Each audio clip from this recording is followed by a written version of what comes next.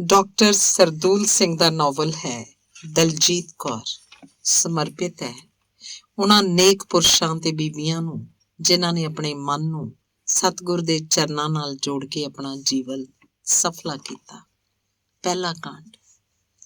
ਮੈਨੂੰ ਕੀ ਪਤਾ ਸੀ ਮੇਰੇ ਮਾਤਾ ਇੱਕ ਉੱਚ ਹਿੰਦੂ ਖਾਨਦਾਨ ਵਿੱਚੋਂ ਹੈ। ਭਾਵੇਂ ਮੈਂ ਮੁਸਲਮਾਨਾਂ 'ਚ ਜੰਮੀ ਪਲੀ, ਪਰ ਮੇਰੇ 'ਚ ਦਇਆ ਹੋਰਨਾਂ ਤੀਵੀਆਂ ਤੋਂ ਵਧੇਰੇ ਸੀ। ਖਾਸ ਕਰਕੇ ਈਦ ਬਕਰੀਦ ਨੂੰ ਜਦ ਕਦੀ ਮੇਰਾ ਪਿਓ ਵੀ ਕੁਰਬਾਨੀ ਦਾ ਬੱਕਰਾ ਹਲਾਲ ਕਰਾਉਂਦਾ ਸੀ ਤਾਂ ਮੈਂ ਬੱਕਰੇ ਦੀ ਤਕਲੀਫ ਨੂੰ ਵੇਖ ਨਾ ਸਕਦੀ। ਬੂਹੇ ਪਿੱਛੇ ਲੁਕ ਜਾਂਦੀ ਸਾਂ। ਜਦ ਬੱਕਰੇ ਦੇ ਮਿਆਂ ਮਿਆਂ ਦੀ ਆਵਾਜ਼ ਮੇਰੇ ਕੰਨਾਂ 'ਚ ਆਉਂਦੀ ਤਾਂ ਮੈਂ ਸਹਿਮ ਕੇ ਮੰਜੀ ਤੇ ਜਾ ਪੈਂਦੀ। ਮੇਰੀ ਛਾਤੀ ਤੇ ਕੋਈ ਭਾਰ ਜਿਹਾ ਪੈ ਜਾਂਦਾ, ਜਿਸ ਕਰਕੇ ਮੈਂ ਕਈ ਮਿੰਟ ਬੇਸੁਰਤ ਰਹਿੰਦੀ ਸਾਂ। ਮੇਰੀ ਮਾਂ ਵੀ ਖੁਸ਼ ਹੋ ਕੇ ਮਾਸ ਨਹੀਂ ਸੀ ਖਾਂਦੀ, ਪਰ ਫਿਰ ਵੀ ਅੱਬਾ ਦੇ ਜ਼ੋਰ ਦੇਣ ਤੇ ਖਾ ਹੀ ਲੈਂਦੀ ਸੀ। ਹੋਰ ਤਾਂ ਈਦ ਬਕਰੀਦ ਨੂੰ ਬੜੇ ਸੋਹਣੇ ਸੋਹਣੇ ਕੱਪੜੇ ਪਾਉਂਦੀਆਂ, ਖੁਸ਼ੀਆਂ ਮਨਾਉਂਦੀਆਂ, ਪਰ ਮੇਰੇ ਦਿਲ ਤੇ ਖਾਸ ਕਿਸਮ ਦਾ ਗਮ ਛਾ ਜਾਂਦਾ, ਜਿਹੜਾ ਕਿ ਮੈਨੂੰ ਕਈ ਦਿਨ ਨਿਢਾਲ ਕਰ ਛੱਡਦਾ ਸੀ। ਮੇਰਾ ਅੱਬਾ ਇੱਕ ਦਿਨ ਮੈਨੂੰ ਗੋਦ 'ਚ ਬਿਠਾ ਕੇ ਪਿਆਰ ਕਰ ਰਿਹਾ ਸੀ ਤੇ ਮੈਨੂੰ ਕਾਫਰਾਂ ਨੂੰ ਮਾਰ ਕੇ ਜ਼ੋਰੋ ਜ਼ੋਰੀ ਮੁਸਲਮਾਨ ਬਣਾ ਲੈਣ ਦੀ ਪਿਛਲੀ ਤਵਾਰੀਖ ਸੁਣਾ ਰਿਹਾ ਸੀ। ਉਹਨੇ ਜਦ ਇਹ ਦੱਸਿਆ ਕਿ ਸਾਡੇ ਬਹਾਦਰ ਤੈਮੂਰ, ਨਾਦਰ ਤੇ ਅਹਿਮਦ ਸ਼ਾਹ ਅਬਦਾਲੀ ਨੇ ਕਿਸ ਤਰ੍ਹਾਂ ਹਿੰਦ ਤੇ ਹੱਲੇ ਕੀਤੇ ਹਨ, ਕਿਵੇਂ ਲੁੱਟ-ਪੁੱਟ ਕੇ ਹਜ਼ਾਰਾਂ ਕਾਫਰ ਹਿੰਦੂ ਤੀਵੀਆਂ ਨੂੰ ਬਦੋ-ਬਦੀ ਲੈ ਆਏ, ਜਦ ਮੇਰੇ ਅੱਬਾ ਨੇ ਮੈਨੂੰ ਮਹਿਮੂਦ ਗਜ਼ਨਵੀ ਦਾ ਹਾਲ ਸੁਣਾਇਆ, ਜਿਹਨੇ 17 ਹੱਲੇ ਹਿੰਦੁਸਤਾਨ ਤੇ ਕੀਤੇ ਤੇ ਸੋਮਨਾਥ ਦੇ ਕੀਮਤੀ ਬੁੱਤ ਨੂੰ ਬਦੋ-ਬਦੀ ਤੋੜਿਆ, ਤਾਂ ਮੇਰੇ ਸਰੀਰ 'ਚ ਇੱਕ ਖਾਸ ਕਿਸਮ ਦੀ ਕੰਬਣੀ ਛਿੜ ਗਈ। ਮੈਨੂੰ ਦੰਦਲ ਪੈ ਗਈ ਤੇ ਮੈਂ ਬੇਹੋਸ਼ ਹੋ ਗਈ।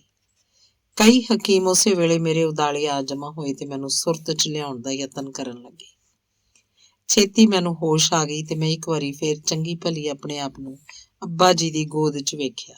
ਮੈਨੂੰ ਚੰਗੀ ਭਲੀ ਨੂੰ ਵੇਖ ਸਾਰੇ ਜਣੇ ਖੁਸ਼ ਹੋ ਗਏ। ਅੱਬਾ ਜੀ ਮੇਰੇ ਨਾਲ ਹੌਲੀ-ਹੌਲੀ ਪਿਆਰ ਦੀਆਂ ਗੱਲਾਂ ਕਰਦੇ ਰਹੇ ਤੇ ਮੈਂ ਵੀ ਯੋਗ ਉੱਤਰ ਦਿੰਦੀ ਰਹੀ। ਅੱਬਾ ਜੀ, ਕੁੜੀਏ ਤੇਰਾ ਦਿਲ ਕਿਉਂ ਇੰਨਾ ਕਮਜ਼ੋਰ ਹੋ ਗਿਆ? ਅੱਬਾ ਜੀ, ਮੈਂ ਇਹੋ ਜਿਹੀਆਂ ਗੱਲਾਂ ਅੱਗੇ ਕਦੀ ਨਹੀਂ ਸੁਣੀਆਂ। ਬੱਲੀ, ਇਹ ਤਾਂ ਸਾਡੀ ਕੌਮ ਦੇ ਬੱਚੇ ਨੂੰ ਯਾਦ ਹੈ, ਅੱਬਾ ਜੀ ਨੇ ਕਿਹਾ। ਮੈਨੂੰ ਤਾਂ ਨਾਨਾ ਜਾਨ ਨੇ ਕਦੀ ਕੋਈ ਗੱਲ ਨਹੀਂ ਸੁਣਾਈ। ਨਾਨਾ ਜਾਨ ਤੋਂ ਮਤਲਬ ਮਾਤਾ ਜੀ। ਤੇਰੀ ਮਾਂ ਕਾਫਰਾਂ ਦੀ ਧੀ ਹੈ, ਇਹਨੂੰ ਕੀ ਪਤਾ ਹੈ ਸਾਡੇ ਵੱਡੇ ਕਿੰਨੇ ਕੁ ਬਹਾਦਰ ਹੋ ਗੁਜ਼ਰੇ ਹੈ। ਤਾਂ ਫਿਰ ਤੁਸੀਂ ਜੋ ਗੱਲਾਂ ਕਹਿੰਦੇ ਹੋ ਠੀਕ ਹੈ। ਤੂੰ ਆਪਣੀਆਂ ਧਾਰਮਿਕ ਪੁਸਤਕਾਂ ਪੜ੍ਹਿਆ ਕਰ, ਤੈਨੂੰ ਸਭ ਕੁਝ ਪਤਾ ਲੱਗ ਜਾਏਗਾ। ਅੱਬਾ ਜੀ, ਕੀ ਕਾਫਰਾਂ ਦੀਆਂ ਕੁੜੀਆਂ ਆਪਣੀ ਖੁਸ਼ੀ ਨਾਲ ਸਾਡੇ ਵੱਡਿਆਂ ਬਜ਼ੁਰਗਾਂ ਨਾਲ ਆਉਂਦੀਆਂ ਰਹੀਆਂ ਹਨ ਤੇ ਆਣ ਕੇ ਦੀਨ ਇਸਲਾਮ ਕਬੂਲ ਕਰਦੀਆਂ ਰਹੀਆਂ ਹਨ? ਨਾ ਬੱਚੜੀ, ਇਹ ਕਾਫਰ ਵੀ ਕਦੀ ਖੁਸ਼ੀ ਨਾਲ ਆਪਣਾ ਦੀਨ ਛੱਡਦੇ ਨੇ? ਇਹਨਾਂ ਨੂੰ ਤਾਂ ਬੰਨ ਕੇ ਖੀਰ ਖਵਾਈਦੀ ਹੈ, ਨਹੀਂ ਤਾਂ ਤਲਵਾਰ ਦਾ ਮਜ਼ਾ ਚੱਕਦੀਆਂ। ਅੱਬਾ ਜੀ ਨੇ ਕਿਹਾ, ਮੇਰਾ ਬਾਬਾ ਕਈ ਵਾਰ ਹਿੰਦ 'ਚ ਗਿਆ ਤੇ ਬੜਾ ਮਾਲ ਲੁੱਟ ਕੇ ਲਿਆਉਂਦਾ ਰਿਹਾ। ਉਹ ਦੱਸਦਾ ਹੁੰਦਾ ਸੀ ਕਿ ਕਈ ਸੁੰਦਰ ਜਵਾਨ ਕੁੜੀਆਂ ਰਾਤੀ ਗਮ ਨਾਲ ਮਰ ਜਾਂਦੀਆਂ ਸੀ ਤੇ ਕਈ ਦਰਿਆ 'ਚ ਰਾਜ਼ੀ ਖੁਸ਼ੀ ਛਾਲਾ ਮਾਰ-ਮਾਰ ਕੇ ਡੁੱਬ ਮਰਦੀਆਂ ਸੀ। ਇੱਕ ਵਾਰ ਦੀ ਗੱਲ ਹੈ, ਮੈਨੂੰ ਯਾਦ ਹੈ, ਜੋ ਮੈਂ ਆਪਣੀ ਅੱਖੀਂ ਵੇਖੀ ਸੀ। ਇੱਕ ਬੜੀ ਸੋਹਣੀ ਕੁੜੀ, ਜਿਹਦੀ ਸੁੰਦਰਤਾ ਦੀ ਮੈਂ ਸਿਫਤ ਨਹੀਂ ਕਰ ਸਕਦਾ, ਇੱਕ ਪਠਾਨ ਦੇ ਹੱਥ ਆ ਗਈ। ਉਹਨੂੰ ਗਜ਼ਨੀ 'ਚ ਲੈ ਆਇਆ। ਉਹਦੇ ਨਾਲ ਹੀ ਉਹਦੇ 2 ਭਰਾ ਤੇ ਪਿਓ ਮਗਰ ਆ ਪਹੁੰਚੇ। ਜਦ ਉਹਨੂੰ ਮਸੀਤੇ ਲਿਜਾ ਕੇ ਕਲਮਾ ਪੜ੍ਹ ਕੇ ਇੱਕ ਪਠਾਨ ਨਾਲ ਉਹਦਾ ਨਿਕਾਹ ਕਰਨ ਲੱਗੇ ਤਾਂ ਉਹਦਾ ਭਰਾ ਕੰਧ ਨਾਲ ਮੱਥਾ ਮਾਰ ਕੇ ਬੇਸੁਰਤ ਹੋ ਗਿਆ ਤੇ ਬੁੱਢਾ ਪਿਓ ਸਰਾਣੇ ਬੈਠ ਕੇ ਰੋਣ ਲੱਗ ਪਿਆ। ਲੜਕੀ ਨੇ ਆਪਣੇ ਦੂਜੇ ਭਰਾ ਨੂੰ ਆਪਣੇ ਕੋਲ ਸੱਦ ਕੇ ਕੰਨ 'ਚ ਕੁਝ ਆਖਿਆ, ਜਿਸ ਕਰਕੇ ਉਹ ਆਪਣੇ ਪਿਓ ਭਰਾ ਨੂੰ ਨਾਲ ਲੈ ਕੇ ਆਪਣੇ ਦੇਸ਼ ਨੂੰ ਰਵਾਨਾ ਹੋਏ। ਨਿਕਾਹ ਹੋ ਜਾਣ ਪਿੱਛੋਂ ਜਦੋਂ ਪਠਾਨ ਦੇ ਘਰ ਆ ਕੇ ਬੈਠੀ ਤਾਂ ਬੜੀਆਂ ਤੀਵੀਆਂ ਨੂੰ ਵੇਖਣ ਵਾਸਤੇ ਆਈਆਂ। ਉਹ ਹਰ ਇੱਕ ਨਾਲ ਹੱਸ-ਹੱਸ ਕੇ ਗੱਲਾਂ ਕਰਦੀ ਰਹੀ। ਤੀਵੀਆਂ ਨੂੰ ਬਾਹਰ ਬਿਠਾ ਕੇ ਅੰਦਰ ਗਈ। ਆਪਣੇ ਉੱਪਰ ਮਿੱਟੀ ਦਾ ਤੇਲ ਪਾ, ਜੋ ਉਹਨੇ ਕਿਸੇ ਤਰੀਕੇ ਪਹਿਲਾਂ ਹੀ ਮੰਗਾ ਛੱਡਿਆ ਸੀ, ਉਹਨੂੰ ਚਕਮਾ ਦੇ ਕੇ ਪੱਥਰ ਨਾਲ ਅੱਗ ਲਾ ਸੜਨ ਲੱਗ ਪਈ। ਜਦ ਕਮਰੇ ਦੇ ਅੰਦਰੋਂ ਧੂੰਆਂ ਨਿਕਲਿਆ ਤਾਂ ਬਾਹਰ ਬੈਠੀਆਂ ਤੀਵੀਆਂ ਨੇ ਚੀਕ ਚਿਹਾੜਾ ਸ਼ੁਰੂ ਕਰ ਦਿੱਤਾ। ਕਈ ਆਦਮੀ ਆ ਜਮ੍ਹਾਂ ਹੋਏ ਤੇ ਉਹਨੂੰ ਸੜਦੀ ਬਲਦੀ ਹੀ ਬਾਹਰ ਖਿੱਚ ਲਿਆਏ। ਹਕੀਮਾਂ ਤਬੀਬਾਂ ਨੇ ਬਥੇਰੀ ਦਵਾ ਦਰਮਲ ਕੀਤੀ, ਪਰ ਉਹ ਦੂਜੇ ਦਿਨ ਮਰੀ ਗਈ। ਮੈਨੂੰ ਸੰਭਾਲਿਆ ਕਿ ਮਰਦੀ ਇਹ ਕਹਿੰਦੀ ਸੀ ਕਿ ਖੁਦਾ, ਮੇਰੀ ਸ਼ਰਮ, ਮੇਰੀ ਲਾਜ ਤੇਰੇ ਹੱਥ ਹੈ। ਅੱਬਾ ਜੀ, ਫਿਰ ਉਹਦੇ ਪਿਓ ਤੇ ਭਰਾਵਾਂ ਨੂੰ ਕੁਝ ਪਤਾ ਲੱਗਾ? ਬੱਚੀ, ਮੈਨੂੰ ਇਹ ਨਹੀਂ ਪਤਾ। ਅੱਬਾ ਜੀ, ਇਹ ਘੋਰ ਅਤਿਆਚਾਰ ਨਹੀਂ? ਬਲੀ ਇਹ ਤਾਂ ਕਾਰੇ ਸਵਾਬ ਅਥਵਾ ਵੱਡੇ ਪੁੰਨ ਦਾ ਕੰਮ ਹੈ। ਇਹਨਾਂ ਕਾਫਰਾਂ ਨੂੰ ਦੀਨ 'ਚ ਲਿਆਉਣਾ ਤਾਂ ਕਿਤੇ ਰਿਹਾ, ਬਦੋ-ਬਦੀ ਦੀਨ 'ਚ ਰਲਦਿਆਂ ਵੇਖਣਾ ਵੀ ਬੜਾ ਸਵਾਬ ਹੈ। ਇਹ ਸੁਣਦਿਆਂ ਹੀ ਮੈਨੂੰ ਫੇਰ ਉਹ ਬਿਮਾਰੀ ਸ਼ੁਰੂ ਹੋਈ ਜਿਹੜੀ ਕਿ ਅੱਗੇ ਹੋਇਆ ਕਰਦੀ ਸੀ। ਮੈਂ ਅੱਬਾ ਜੀ ਪਾਸੋਂ ਆਗਿਆ ਲੈ ਛੇਤੀ ਅੰਦਰ ਭੁੰਜੇ ਹੀ ਆਣ ਲੰਮੀ ਪਈ। 15 ਮਿੰਟ ਬੇਸੁਰਤ ਰਹੀ ਤੇ ਹੋਸ਼ ਆਉਣ ਤੇ ਢੇਰ ਚਿਰ ਰੋਂਦੀ ਰਹੀ। ਮੇਰਾ ਦਿਲ ਇਹੋ ਚਾਹੁੰਦਾ ਸੀ ਕਿ ਕਾਫਰਾਂ ਦੀਆਂ ਧੀਆਂ ਨੂੰ ਵੇਖਾਂ ਤੇ ਉਹਨਾਂ ਨਾਲ ਮੇਲ ਜੋਲ ਰੱਖਾਂ। ਇੱਕ ਰਾਤ ਜਦ ਮੈਂ ਹੋਰਨਾਂ ਕੁੜੀਆਂ ਨਾਲ ਰਲ ਕੇ ਕਿਸੇ ਦੂਸਰੇ ਘਰ ਗਾ ਰਹੀ ਸੀ ਤਾਂ ਖਾਵਰ ਜਾਨੋ, ਮੇਰੀ ਇੱਕ ਸਹੇਲੀ ਦਾ ਨਾਮ ਸੀ, ਨੇ ਮੈਨੂੰ ਕਾਫਰਾਂ ਦਾ ਘਰ ਦੱਸਿਆ ਤੇ ਆਖਿਆ ਕਿ ਕਾਫਰਾਂ ਦੀ ਇੱਕ ਕੁੜੀ ਮੇਰੀ ਸਹੇਲੀ ਹੈ। ਮੈਂ ਦੂਜੇ ਦਿਨ ਆਪਣੀ ਮਾਂ ਦੀ ਆਗਿਆ ਲੈ ਕਾਫਰਾਂ ਦੇ ਘਰ ਚਲੀ ਗਈ। ਖਾਵਰ ਨੇ ਮੇਰੀ ਉਸਦੀ ਵਾਕਫੀ ਕਰਾ ਦਿੱਤੀ। ਕਾਫਰਾਂ ਦੀ ਧੀ ਦਾ ਨਾਮ ਮਲੂਕ ਸੀ ਤੇ ਮੈਨੂੰ ਬੜਾ ਪਿਆਰ ਕਰਦੀ ਸੀ। ਜਦ ਮੈਂ ਉਹਨੂੰ ਕਾਫਰ ਦੇ ਨਾਮ ਤੇ ਸੱਦਿਆ ਤਾਂ ਰੋ ਪਈ। ਮੈਂ ਉਹਨੂੰ ਰੋਣ ਦਾ ਕਾਰਨ ਪੁੱਛਿਆ ਤਾਂ ਬੋਲੀ, ਮੈਂ ਉਸ ਯਹੂਦੀ ਘਰਾਣੇ ਵਿੱਚੋਂ ਆ, ਖੁਦਾ ਨੂੰ ਮੰਨਦੀ ਹਾਂ, ਹਜ਼ਰਤ ਮੂਸਾ ਜੀ ਦੀ ਸਿੱਖਿਆ ਰੋਜ਼ ਪੜ੍ਹਦੀ ਹਾਂ, ਮੈਂ ਕਾਫਰ ਨਹੀਂ ਹਾਂ। ਬੀਬੀ ਕੀ ਤੁਸੀਂ ਮੁਸਲਮਾਨ ਹੋ? ਨਹੀਂ ਬੀਬੀ, ਮੈਂ ਮੁਸਲਮਾਨੀ ਨਹੀਂ ਹਾਂ ਤੇ ਨਾ ਹੀ ਮੈਂ ਕੁਰਾਨ ਤੇ ਈਮਾਨ ਲਿਆਉਂਦੀ ਹਾਂ। ਉਸਨੇ ਕਿਹਾ, ਮੈਨੂੰ ਅੱਬਾ ਜੀ ਨੇ ਕਿਹਾ ਹੋਇਆ ਹੈ ਕਿ ਜਿਹੜਾ ਮੁਸਲਮਾਨ ਨਾ ਹੋਵੇ ਉਹ ਕਾਫਰ ਹੁੰਦਾ ਹੈ। ਪਿਆਰੀ ਭੈਣ, ਤੇਰੇ ਪਿਤਾ ਦੀ ਗਲਤੀ ਹੈ, ਮਲੂਕ ਨੇ ਕਿਹਾ। ਬੀਬੀ ਤੁਹਾਨੂੰ ਹੀ ਸਾਡੇ ਬਜ਼ੁਰਗ ਹਿੰਦ ਵਿੱਚੋਂ ਬਦੋ-ਬਦੀ ਫੜ ਕੇ ਲਿਆਉਂਦੇ ਰਹੇ ਹੈ? ਮੈਂ ਪੁੱਛਿਆ। ਨਾ ਬੀਬੀ, ਹਿੰਦ 'ਚ ਯਹੂਦੀ ਨਹੀਂ ਹੁੰਦੇ, ਉਹ ਹੋਰ ਲੋਕ ਹੁੰਦੇ ਆ ਜਿਨ੍ਹਾਂ ਦੀਆਂ ਤੀਵੀਆਂ ਬੜੀਆਂ ਚੰਗੀਆਂ ਹੁੰਦੀਆਂ। ਮੈਂ ਭੈਣ ਮਲੂਕ ਪਾਸੋਂ ਹੱਥ ਜੋੜ ਕੇ ਮਾਫੀ ਮੰਗੀ ਤੇ ਕਿਹਾ, ਭੈਣ, ਮਾਲੂਮ ਹੁੰਦਾ ਹੈ ਕਿ ਮੇਰੀਆਂ ਗੱਲਾਂ ਦਾ ਤੁਹਾਨੂੰ ਗੁੱਸਾ ਲੱਗਾ ਹੈ ਤੇ ਤੁਹਾਡਾ ਦਿਲ ਦੁਖਿਆ ਹੈ। ਮੈਂ ਖੁਦਾ ਦੀ ਕਸਮ ਖਾ ਕੇ ਸੱਚ ਕਹਿੰਦੀ ਹਾਂ ਕਿ ਮੈਂ ਤੁਹਾਨੂੰ ਦਿਲੋਂ ਲਾ ਕੇ ਕੋਈ ਗੱਲ ਨਹੀਂ ਆਖੀ। ਮਲੂਕ ਨੇ ਮੈਨੂੰ ਮਾਫੀ ਦਿੱਤੀ, ਗੱਲ ਨਾਲ ਲਾਇਆ ਤੇ ਕਈ ਚੀਜ਼ਾਂ ਦੇ ਕੇ ਮੈਨੂੰ ਵਿਦਾ ਕੀਤਾ। ਸਗੋਂ ਆਪ ਵੀ ਮੇਰੇ ਨਾਲ ਆਉਣ ਤੇ ਰਜ਼ਾਮੰਦ ਹੋ ਗਈ ਤੇ ਆਪਣੀ ਨੌਕਰਿਆਣੀ ਨੂੰ ਨਾਲ ਲੈ ਕੇ ਮੇਰੇ ਨਾਲ ਤੁਰ ਪਈ। ਕਾਂਡ ਦੂਸਰਾ। ਰਸਤੇ 'ਚ ਅਸੀਂ 10-12 ਮੁਟਿਆਰਾਂ ਨੂੰ ਮਿਲੀਆਂ ਜਿਨ੍ਹਾਂ ਦੀਆਂ ਸੂਰਤਾਂ ਇੱਕ ਤੋਂ ਇੱਕ ਵੱਧ ਕੇ ਸੀ। ਉਹਨਾਂ ਵਿੱਚੋਂ ਮਲੂਕ ਦੀ ਵਾਕਫ ਇੱਕ ਲੜਕੀ ਨੇ ਮਲੂਕ ਕਰਕੇ ਆਵਾਜ਼ਾਂ ਮਾਰੀਆਂ। ਮਲੂਕ ਵੀ ਉਹਨੂੰ ਜਾ ਮਿਲੀ ਤੇ ਆਪਸ ਵਿੱਚ ਬੜੇ ਪਿਆਰ ਨਾਲ ਗੱਲਾਂ ਬਾਤਾਂ ਕਰਨ ਲੱਗ ਪਈਆਂ। ਮੈਂ ਤੇ ਮਲੂਕ ਦੀ ਨੌਕਰਾਣੀ ਕੋਲ ਖਲੋਤੀਆਂ ਉਹਨਾਂ ਦੀਆਂ ਗੱਲਾਂ ਸੁਣ ਰਹੀਆਂ ਸੀ ਕਿ ਬਾਕੀ ਦੀਆਂ ਮੁਟਿਆਰਾਂ ਨੇ ਮਲੂਕ ਦੀ ਸਹੇਲੀ ਨੂੰ ਇਸ਼ਾਰਾ ਕੀਤਾ ਤੇ ਆਪ ਤੁਰ ਪਈਆਂ। ਮਲੂਕ ਨੇ ਮੇਰੇ ਵੱਲ ਮੂੰਹ ਕਰਕੇ ਕਿਹਾ ਕਿ ਮੇਰੀ ਸਹੇਲੀ ਅੰਜੁਰੀਨਾ ਹੈ ਤੇ CMS ਸਕੂਲ 'ਚ ਪੜ੍ਹਦੀ ਹੈ। ਅੰਜੁਰੀਨਾ ਨੂੰ ਮੇਰੇ ਵੱਲੋਂ ਆਖਿਆ ਕਿ ਮੇਰੀ ਸਹੇਲੀ ਖਾਵਰ ਦੀ ਸਹੇਲੀ ਹੈ ਤੇ ਹੁਣ ਮੇਰੀ ਪਿਆਰੀ ਸਹੇਲੀ ਹੈ। ਅੰਜਰੀਨਾ ਨੇ ਆਪਣਾ ਹੱਥ ਅਗਾਂਹ ਮੇਰੇ ਹੱਥ 'ਚ ਫੜਨ ਵਾਸਤੇ ਵਧਾਇਆ, ਪਰ ਮੈਂ ਬੁਰਕਾਪੋਸ਼ ਪੱਛਮੀ ਸੱਭਿਅਤਾ ਤੋਂ ਕੀ ਅਣਜਾਣ ਸੀ। ਕੇਵਲ ਸਲਾਮ ਅਲੈਕਮ ਕਹੀ ਤੇ ਉਹਦੀ ਮਿਹਰਬਾਨੀ ਦੀ ਸ਼ੁਕਰਗੁਜ਼ਾਰ ਹੋਈ।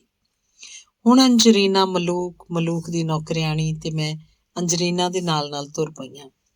ਛੇਤੀ ਇੱਕ ਬਾਗ 'ਚ ਜਾ ਪਹੁੰਚੀਆਂ ਜਿਹਦੇ ਚਾਰੇ ਪਾਸੇ ਬੜੀ ਉੱਚੀ ਫਸੀਲ ਸੀ ਤੇ ਵਿੱਚ 2 ਛੋਟੇ ਹੌਜ਼ ਸਨ ਜਿਨ੍ਹਾਂ 'ਚ ਰੰਗ ਬਿਰੰਗੀਆਂ ਮੱਛੀਆਂ ਸਨ। ਇਸ ਬਾਗ ਦੀ ਸਜਾਵਟ ਬਹੁਤ ਚੰਗੀ ਸੀ ਜਿਹਦਾ ਸਾਰਾ ਹਾਲ ਦੱਸ ਕੇ ਮੈਂ ਪਾਠਕਾਂ ਦਾ ਵਕਤ ਜ਼ਾਇਆ ਨਹੀਂ ਕਰਨਾ ਚਾਹੁੰਦੀ। ਇਸ ਬਾਗ 'ਚ ਨਾਲ ਕਈ ਕੋਠੜੀਆਂ ਬਣੀਆਂ ਹੋਈਆਂ ਸੀ। ਇੱਕ ਕੋਠੜੀ 'ਚ 2-2 ਕੁੜੀਆਂ ਇਕੱਠੀਆਂ ਰਹਿੰਦੀਆਂ ਸੀ। ਅੰਜਰੀਨਾ ਸਾਨੂੰ ਆਪਣੇ ਕਮਰੇ 'ਚ ਲੈ ਗਈ ਤੇ ਕੁਰਸੀਆਂ ਤੇ ਜਾ ਬਿਠਾਇਆ। ਅੰਗੂਰਾਂ ਦੇ ਸੋਹਣੇ ਗੁੱਛੇ ਤੇ ਸਰਦੇ ਸਾਡੇ ਵਾਸਤੇ ਮੰਗਾਏ ਗਏ ਜਿਨ੍ਹਾਂ ਨੂੰ ਖਾ ਕੇ ਅਸੀਂ ਬਹੁਤ ਪ੍ਰਸੰਨ ਹੋਈਆਂ। ਉਹਦੀਆਂ ਹੋਰ ਸਹੇਲੀਆਂ ਵੀ ਸਾਨੂੰ ਆ ਕੇ ਮਿਲੀਆਂ ਜਿਨ੍ਹਾਂ ਨਾਲ ਅੰਜਰੀਨਾ ਨੇ ਮੇਰੀ ਵਾਕਫੀ ਕਰਾਈ। ਇੱਕ ਵਾਰ ਫੇਰ ਮੈਨੂੰ ਆਪਣੇ ਪਿਤਾ ਦੀਆਂ ਗੱਲਾਂ ਚੇਤੇ ਆ ਗਈਆਂ। ਮੈਂ ਮਲੂਕ ਪਾਸੋਂ ਝਿਜਕਦੀ ਪੁੱਛੀ ਬੈਠੀ, ਬੀਬੀ ਇਹ ਸਭ ਯਹੂਦੀ ਕੁੜੀਆਂ ਹਨ?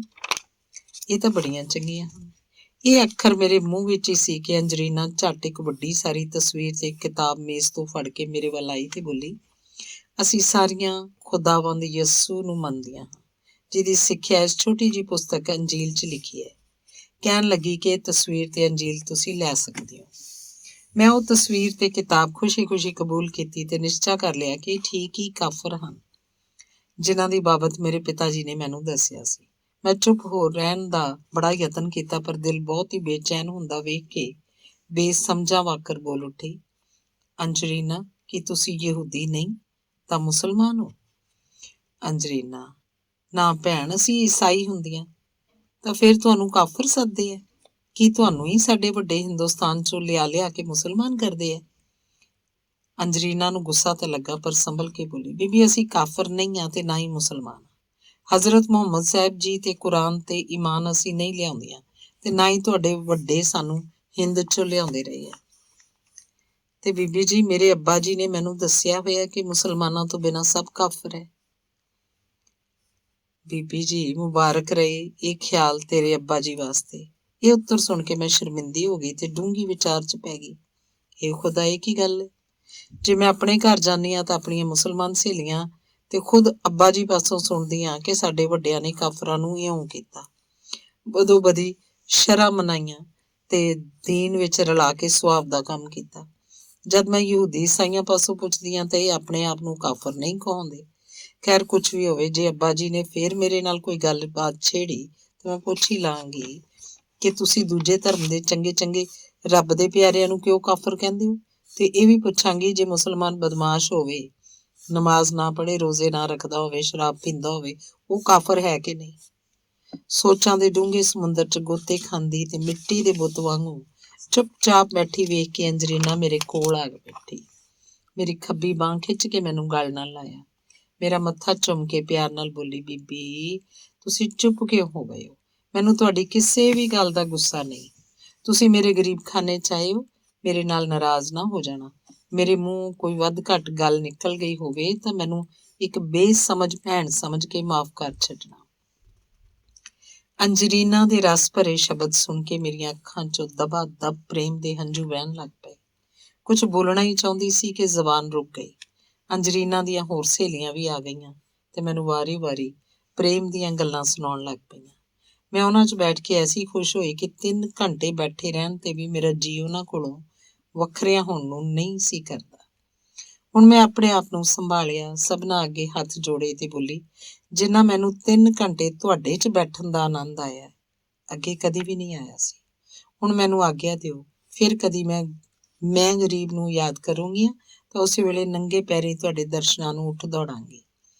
ਹਾਂ ਅੰਜਰੀਨਾ, ਮੈਂ ਕਿਸੇ ਕਾਫਰ ਲੜਕੀ ਨੂੰ ਜ਼ਰੂਰ ਮਿਲਣਾ ਹੈ, ਜਿਹੜੀ ਹਿੰਦੂ ਦੀ ਹੋਵੇ, ਜਿਹੜੀ ਹਿੰਦ ਦੀ ਹੋਵੇ। ਜੇ ਕਿਤੇ ਪਤਾ ਲੱਗੇ ਤਾਂ ਦੱਸੀ, ਮੈਂ ਇਸ ਅਹਿਸਾਨ ਦਾ ਬਦਲਾ ਸਾਰੀ ਉਮਰ ਨਹੀਂ ਭੁੱਲਾਂਗੀ। ਇੰਨਾ ਕਹਿ ਕੇ ਮਲੂਕ ਦੀ ਨੌਕਰਾਣੀ ਤੇ ਮੈਂ ਆਗਿਆ ਲੈ ਕੇ ਤੁਰ ਪਈਆਂ। ਅੰਜਰੀਨਾ ਤੇ ਉਹਦੀਆਂ ਸਹੇਲੀਆਂ ਸਾਨੂੰ ਬਾਗ ਵਾਲੇ ਦਰਵਾਜ਼ੇ ਤੇ ਛੱਡਣ ਆਈਆਂ। ਇੱਕ ਈਸਾਈ ਕੁੜੀ ਨੇ ਮੈਨੂੰ ਇੱਕ ਰੁਮਾਲ ਦਿੱਤਾ, ਜਿਹੜਾ ਮੈਨੂੰ ਬਦੋ-ਬਦੀ ਕਬੂਲ ਕਰਨਾ ਪਿਆ। ਕਾਂਡ 3। ਮੈਂ ਮਲੂਕ ਦੀ ਨੌਕਰਾਣੀ ਛੇਤੀ ਆ ਪਹੁੰਚੀਆਂ। ਮੇਰੀ ਮਾਂ ਨੇ ਆਉਂਦੀ ਮਲੂਕ ਦਾ ਮੱਥਾ ਚੁੰਮਿਆ, ਪਿਆਰ ਕੀਤਾ।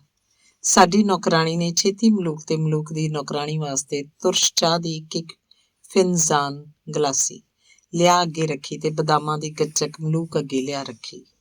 ਮਲੂਕ ਨੇ ਬੜੇ ਪ੍ਰੇਮ ਨਾਲ ਖਾਧੀ ਤੇ ਚਾਹ ਪੀਤੀ। 2 ਘੰਟੇ ਮੇਰੇ ਘਰ ਹੀ ਰਹੀ ਤੇ ਮੇਰੀ ਪੱਕੀ ਸਹੇਲੀ ਬਣ ਗਈ। ਕਈ ਵਾਰੀ ਮੈਂ ਮਲੂਕ ਦੇ ਘਰ ਜਾਂਦੀ ਹੁੰਦੀ ਸੀ ਤੇ ਕਈ ਵਾਰੀ ਮਲੂਕ ਮੇਰੇ ਘਰ ਆਉਂਦੀ ਹੁੰਦੀ ਸੀ। ਕਦੀ-ਕਦੀ ਅੰਜਰੀਨਾ ਵੀ ਆ ਜਾਂਦੀ ਸੀ। ਇਸ ਤਰ੍ਹਾਂ ਮੇਰੇ 5-6 ਮਹੀਨੇ ਬੜੀ ਖੁਸ਼ੀ ਦੇ ਲੰਘੇ। ਇੱਕ ਦਿਨ ਅੰਜਰੀਨਾ, ਮਲੂਕ ਤੇ ਮੈਂ ਆਪਣੇ ਕਮਰੇ 'ਚ ਬੈਠੀਆਂ ਕੋਈ ਗੱਲਾਂ ਬਾਤਾਂ ਕਰ ਰਹੀਆਂ ਸੀ ਕਿ ਅੱਬਾ ਜੀ ਅਚਾਨਕ ਮੇਰੇ ਕਮਰੇ 'ਚ ਦਾਖਲ ਹੋਏ। ਮੇਰੇ ਕੋਲ ਅੰਜੀਲ ਤੇ ਹਜ਼ਰਤ ਈਸਾ ਦੀ ਤਸਵੀਰ ਪਈ ਹੋਈ ਸੀ। ਅੱਬਾ ਨੇ ਆਉਂਦਿਆਂ ਹੀ ਅੰਜੀਲ ਦੀ ਪੁਸਤਕ ਪਾੜ ਦਿੱਤੀ ਤੇ ਤਸਵੀਰ ਦਾ ਸ਼ੀਸ਼ਾ ਭੰਨ ਕੇ ਮੂਰਤ ਪਾੜ ਕੇ ਬਾਹਰ ਸੁੱਟ ਦਿੱਤੀ। ਕੜਕ ਕੇ ਮੈਨੂੰ ਬੋਲਿਆ, ਜੇ ਫੇਰ ਕਦੀ ਇਹੋ ਜਿਹੀਆਂ ਕਿਤਾਬਾਂ ਜਾਂ ਤਸਵੀਰਾਂ ਘਰ ਲਿਆਂਦੀਆਂ ਤਾਂ ਯਾਦ ਰੱਖੀ ਤੇਰਾ ਕੀ ਹਾਲ ਕਰਦਾ। ਬੀਬੀ ਜੀ, ਮੇਰੇ ਅੱਬਾ ਜੀ ਨੇ ਮੈਨੂੰ ਦੱਸਿਆ ਹੋਇਆ ਹੈ ਕਿ ਮੁਸਲਮਾਨਾਂ ਤੋਂ ਬਿਨਾਂ ਸਭ ਕਾਫਰ ਹਨ। ਅਫਸੋਸ, ਉਹਨਾਂ ਮੇਰੀ ਪਿਆਰੀ ਸਹੇਲੀ ਮਲੂਕ ਤੇ ਅੰਜਰੀਨਾ ਦੀ ਸ਼ਾਨ 'ਚ ਵੀ ਬਹੁਤ ਕੁਝ ਸਖਤ ਬੋਲੇ। ਅੱਬਾ ਦੇ ਬਾਹਰ ਜਾਣ ਦੀ ਢਿੱਲ ਸੀ ਕਿ ਅੰਜਰੀਨਾ ਤੇ ਮਲੂਕ ਨੇ ਡੁਸਕ ਰੋਣਾ ਸ਼ੁਰੂ ਕੀਤਾ। ਉਹਨਾਂ ਨੂੰ ਵੇਖ ਕੇ ਮੈਨੂੰ ਵੀ ਰੋਣਾ ਆ ਗਿਆ। ਆਪਣੇ ਦਿਲ 'ਚ ਸੋਚਣ ਲੱਗੀ ਕਿ ਮੈਂ ਨਿਕਰਮਣ ਦੇ ਕਾਰਨ ਮੇਰੀਆਂ ਪਤਵੰਤੀਆਂ ਸਹੇਲੀਆਂ ਦੀ ਅਪਮਾਨਤਾ ਹੋਈ ਹੈ। ਇੰਨੇ 'ਚ ਨਾਨਾ ਜਾਨ ਮਤਲਬ ਮਾਤਾ ਜੀ ਵੀ ਆ ਗਏ ਤੇ ਤਿੰਨਾਂ ਨੂੰ ਧੀਰਜ ਦੇਣ ਲੱਗੇ। ਅੰਜਰੀਨਾ ਤੇ ਮਲੂਕ ਨੇ ਬੜਾ ਰੰਜ ਪ੍ਰਗਟ ਕੀਤਾ ਕਿ ਤੁਸਾਂ ਸਾਡੀ ਬੜੀ ਬੇਇੱਜ਼ਤੀ ਕੀਤੀ ਹੈ। ਮਾਂ ਨੇ ਬੜੀ ਮੁਸ਼ਕਿਲ ਨਾਲ ਉਹਨਾਂ ਨੂੰ ਮਨਾਇਆ, ਜਿਹਨੂੰ ਸੁਣ ਕੇ ਆਖਿਆ ਕਿ ਕਿਸੇ ਦਿਨ ਮੈਂ ਆਪਣੀ ਸਿਰ ਬੀਤੀ ਸੁਣਾਵਾਂਗੀ ਤਾਂ ਤੁਹਾਡਾ ਗੁੱਸਾ ਬਿਲਕੁਲ ਦੂਰ ਹੋ ਜਾਏਗਾ। ਮੇਰੀ ਭੂਆ ਉਹ ਅਜੇ 16ਵੇਂ ਵਰ੍ਹੇ 'ਚ ਸੀ। ਇਹਦੇ ਨਿਕਾਹ ਦੀਆਂ ਗੱਲਾਂ ਕਈ ਵਾਰੀ ਹੁੰਦੀਆਂ ਰਹਿੰਦੀਆਂ ਸਨ। ਅੱਬਾ ਜੀ ਇਹਦਾ ਨਿਕਾਹ ਆਗਾ ਤੱਕੀ ਖਾਨ ਨਾਲ ਕਰਨਾ ਚਾਹੁੰਦੇ ਸੀ, ਪਰ ਆਹੂ ਆਗਾ ਤੱਕੀ ਖਾਨ ਨੂੰ ਬੜੀ ਨਫ਼ਰਤ ਦੀ ਨਿਗਾਹ ਨਾਲ ਵੇਖਦੀ ਸੀ ਤੇ ਮੈਨੂੰ ਕਹਿੰਦੀ ਹੁੰਦੀ ਸੀ ਕਿ ਮੈਂ ਨਿਕਾਹ ਨਹੀਂ ਕਰਾਉਣਾ। ਐਵੇਂ ਉਹਨੇ ਮਸ਼ਹੂਰ ਕਰ ਛੱਡਿਆ ਸੀ ਕਿ ਮੈਨੂੰ ਕੁਝ ਚੰਬੜਿਆ ਹੋਇਆ। ਜਦੋਂ ਤੀਕ ਮੇਰੇ ਚੋਂ ਚੰਬੜਿਆ ਹੋਇਆ ਮਸਾਨ ਨਾ ਨਿਕਲ ਜਾਏ, ਤਦ ਤੀਕ ਮੇਰਾ ਦਿਲ ਨਿਕਾਹ ਕਰਨ ਤੋਂ ਰੁਕਿਆ ਹੋਇਆ। ਅੱਬਾ ਜੀ ਵੀ ਕਹਿੰਦੇ ਸੀ ਕਿ ਇਹਦਾ ਨਿਕਾਹ ਅਜੇ ਨਾ ਕੀਤਾ ਜਾਏ, ਮਤਾਂ ਉਹਦੇ ਚੰਬੜੇ ਹੋਏ ਦੇ ਨਾਲ ਵੀ ਮੇਰੀ ਆਹੂ ਦਾ ਵਿਆਹ ਨਾ ਹੋ ਜਾਏ ਤੇ ਸਾਰੀ ਉਮਰ ਆਹੂ ਨੂੰ ਖਰਾਬੀ ਦੇ ਦੁੱਖਾਂ 'ਚ ਕੱਟਣੀ ਪਵੇ। ਅੰਜਰੀਨਾ ਤੇ ਮਲੂਕ ਤਾਂ ਮੇਰੇ ਘਰ ਨਹੀਂ ਆਉਂਦੀਆਂ ਸੀ ਤੇ ਅੱਬਾ ਜੀ ਵੀ ਮੈਨੂੰ ਉਹਨਾਂ ਵੱਲ ਨਹੀਂ ਜਾਣ ਦਿੰਦੇ ਸੀ। ਫਿਰ ਵੀ ਮੈਂ ਤੇ ਮੇਰੀ ਆਹੂ ਨੂੰ ਪ੍ਰੇਮ ਦੇ ਵੱਸ ਹੋਇਆਂ ਉਹਨਾਂ ਦੋਹਾਂ ਵੱਲ ਜਾਣਾ ਹੀ ਪਿਆ ਤੇ ਉਹ ਵੀ ਮੇਰੀ ਮਾਂ ਦੀ ਰਾਮ ਕਹਾਣੀ ਸੁਣਨ ਵਾਸਤੇ ਮੇਰੇ ਨਾਲ ਆਉਣ ਨੂੰ ਰਾਜ਼ੀ ਹੋ ਗਈਆਂ। ਉਹਨਾਂ ਵੱਲ ਜਾਣ ਤੋਂ ਪਹਿਲਾਂ ਜਦ ਮੈਂ ਆਪਣਾ ਟਰੰਕ ਕੱਪੜੇ ਬਦਲਣ ਲਈ ਖੋਲ੍ਹਿਆ ਤਾਂ ਮੇਰੀ ਨਜ਼ਰ ਉਸ ਰੁਮਾਲ ਤੇ ਪਈ ਜਿਹੜਾ ਇੱਕ ਘਰਾਨੀ ਇਸੈਨ ਬੀਬੀ ਨੇ ਮੈਨੂੰ ਦਿੱਤਾ ਸੀ। ਉਹਦੀ ਤਹਿ ਖੋਲ੍ਹਦਿਆਂ ਸਾਰ ਮੇਰੀ ਹੈਰਾਨੀ ਤੇ ਖੁਸ਼ੀ ਦੀ ਕੋਈ ਹੱਦ ਨਾ ਰਹੀ ਜਦ ਰੁਮਾਲ ਦੀ ਇੱਕ ਨੁੱਕਰ ਤੇ ਸਿਲਮੇ ਦੇ ਧਾਗੇ ਨਾਲ ਕੱਢੇ ਹੋਏ ਇਹ ਅੱਖਰ ਲਿਖੇ ਹੋਏ ਵੇਖੇ, ਤੁਸੀਂ ਫੇਰ ਵੀ ਮਿਲੋਗੇ, ਦੁਖੀ ਹਿੰਦੀ ਖਾਤੂਨ। ਮੈਂ ਇਹ ਰੁਮਾਲ ਆਹੂ ਨੂੰ ਵਿਖਾਇਆ। ਉਹ ਬੜੀ ਖੁਸ਼ ਹੋਈ ਤੇ ਮੈਨੂੰ ਕਹਿਣ ਲੱਗੀ, ਮੈਨੂੰ ਵੀ ਉਸ ਹਿੰਦੀ ਖਾਤੂਨ ਦਾ ਮੇਲ ਕਰਾਈ। ਜਦ ਅੰਜਰੀਨਾ, ਮਲੂਕ, ਮੇਰੀ ਆਹੂ ਤੇ ਮੈਂ ਘਰ ਨੂੰ ਵਾਪਸ ਆ ਰਹੀਆਂ ਸੀ ਤਾਂ ਮੈਂ ਅੰਜਰੀਨਾ ਨੂੰ ਆਖਿਆ, ਬੀਬੀ ਉਹ ਹਿੰਦੀ ਬੀਬੀ ਜਿਹਨੇ ਮੈਨੂੰ ਰੁਮਾਲ ਦਿੱਤਾ ਸੀ ਸਾਡੀ ਨਜ਼ਰੇ ਕਿਉਂ ਨਹੀਂ ਪਈ? ਅੰਜਰੀਨਾ ਕਹਿਣ ਲੱਗੀ, ਬੀਬੀ ਦੁਨੀਆ ਦੁੱਖਾਂ ਦੀ ਖਾਨ ਹੈ। ਵਾਹਿਗੁਰੂ ਨੇ ਜੀਵ ਨੂੰ ਦੁੱਖ ਭੋਗਣ ਵਾਸਤੇ ਹੀ ਪੈਦਾ ਕੀਤਾ। 6 ਮਹੀਨੇ ਹੋਏ ਹਨ ਉਹ ਵਿਚਾਰੀ ਸਾਡੇ ਸਕੂਲ ਆਈ ਸੀ ਤੇ ਆ ਕੇ 7ਵੀਂ ਜਮਾਤ 'ਚ ਦਾਖਲ ਹੋਈ ਸੀ। ਉਹ ਇੱਥੇ ਹੀ ਸਾਡੇ ਬੋਰਡਿੰਗ 'ਚ ਰਹੀ ਤੇ ਆਪਣਾ ਚੰਗਾ ਗੁਜ਼ਾਰਾ ਕਰਦੀ ਰਹੀ। ਉਹਦੀ ਰੋਟੀ ਵੱਖਰੀ ਬਣਦੀ ਸੀ। ਉਹਦੇ ਪਾਸ ਕੁਝ ਗਹਿਣਾ ਸੀ। ਜਦ ਕਦੀ ਉਸ ਪਾਸੋਂ ਪੈਸੇ ਮੁੱਕ ਜਾਂਦੇ ਤਾਂ ਉਹ ਗਹਿਣਾ ਵੇਚ ਕੇ ਰੁਪਏ ਲੈ ਆਉਂਦੀ ਸੀ। ਅਸੀਂ ਸਾਰੀਆਂ ਨੇ ਉਹਨੂੰ ਆਖਿਆ ਕਿ ਜੇ ਤੂੰ ਗਰੀਬ ਹੈ ਤਾਂ ਇੱਕ ਅਰਜ਼ੀ ਲਿਖ ਕੇ ਵੱਡੀ ਮਿਸਟਰੈਸ ਨੂੰ ਦੇ ਦੇ, ਉਹ ਤੇਰੀ ਫੀਸ ਮਾਫ਼ ਕਰਨ ਦੀ ਕੋਸ਼ਿਸ਼ ਕਰੇਗੀ। ਪਰ ਉਹ ਨਾ ਮੰਨੀ। ਉਹ ਸਿਲਮੇ ਕੱਢਣ ਦਾ ਕੰਮ ਐਸਾ ਅੱਛਾ ਜਾਣਦੀ ਹੈ ਕਿ 5-6 ਘੰਟੇ 'ਚ 2-3 ਰੁਪਏ ਕਮਾ ਸਕਦੀ ਹੈ। ਅਸੀਂ ਬੜਾ ਯਤਨ ਕੀਤਾ ਕਿ ਪਤਾ ਕਰੀਏ ਕਿ ਉਹ ਕੌਣ ਹੈ ਤੇ ਉਹਦੇ ਮਾਤਾ ਪਿਤਾ ਕਿੱਥੇ ਹਨ, ਪਰ ਸਾਨੂੰ ਕੁਝ ਪਤਾ ਨਹੀਂ ਲੱਗਾ। ਇੱਕ ਰਾਤ ਮੈਂ ਸਵੇਰੇ 4 ਵਜੇ ਉੱਠੀ ਤੇ ਡਿੱਠਾ ਕਿ ਉਹਦੇ ਕਮਰੇ 'ਚ ਲੈਂਪ ਜਗ ਰਹੀ ਸੀ ਤੇ ਉਹ ਬਾਈਬਲ ਪੜ੍ਹ ਰਹੀ ਸੀ।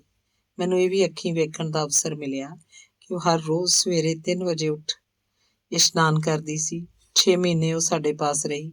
ਉਹ ਕੋਈ ਨਾ ਕੋਈ ਕਲਾਮ ਪੜ੍ਹਦੀ ਰਹਿੰਦੀ ਸੀ। ਮੈਂ ਕਈ ਵਾਰੀ ਉਹਨੂੰ ਦਿਨ 'ਚ ਹੱਥ ਜੋੜ ਵਾਹਿਗੁਰੂ ਅੱਗੇ ਬੇਨਤੀਆਂ ਕਰਦਿਆਂ ਵੇਖਿਆ। ਉਹਦਾ ਨਾਮ ਕੀ ਸੀ? ਬੀਬੀ ਅਸਲੀ ਨਾਮ ਦਾ ਤਾਂ ਸਾਨੂੰ ਕੋਈ ਪਤਾ ਨਹੀਂ, ਪਰ ਲਿਖਣ ਪੜ੍ਹਨ 'ਚ ਤਾਂ ਮੁਸ਼ਤਰੀ ਮਸ਼ਹੂਰ ਸੀ। ਅੰਜਰੀਨਾ ਨੇ ਦੱਸਿਆ। ਤੁਹਾਡੇ ਨਾਲ ਕਦੀ ਗਿਰਜੇ ਜਾਂਦੀ ਵੀ ਆਪਣਾ ਹਾਲ ਨਹੀਂ ਦੱਸਦੀ ਸੀ। ਬੀਬੀ ਉਹ ਕਦੇ ਗਿਰਜੇ ਨਹੀਂ ਸੀ ਜਾਂਦੀ ਅਤੇ ਨਾ ਹੀ ਖੁਦਾਵੰਦ ਯਿਸੂ ਨੂੰ ਮੰਨਦੀ ਸੀ। ਉਹਦੀ ਅੰਜੀਲ ਵੀ ਸਾਡੀ ਅੰਜੀਲ ਵਰਗੀ ਨਹੀਂ ਸੀ।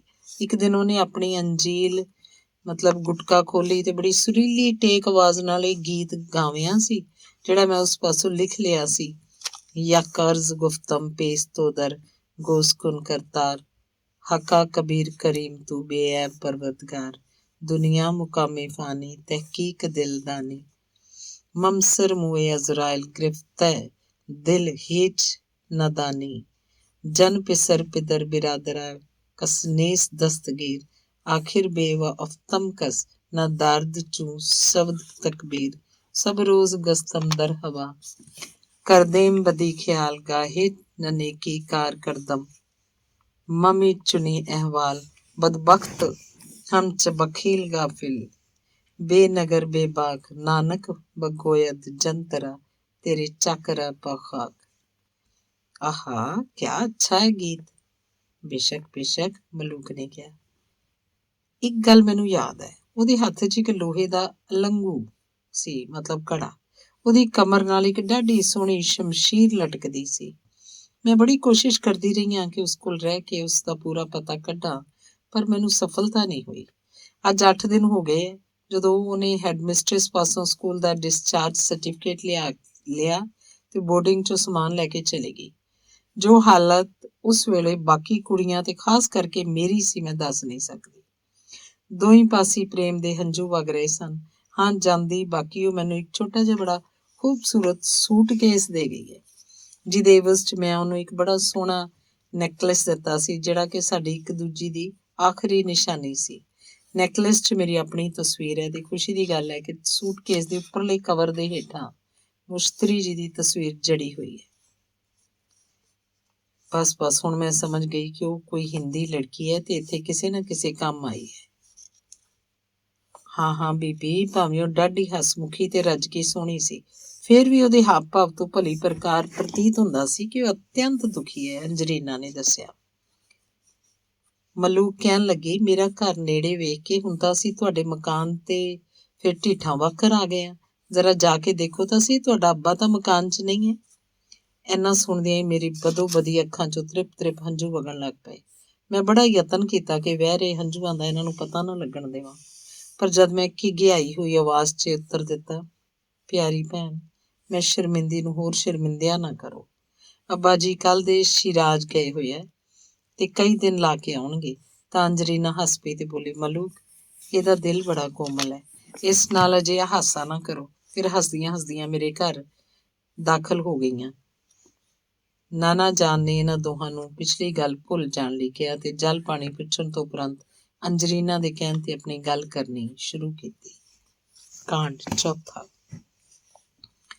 ਮੈਂ ਸੇਠ ਪਿਆਰੇ ਲਾਲ ਸਰਾਫ ਦੀ ਧੀ ਹਾਂ। ਮੇਰੇ ਪਿਤਾ ਜੀ ਦਾ ਮਕਾਨ ਸ਼ਹਿਰ ਜਲੰਧਰ, ਮੁਲਕ ਪੰਜਾਬ 'ਚ ਹੈ। 15ਵੇਂ ਵਰ੍ਹੇ 'ਚ ਮੇਰਾ ਵਿਆਹ ਲਾਲਾ ਬਿਹਾਰੀ ਲਾਲ ਦੇ ਲੜਕੇ ਨਾਲ, ਜੋ ਉਸ ਸਮੇਂ ਜਮਰੌਦ ਤੋਰੇ ਇੱਕ ਪਿੰਡ 'ਚ ਚੰਗਾ ਵਿਹਾਰ ਕਰਦੇ ਸਨ, ਹੋਇਆ। ਮੇਰੇ ਸਹੁਰਿਆਂ ਦਾ ਅਸਲ ਘਰ ਰਾਵਲਪਿੰਡੀ ਸੀ ਤੇ ਮੈਂ ਉੱਥੇ 5 ਸਾਲ ਰਹੀ। ਪਤੀ ਜੀ ਨੇ ਮੈਨੂੰ ਇਹ ਕਿਹਾ ਕਿ ਜਿੱਥੇ ਮੈਂ ਕੰਮ ਕਰਦਾ ਮੈਂ ਨਾਲ ਲੈ ਚੱਲਦਾ। ਮੈਂ ਗਹਿਣਾ ਕੱਪੜਾ ਸਮਾਨ ਵਗੈਰਾ ਸ਼ੁਭ ਮਹੂਰਤ ਨਹੀਂ ਸਗੋਂ ਚੰਦਰੀ ਘੜੀ ਵੇਖ ਘਰੋਂ ਬਾਹਰ ਚੱਲ ਪਈ।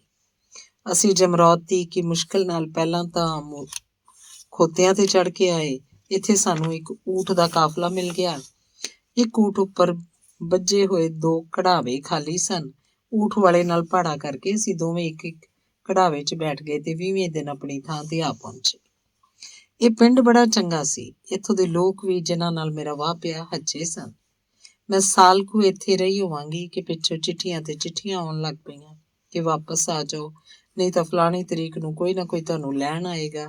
ਸਵਾਮੀ ਜੀ ਨੇ ਆਖਿਆ ਕਿ ਐਤਕਾਂ ਉਗਰਾਹੀ ਕਰਕੇ ਕੁਝ ਰਕਮ ਹੱਥ 'ਚ ਲੈ ਕੇ ਦੇਸ ਨੂੰ ਚੱਲਾਂਗੇ।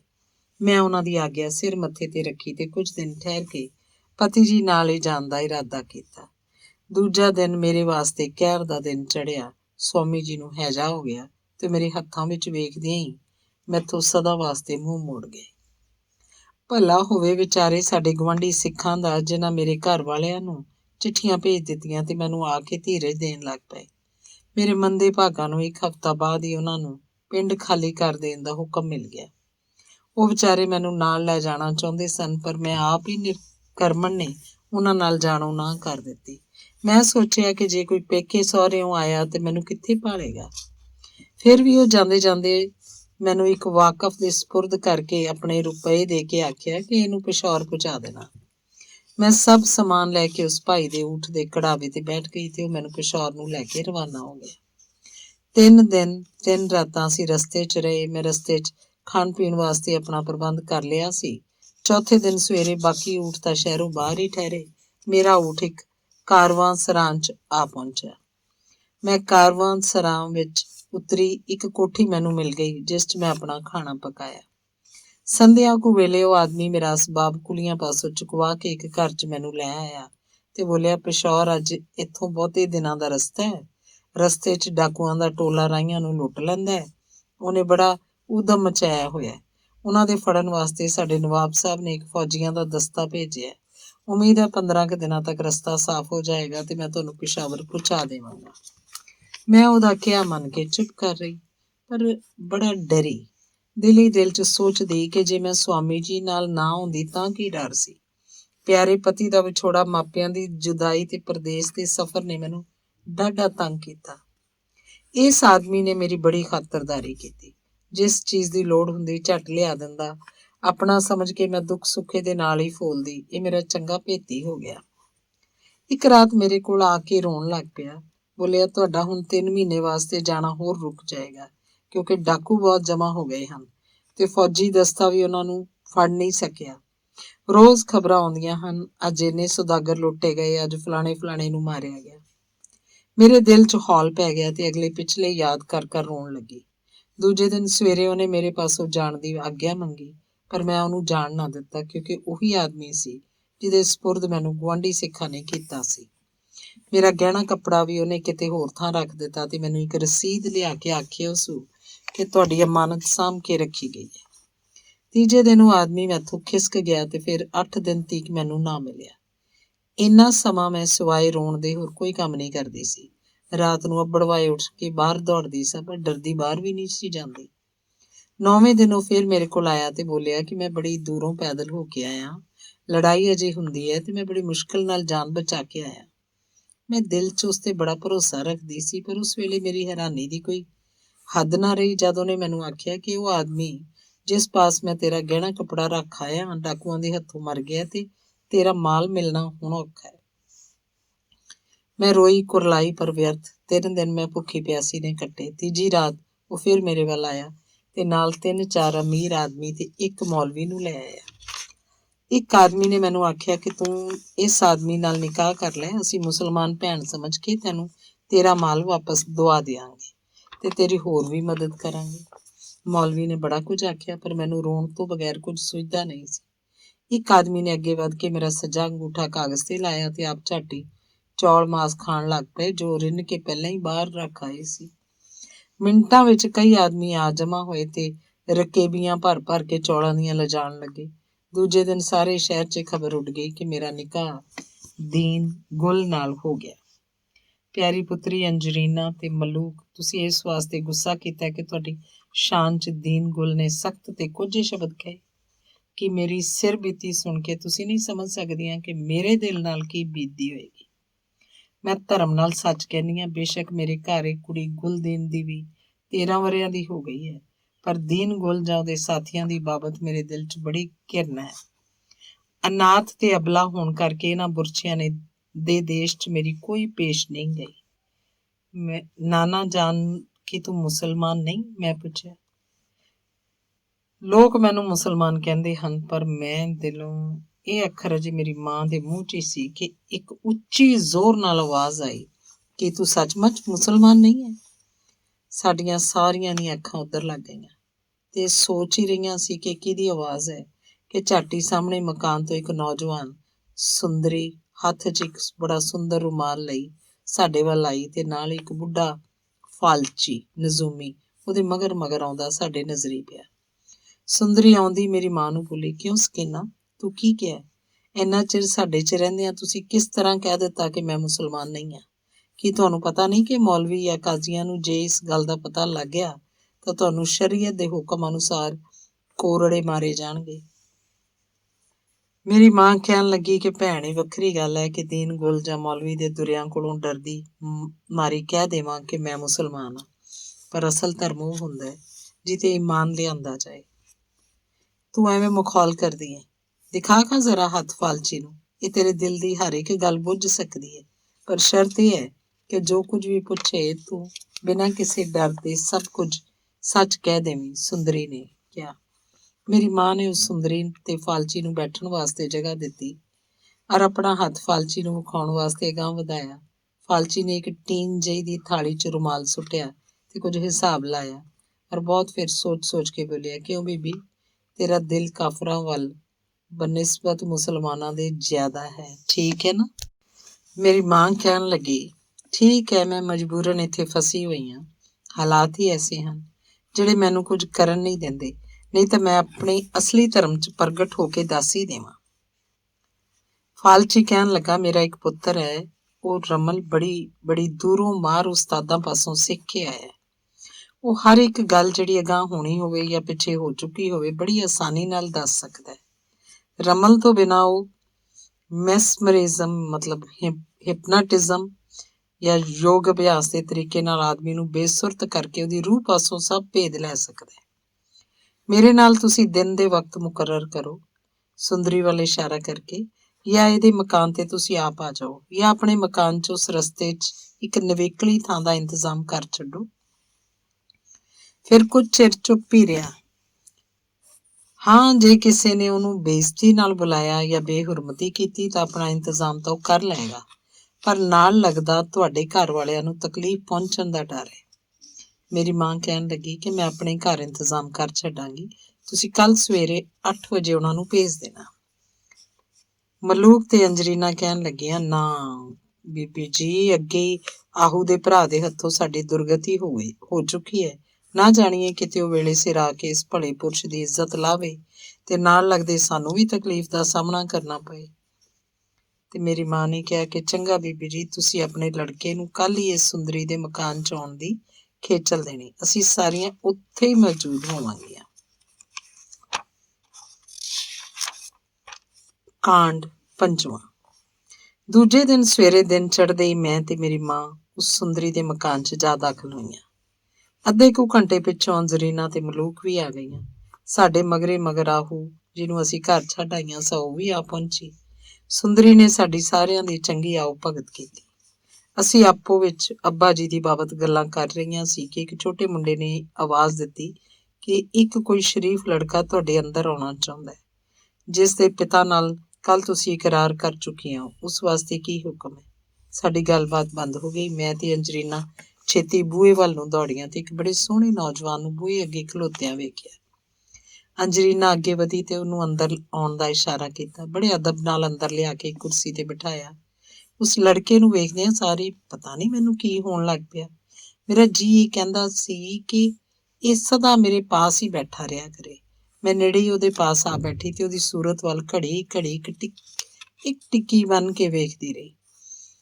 ਉਹਨੇ ਆਉਂਦਿਆਂ ਹੀ ਅੰਜਰੀਨਾ ਦੀ ਨੌਕਰਾਣੀ ਨੂੰ ਸਾਹਮਣੇ ਇੱਕ ਕੁਰਸੀ ਤੇ ਬਿਠਾਇਆ, ਪਰ ਉਹਦੇ ਦੋਵੇਂ ਹੱਥ ਆਪਣੇ ਹੱਥਾਂ 'ਚ ਫੜ ਕੇ ਆਪ ਇੱਕ ਤਾਰ ਉਹਦੀਆਂ ਅੱਖਾਂ ਵੱਲ ਤੱਕਣ ਲੱਗ ਪਿਆ ਤੇ ਫਰਦੌਸ, ਅੰਜਰੀਨਾ ਦੀ ਨੌਕਰ ਦਾ ਨਾਂ ਸੀ, ਨੂੰ ਵੀ ਆਪਣੀਆਂ ਅੱਖਾਂ ਵੱਲ ਇੱਕ ਟੱਕ ਵੇਖਣ ਲਈ ਕਿਹਾ। 5 ਮਿੰਟਾਂ 'ਚ ਫਰਦੌਸ ਦੇ ਤੌਰ ਬਦਲਣ ਲੱਗ ਪਏ ਤੇ ਦੇਖਦਿਆਂ ਦੇਖਦਿਆਂ ਫਰਦੌਸ ਘੂਕ ਸੌਂ ਗਈ ਤੇ ਫਾਲਚੀ ਨੇ ਉਹਨੂੰ ਚੁੱਕ ਕੇ ਮੰਜੇ ਤੇ ਪਾ ਦਿੱਤਾ ਤੇ ਉੱਤੇ ਇੱਕ ਚਾਦਰ ਦੇ ਕੇ ਸਾਡੇ ਨਾਲ ਇਉਂ ਬੋਲਿਆ, ਲਓ ਜੀ, ਜੋ ਕੁਝ ਪੁੱਛਣਾ ਹੋਵੇ ਫਰਦੌਸ ਦੀ ਰੂਹ ਪਾਸੋਂ ਪੁੱਛ ਸਕਦੇ ਹੋ। ਅੰਜਰੀਨਾ ਹੱਸ ਕੇ ਕਹਿਣ ਲੱਗੀ, ਭਲਾ ਦੱਸੋ, ਮੁਸ਼ਤਰੀ ਕਿੱਥੇ ਹੈ? ਫਾਲਚੀ ਦਾ ਪੁੱਤਰ ਕਹਿਣ ਲੱਗਾ, ਫਰਦੌਸ ਤੂੰ ਦੱਸ, ਮੁਸ਼ਤਰੀ ਕਿੱਥੇ ਹੈ? ਫਰਦੌਸ ਘੂਕ ਸੁੱਤੀ ਤੇ ਮੂੰਹ ਤੇ ਕੱਪੜਾ ਲਈ, ਕਿਹੜਾ ਮੁਸ਼ਤਰੀ, ਕਿਹੜੀ ਮੁਸ਼ਤਰੀ? ਫਾਲਚੀ ਅੰਜਰੀਨਾ ਨੂੰ ਕਹਿ ਰਿਹਾ, ਜੀ ਕੌਣ ਮੁਸ਼ਤਰੀ? ਅੰਜਰੀਨਾ ਕਹਿਣ ਲੱਗੀ, ਮੁਸ਼ਤਰੀ ਨਾਮੀ ਲੜਕੀ ਜੋ ਮੇਰੀ ਸਹੇਲੀ ਸੀ, ਸਾਡੇ ਸਕੂਲ ਦੀ ਬੋਰਡਿੰਗ 'ਚ ਰਹਿ ਚੁੱਕੀ ਸੀ। ਫਰਦੌਸ ਕਹਿਣ ਲੱਗੀ, ਉਹਦਾ ਨਾਮ ਮੁਸ਼ਤਰੀ ਨਹੀਂ ਸੀ, ਉਹਦਾ ਅਸਲੀ ਨਾਮ ਦੱਸੋ। ਅੰਜਰੀਨਾ ਹੈਰਾਨ ਹੋ ਕੇ ਚੁੱਪ ਕਰ ਗਈ। ਮੈਂ ਹੁਣ ਅੱਗੇ ਵਧੀ ਤੇ ਫਰਦੌਸ ਨੂੰ ਪੁੱਛਿਆ, ਫਰਦੌਸ ਮੇਰੇ ਅੱਬਾ ਜੀ ਕਿੱਥੇ ਹਨ ਤੇ ਘਰ ਕਦ ਆਉਣਗੇ? ਹਾਂ, ਇਹ ਦੱਸਣਾ ਮੈਂ ਯੋਗ ਸਮਝਦੀ ਹਾਂ ਕਿ ਅਸੀਂ ਸਾਰੀਆਂ ਫਰਦੌਸ ਨਾਲ ਗੱਲਾਂ ਫਾਲਚੀ ਦੇ ਪੁੱਤਰ ਦੀ ਮਾਰਫਤ ਕਰਦੀਆਂ ਸੀ। ਫਰਦੌਸ ਕਹਿਣ ਲੱਗੀ, ਤੇਰੇ ਅੱਬਾ ਜੀ ਇਸ ਵੇਲੇ ਸ਼ਿਰਾਜ਼ ਤੋਂ 2 ਮੀਲ ਉੱਤਰ ਵੱਲ ਹਨ। ਘਰ ਜਦ ਵਾਪਸ ਆਉਣਗੇ ਤੂੰ ਉਹਨਾਂ ਨੂੰ ਨਹੀਂ ਵੇਖ ਸਕਦੀ। ਮੈਂ ਕਿਹਾ ਕਿ ਹੈ, ਉਹ ਘਰ ਕਦ ਆਉਣਗੇ? ਫਰਦੌਸ ਕਹਿਣ ਲੱਗੀ, 4 ਸਾਲ ਨੂੰ। ਮੇਰੀ ਮਾਂ ਹੁਣ ਅਗਾਂਹ ਵਧੀ ਤੇ ਬੋਲੀ, ਇਹ ਸਭ ਝੂਠ ਹੈ। ਪਹਿਲਾਂ ਮੈਨੂੰ ਇੱਕ ਦੋ ਗੱਲਾਂ ਪੁੱਛ ਲੈਣ ਦਿਓ। ਜੇ ਇਹ ਗੱਲਾਂ ਸੱਚ ਹੋਈਆਂ ਤਾਂ ਆਉਣ ਵਾਲੀਆਂ ਗੱਲਾਂ ਵੀ ਸੱਚ ਹੋਣਗੀਆਂ।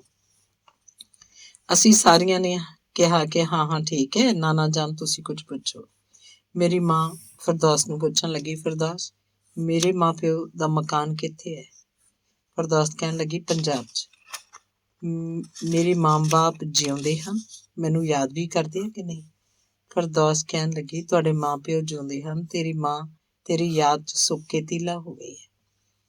ਮੇਰੀ ਮਾਂ, ਮੇਰਾ ਕੋਈ ਭੈਣ ਭਰਾ ਵੀ ਹੈ, ਉਹ ਹੁਣ ਕਿੱਥੇ ਹਨ? ਫਰਦੌਸ ਕਹਿਣ ਲੱਗੀ, ਤੁਹਾਡੇ 2 ਭਰਾ ਤੇ 2 ਭੈਣਾਂ ਹੋਰ ਹਨ, ਇੱਕ ਭੈਣ ਤੁਹਾਡੇ ਕੋਲ ਹੈ। ਮੇਰੀ ਮਾਂ, ਮੇਰੇ ਮਾਂ ਪਿਓ ਦਾ ਕੀ ਨਾਮ ਹੈ ਤੇ ਮੇਰੇ ਭੈਣ ਭਰਾਵਾਂ ਦਾ ਕੀ ਨਾਮ ਹੈ?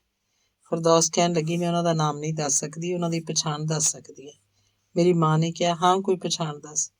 ਫਰਦੌਸ ਕਹਿਣ ਲੱਗੀ, ਤੇਰਾ ਪਿਓ ਸੌਲੇ ਰੰਗ ਦਾ ਹੈ, ਛੋਟੀ ਛੋਟੀ ਦਾੜੀ, ਸਿਰ ਤੇ ਪਟੇ ਰੱਖਦਾ ਹੈ। ਤੇਰੀ ਮਾਂ ਸ਼ਕਲ ਦੀ ਬਹੁਤ ਸੋਹਣੀ ਹੈ, ਪਰ ਰੋ ਰੋ ਅੱਖਾਂ ਗਵਾ ਬੈਠੀ ਹੈ। ਤੇਰੀ ਇੱਕ ਭੈਣ ਜਿਹਨੂੰ ਖੱਬੀ ਲੱਤ ਤੇ ਪਿਛਲੇ ਪਾਸੇ ਕੁੱਤੇ ਦੇ ਵੱਢਣ ਦਾ ਵੱਡਾ ਸਾਰਾ ਨਿਸ਼ਾਨ ਹੈ, ਤੇਰੇ ਕੋਲ ਹੈ। ਤੇਰਾ ਭਰਾ ਜਿਹਨੂੰ ਤੂੰ ਸਿਰ 'ਚ ਵੱਟਾ ਮਾਰਿਆ ਸੀ, ਉਹਦੇ ਸਿਰ ਤੇ ਉਤਣੀ ਜ਼ਖਮ ਵਾਲੀ ਥਾਂ ਗੰਜੀ ਹੈ। ਬਾਕੀ ਇੱਕ ਤੇਰੀ ਭੈਣ ਅਜੇ ਛੋਟੀ ਹੈ। ਮੇਰੀ ਮਾਂ ਮੇਰੇ ਵੱਲ ਇਸ਼ਾਰਾ ਕਰਕੇ, ਇਹ ਗੱਲ ਤਾਂ ਬਿਲਕੁਲ ਸੱਚ ਹੈ। ਮੈਨੂੰ ਤਾਂ ਇਸ ਫਾਲਚੀ ਤੇ ਪੂਰੀ ਤਸੱਲੀ ਹੈ। ਜੋ ਕੋਈ ਤੁਸੀਂ ਚਾਹੋ ਪੁੱਛ ਸਕਦੇ ਹੋ। ਤੇ ਮੈਂ ਪੁੱਛਣ ਲੱਗੀ, ਫਿਰਦੌਸ ਮੇਰੇ ਅੱਬਾ ਮੇਰੀ ਮਾਂ ਨੂੰ ਕਦ ਮਿਲੇਗਾ? ਫਿਰਦੌਸ ਕਹਿਣ ਲੱਗੀ 6ਵੇਂ 7ਵੇਂ ਦਿਨ। ਮਲੂਕ ਕਹਿਣ ਲੱਗੀ ਘਰ ਤਾਂ ਉਹ 4 ਸਾਲ ਨੂੰ ਆਏਗਾ, ਪਰ ਇਹਨੂੰ ਕਿਸ ਤਰ੍ਹਾਂ 7ਵੇਂ ਦਿਨ ਮਿਲ ਸਕੇਗਾ? ਫਾਲਚੀ ਗੱਲ ਤਾਂ ਫਿਰਦੌਸ ਤੁਹਾਨੂੰ ਹਰ ਇੱਕ ਠੀਕ ਠੀਕ ਦੱਸ ਦੇਗੀ, ਪਰ ਇਸ ਗੱਲ ਦਾ ਜਵਾਬ ਇਸ ਸ਼ਰਤ ਤੇ ਪੁੱਛ ਸਕਦੇ ਹੋ ਕਿ ਜਦ ਤੱਕ ਕਸਮ ਖਾਓ ਕਿ ਤੁਹਾਤੋਂ ਬਾਹਰ ਗੱਲ ਨਹੀਂ ਨਿਕਲੇਗੀ। ਅਸੀਂ ਸਾਰਿਆਂ ਨੇ ਖੁਸ਼ੀ-ਖੁਸ਼ੀ ਇਸ ਗੱਲ ਦਾ ਇਕਰਾਰ ਕੀਤਾ ਤੇ ਸਹੁੰ ਖਾਧੀਆਂ। ਫਾਲਚੀ ਫਿਰਦੌਸ ਨੂੰ ਕਹਿਣ ਲੱਗਾ, ਮਲੂਕ ਪੁੱਛਦੀ ਹੈ ਕਿ ਉਹ ਆਪਣੀ ਵਹੁਟੀ ਨੂੰ 7ਵੇਂ ਦਿਨ ਕਿਸ ਤਰ੍ਹਾਂ ਮਿਲ ਸਕੇਗਾ। ਫਿਰਦੌਸ ਨੇ ਦੱਸਿਆ ਕਿ ਇਸ ਗੱਲ ਦਾ ਮੈਨੂੰ ਪਤਾ ਨਹੀਂ, 7ਵਾਂ ਦਿਨ ਦੂਰ ਨਹੀਂ, ਤੁਸੀਂ ਵੇਖ ਲੈਣਾ। ਮਲੂਕ ਕਹਿਣ ਲੱਗੀ 4 ਸਾਲ ਇਹ ਸ਼ਿਰਾਜ਼ ਹੀ ਰਹੇਗੀ। ਫਿਰਦੌਸ ਨੇ ਕਿਹਾ ਕਿ ਇਹ ਦੀਨ ਗੁਲ ਤੋਂ ਸਦਾ ਲਈ ਛੁਟਕਾਰਾ ਪਾਏਗੀ ਤੇ ਮੁੜ ਉਹਨੂੰ ਨਹੀਂ ਮਿਲ ਸਕੇਗੀ। ਹੁਣ ਫਾਲਚੀ ਨੇ ਫਿਰਦੌਸ ਦੇ ਮੂੰਹ ਤੋਂ ਕੱਪੜਾ ਲਾਹੁੰਦਿਆਂ 5-7 ਵਾਰੀ ਕੁਝ ਬਾਣੀ ਪੜ੍ਹੀ ਤੇ ਉਹਦੇ ਮੂੰਹ ਤੇ ਹੱਥ ਫੇਰਿਆ। ਉਹਦੀ ਜਾਗ ਖੁੱਲ ਗਈ ਤੇ ਉੱਠ ਕੇ ਬੈਠ ਗਈ। ਮੇਰੀ ਮਾਂ ਨੇ 30 ਤੁਮਾਨ ਈਰਾਨੀ ਸਿੱਕਾ, ਜੋ 5 ਰੁਪਇਆਂ ਦੇ ਬਰਾਬਰ ਹੁੰਦਾ, ਫਾਲਚੀ ਨੂੰ ਦਿੱਤੇ, ਜਿਹੜੇ ਉਸਨੇ ਨਾ ਲਿੱਤੇ। ਇੰਨਾ ਕਹਿ ਕੇ ਕਿ ਮੈਂ ਇਹ ਰਕਮ 8 ਦਿਨਾਂ ਨੂੰ ਤੁਹਾਡੇ ਕੋਲੋਂ ਲਵਾਂਗਾ, ਹੱਸਦਾ ਸਾਥੋਂ ਵਿਦਾ ਹੋਇਆ। ਮੈਂ ਆਪਣਾ ਆਪ ਉਸ ਫਾਲਚੀ ਦੇ ਸਪੁਰਦ ਕਰ ਚੁੱਕੀ ਸਾਂ। ਉਹਦਾ ਇਸ ਤਰ੍ਹਾਂ ਚਲਾ ਜਾਣਾ ਮੈਨੂੰ ਚੰਗਾ ਨਾ ਭਾਸਿਆ। ਮੈਂ ਤੇ ਸਹੇਲੀਆਂ ਦੀ ਮੌਜੂਦਗੀ ਨੇ ਮੈਨੂੰ ਉਹਦੀ ਬਾਂਹ ਫੜਨ ਤੋਂ ਰੋਕ ਦਿੱਤਾ। ਫਿਰ ਵੀ ਉਹਨੂੰ ਦਰਵਾਜ਼ੇ ਤੱਕ ਛੱਡਣ ਦੇ ਬਹਾਨੇ ਉਹਦੇ ਨਾਲ ਗਈ। ਫਿਰਦੌਸ ਨੂੰ ਇਸ਼ਾਰਾ ਕਰਕੇ ਆਪਣੇ ਨਾਲ ਲਿੱਤਾ ਤੇ ਕਿਹਾ ਕਿ ਇਸ ਫਾਲਚੀ ਦਾ ਪੂਰਾ ਪਤਾ ਕੱਢੀ, ਕਿੱਥੇ ਰਹਿੰਦਾ, ਕਿਹਦਾ ਪੁੱਤਰ ਹੈ। ਸਾਰਾ ਭੇਦ ਮਾਲੂਮ ਕਰਨ ਲਈ ਫਿਰਦੌਸ ਉਹਦੇ ਮਗਰ ਚਲੀ ਗਈ। ਕੋਈ 5-7 ਮਿੰਟ ਮੈਨੂੰ ਦੋਵੇਂ ਅੱਗੜ ਪਿੱਛੜ ਜਾਂਦੇ ਦਿਸਦੇ ਰਹੇ। ਮੈਂ ਆਪਣੇ ਪਿਆਰੇ ਫਾਲਚੀ ਦੀ ਪਿੱਠ ਵੇਖਦੀ ਰਹੀ। ਜਿਉਂ ਹੀ ਉਹ ਮੇਰੀਆਂ ਅੱਖਾਂ ਤੋਂ ਓਹਲੇ ਹੋਇਆ, ਮੇਰੇ ਦਿਲ ਨੂੰ ਬੜੀ ਸੱਟ ਲੱਗੀ ਤੇ ਠੰਡਾ ਸਾਹ ਭਰਦੀ ਕਲੇਜਾ ਥੰਮ ਕੇ ਉੱਥੇ ਮਿੱਟੀ ਦੀ ਮੂਰਤ ਹੋ ਕੇ ਬੈਠ ਗਈ। ਮੈਨੂੰ ਯਾਦ ਹੈ, ਅੱਜ ਅੰਜਰੀਨਾ, ਮਲੂਕ, ਆਹੂ ਤੇ ਮੇਰੀ ਮਾਂ ਮੈਨੂੰ ਲੱਭਣ ਵਾਸਤੇ ਆਈਆਂ ਤਾਂ ਮੇਰੇ ਮੂੰਹ ਇਹ ਨਿਕਲ ਰਿਹਾ ਸੀ, ਦਿਲ ਲੈ ਕੇ ਚਲੇ ਜਾਓਗੇ, ਕੈਸੇ ਜੀਏਂਗੇ ਹਮ। ਮਾਂ ਦੇ ਡਰ ਤੇ ਸ਼ਰਮ ਨਾਲ ਜਿਹੜੀ ਇਸਤਰੀਆਂ ਦੇ ਕੁਦਰਤੀ ਸੁਭਾਅ ਦਾ ਇੱਕ ਕੀਮਤੀ ਅੰਗ ਹੁੰਦਾ, ਮੈਂ ਚੁੱਪ ਕਰ ਗਈ ਤੇ ਨਕਲੀ ਹਾਸੇ ਨਾਲ ਮਾਂ ਜੀ ਤੇ ਸਹੇਲੀਆਂ ਨੂੰ ਕਿਹਾ, ਮੈਂ ਇਸ ਵਾਸਤੇ ਇਸ ਡਿਉਢੀ 'ਚ ਬੈਠੀ ਰਹੀ ਹਾਂ ਕਿ ਵੇਖਾਂ ਮੈਨੂੰ ਲੱਭਣ ਵਾਸਤੇ ਕੌਣ ਪਹਿਲਾਂ ਆਉਂਦਾ ਹੈ। ਕਾਂਡ 6ਵਾਂ। ਮਲੂਕ, ਅੰਜਰੀਨਾ ਤੇ ਮੈਨੂੰ ਘਰ ਛੱਡਣ ਵਾਸਤੇ ਸੁੰਦਰੀ ਨੇ ਇੱਕ ਆਪਣੇ ਗੁਆਂਢਣ ਭੇਜ ਦਿੱਤੀ। ਮੇਰੀ ਮਾਂ, ਆਹੂ ਤੇ ਮੈਂ ਆਪਣੇ ਘਰ ਨੂੰ ਆ ਗਈਆਂ। ਮੈਂ ਸੁੰਦਰੀ ਨੂੰ ਫਿਰਦੌਸ ਦੇ ਬਾਜ਼ਾਰੋਂ ਆ ਜਾਣ ਤੇ ਮੇਰੇ ਘਰ ਭੇਜਣ ਲਈ ਬੇਨਤੀ ਕੀਤੀ। ਦਿਨ ਚੜ੍ਹਦਿਆਂ ਇੱਕ ਸਿਪਾਹੀ ਹੱਥ 'ਚ ਸਰਕਾਰੀ ਚਿੱਠੀ ਲਈ ਸਾਡੇ ਘਰ ਆ ਪਹੁੰਚਾ। ਸਕੀਨਾ ਖਾਨਮ ਕਰਕੇ 2-3 ਆਵਾਜ਼ਾਂ ਮਾਰੀਆਂ। ਮੈਂ ਬਾਰੀ 'ਚੋਂ ਤੱਕੀ ਤੇ ਪੁੱਛਿਆ, ਕੌਣ ਹੈ? ਸਿਪਾਹੀ ਕਹਿਣ ਲੱਗਾ ਕਿ ਸਕੀਨਾ ਖਾਨਮ ਦੀਨ ਗੁਲ ਦੇ ਘਰੋਂ ਦੇ ਨਾਮ ਇਹ ਸਮਨ ਹਨ। ਚੌਥੇ ਦਿਨ ਉਹਨਾਂ ਦੀ ਗਵਾਹੀ ਆਗਾ ਅਬਾਸ ਇਵਾ ਗਮਰਖ ਸ਼ਿਰਾਜ਼ 'ਚ ਹੋਣੀ ਹੈ। ਇਹ ਚੌਥੇ ਦਿਨ ਸਵੇਰੇ ਉੱਥੇ ਪਹੁੰਚ ਜਾਵੇ। ਫਿਰਦੌਸ ਵੀ ਆ ਪਹੁੰਚੀ ਤੇ ਕਾਗਜ਼ ਉੱਪਰ ਲਿਆ ਮਾਂ ਪਾਸੋਂ ਦਸਖਤ ਕਰਵਾ ਕੇ ਪਿਆਦੇ ਨੂੰ ਦੇ ਆਈ। ਇਸ ਚਿੱਠੀ ਅਥਵਾ ਸੰਮਨ ਦੀਆਂ ਸੋਚਾਂ ਕਰਕੇ ਮੈਂ ਫਿਰਦੌਸ ਨਾਲ ਕੋਈ ਗੱਲ ਨਾ ਕੀਤੀ, ਸਗੋਂ ਮਾਂ ਨੂੰ ਬੋਲੀ, ਨਾਨਾ ਜਾਨ, ਇਹ ਕੀ ਗੱਲ ਹੈ, ਤੁਸੀਂ ਸ਼ਿਰਾਜ਼ ਕਿਸ ਤਰ੍ਹਾਂ ਜਾਓਗੇ? ਮੇਰੀ ਮਾਂ ਬੋਲੀ, ਜੇ ਮੈਂ ਰਸਤੇ ਜਾਣਦੀ ਹੁੰਦੀ ਤਾਂ ਆਪਣੀ ਜਾਨ ਤੋਂ ਪਿਆਰਾ ਧਰਮ ਕਿਉਂ ਗਵਾ ਦਿੰਦੀ। ਮੈਂ ਕਿਹਾ, ਮਾਂ ਜੀ, ਤੁਸੀਂ ਇਕੱਲਿਆਂ ਨਾ ਜਾਣਾ, ਅੱਗੇ ਤੁਸੀਂ ਬੜੇ ਦੁੱਖ ਉਠਾਏ ਹਨ, ਮੇਰੇ ਕਹੇ ਲੱਗੋ ਤੇ ਅੰਜਰੀਨਾ ਜਾਂ ਮਲੂਕ ਦੇ ਭਰਾ ਨਾਲ ਤੁਸੀਂ ਚਲੇ ਜਾਓ। ਅੰਜਰੀਨਾ ਦਾ ਭਰਾ ਤਾਂ ਨਾ ਮਿਲ ਸਕਿਆ, ਪਰ ਮਲੂਕ ਦੇ ਭਰਾ ਨੂੰ ਫਿਰਦੌਸ ਸੱਦ ਲਿਆਈ, ਜੋ ਤਿਆਰੀ ਕਰਕੇ ਮੇਰੀ ਮਾਂ ਨਾਲ ਤੁਰ ਪਿਆ। ਜਾਣ ਲੱਗਿਆ ਮਾਂ ਜੀ ਨੇ ਮੈਨੂੰ ਤੇ ਆਹੂ ਨੂੰ ਬੜਾ ਪਿਆਰ ਕੀਤਾ। ਕਹਿਣ ਲੱਗੀ, ਫਾਲਚੀ ਦੀਆਂ ਗੱਲਾਂ ਸੱਚੀਆਂ ਸਾਬਤ ਹੋਣ ਲੱਗੀਆਂ ਹਨ। ਮੈਂ ਕਿਹਾ, ਹਾਂ ਠੀਕ ਹੈ ਮਾਂ ਜੀ, ਤੁਸੀਂ ਛੇਤੀ ਵਾਪਸ ਆਉਣਾ। ਹੁਣ ਮੈਂ ਫਿਰਦੌਸ ਨੂੰ ਕੋਲ ਲੈ ਫਾਲਚੀ ਦੀ ਬਾਬਤ ਗੱਲਾਂ ਬਾਤਾਂ ਕਰਨ ਲੱਗੀ। ਮੈਂ ਕਿਹਾ, ਫਿਰਦੌਸ, ਉਹ ਫਾਲਚੀ ਕਿੱਥੇ ਰਹਿੰਦਾ ਜੋ ਕੁਛ ਉਹਦੀ ਬਾਬਤ ਤੂੰ ਜਾਣ ਚੁੱਕੀ ਹੈ, ਮੈਨੂੰ ਦੱਸ। ਫਿਰਦੌਸ ਕਹਿਣ ਲੱਗੀ, ਬੀਬੀ ਜੀ, ਉਹਦਾ ਮਕਾਨ ਸਰਬਾਜ਼ ਖਾਨੇ ਦੇ ਪਿਛਲੇ ਪਾਸੇ ਹੈ। ਜਦ ਸਰਬਾਜ਼ ਖਾਨੇ ਕੋਲੋਂ ਆਪਣੀ ਮਕਾਨ ਵੱਲ ਨੂੰ ਭੌਣ ਲੱਗਾ, ਮੈਂ ਅਕਲੀ ਨੂੰ ਆਪਣੇ ਮਗਰ ਆਉਂਦੀ ਵੇਖ ਉਹਨੇ ਆਪੇ ਆਵਾਜ਼ ਮਾਰ ਲਈ ਤੇ ਮੈਨੂੰ ਆਪਣੇ ਮਕਾਨ 'ਚ ਨਾਲ ਲੈ ਗਿਆ। ਜਾਂਦਿਆਂ ਇੱਕ ਬੜੀ ਸੋਹਣੀ ਜਿਹੀ ਇਸਤਰੀ ਨੇ ਉਹਨੂੰ ਹੱਥ ਜੋੜ ਕੇ ਸਲਾਮ ਫਤਿਹ ਬੁਲਾਈ ਤੇ ਮੈਨੂੰ ਵੀ ਬਿਠਾਇਆ ਤੇ ਮੇਰੇ ਵਾਸਤੇ ਦੁੱਧ ਲੈ ਆਈ। ਫਾਲਚੀ ਇੱਕ ਕੁਰਸੀ ਹੋਰ ਮੰਗਵਾ ਕੇ ਮੇਰੇ ਕੋਲ ਆ ਬੈਠਾ ਤੇ ਉਹਦੀ ਤੀਵੀਂ, ਜੋ ਉਹਨੇ ਮਗਰੋਂ ਮੈਨੂੰ ਦੱਸਿਆ ਕਿ ਉਹਦੀ ਭੈਣ ਲੱਗਦੀ ਹੈ, ਵੀ ਸਾਡੇ ਕੋਲ ਆ ਖੜੀ ਹੋਈ। ਮੇਰੇ ਨਾਲ ਕਈ ਗੱਲਾਂ ਕਰਦੇ ਰਹੇ, ਜਿਹਨੂੰ ਉਹਦੀ ਭੈਣ ਉੱਕਾ ਹੀ ਨਹੀਂ ਸਮਝਦੀ ਸੀ। ਫਾਲਚੀ ਆਪਣੀ ਭੈਣ ਨਾਲ ਹੋਰ ਬੋਲੀ 'ਚ ਗੱਲ ਕਰਦਾ ਸੀ, ਜਿਹਨੂੰ ਮੈਂ ਨਹੀਂ ਸੀ ਸਮਝ ਸਕਦੀ। ਮੈਂ ਉਹਨਾਂ ਦੀ ਸੂਰਤ ਤੇ ਗੱਲਬਾਤ ਕਰਨ ਦੇ ਢੰਗ ਤੋਂ ਚੰਗੀ ਤਰ੍ਹਾਂ ਪ੍ਰਤੀਤ ਕਰ ਸਕਦੀ ਸਾਂ ਕਿ ਇਹ ਲੋਕ ਬੜੇ ਅੱਛੇ ਹਨ। ਉਹਦੀ ਭੈਣ ਦਾ ਸੁਭਾਅ ਤਾਂ ਬੜਾ ਹੀ ਚੰਗਾ ਸੀ। ਉਹ ਮੈਨੂੰ ਬੜੇ ਪਿਆਰ ਤੇ ਖੁਸ਼ੀ ਨਾਲ ਬੁਲਾਉਂਦੀ ਸੀ, ਜਿਹਦਾ ਤਰਜਮਾ ਫਾਲਚੀ ਮੈਨੂੰ ਦੱਸਦਾ ਸੀ। ਮੈਂ ਫਾਲਚੀ ਦੀ ਭੈਣ ਨੂੰ ਸਿਰ ਤੋਂ ਲੈ ਕੇ ਪੈਰਾਂ ਤੱਕ ਵੇਖਿਆ। ਉਹਦੇ ਹੱਥ 'ਚ ਲੋਹੇ ਦਾ ਅਲੰਗੂ ਮਤਲਬ ਕੜਾ, ਕਮਰ ਨਾਲ ਸੋਹਣੀ ਸ਼ਮਸ਼ੀਰ ਮਤਲਬ ਕਿਰਪਾਨ, ਲੰਮੀ ਗੁੱਤ, ਅੱਗੇ ਰਿਬਨ ਜਿਹਦੇ ਨਾਲ ਇੱਕ ਦੰਦ ਖੰਦ ਦੀ ਗੋਲ ਛੋਟੀ ਜਿਹੀ ਸ਼ਾਨਾ ਕੰਘੀ ਬੰਨੀ ਹੋਈ ਸੀ।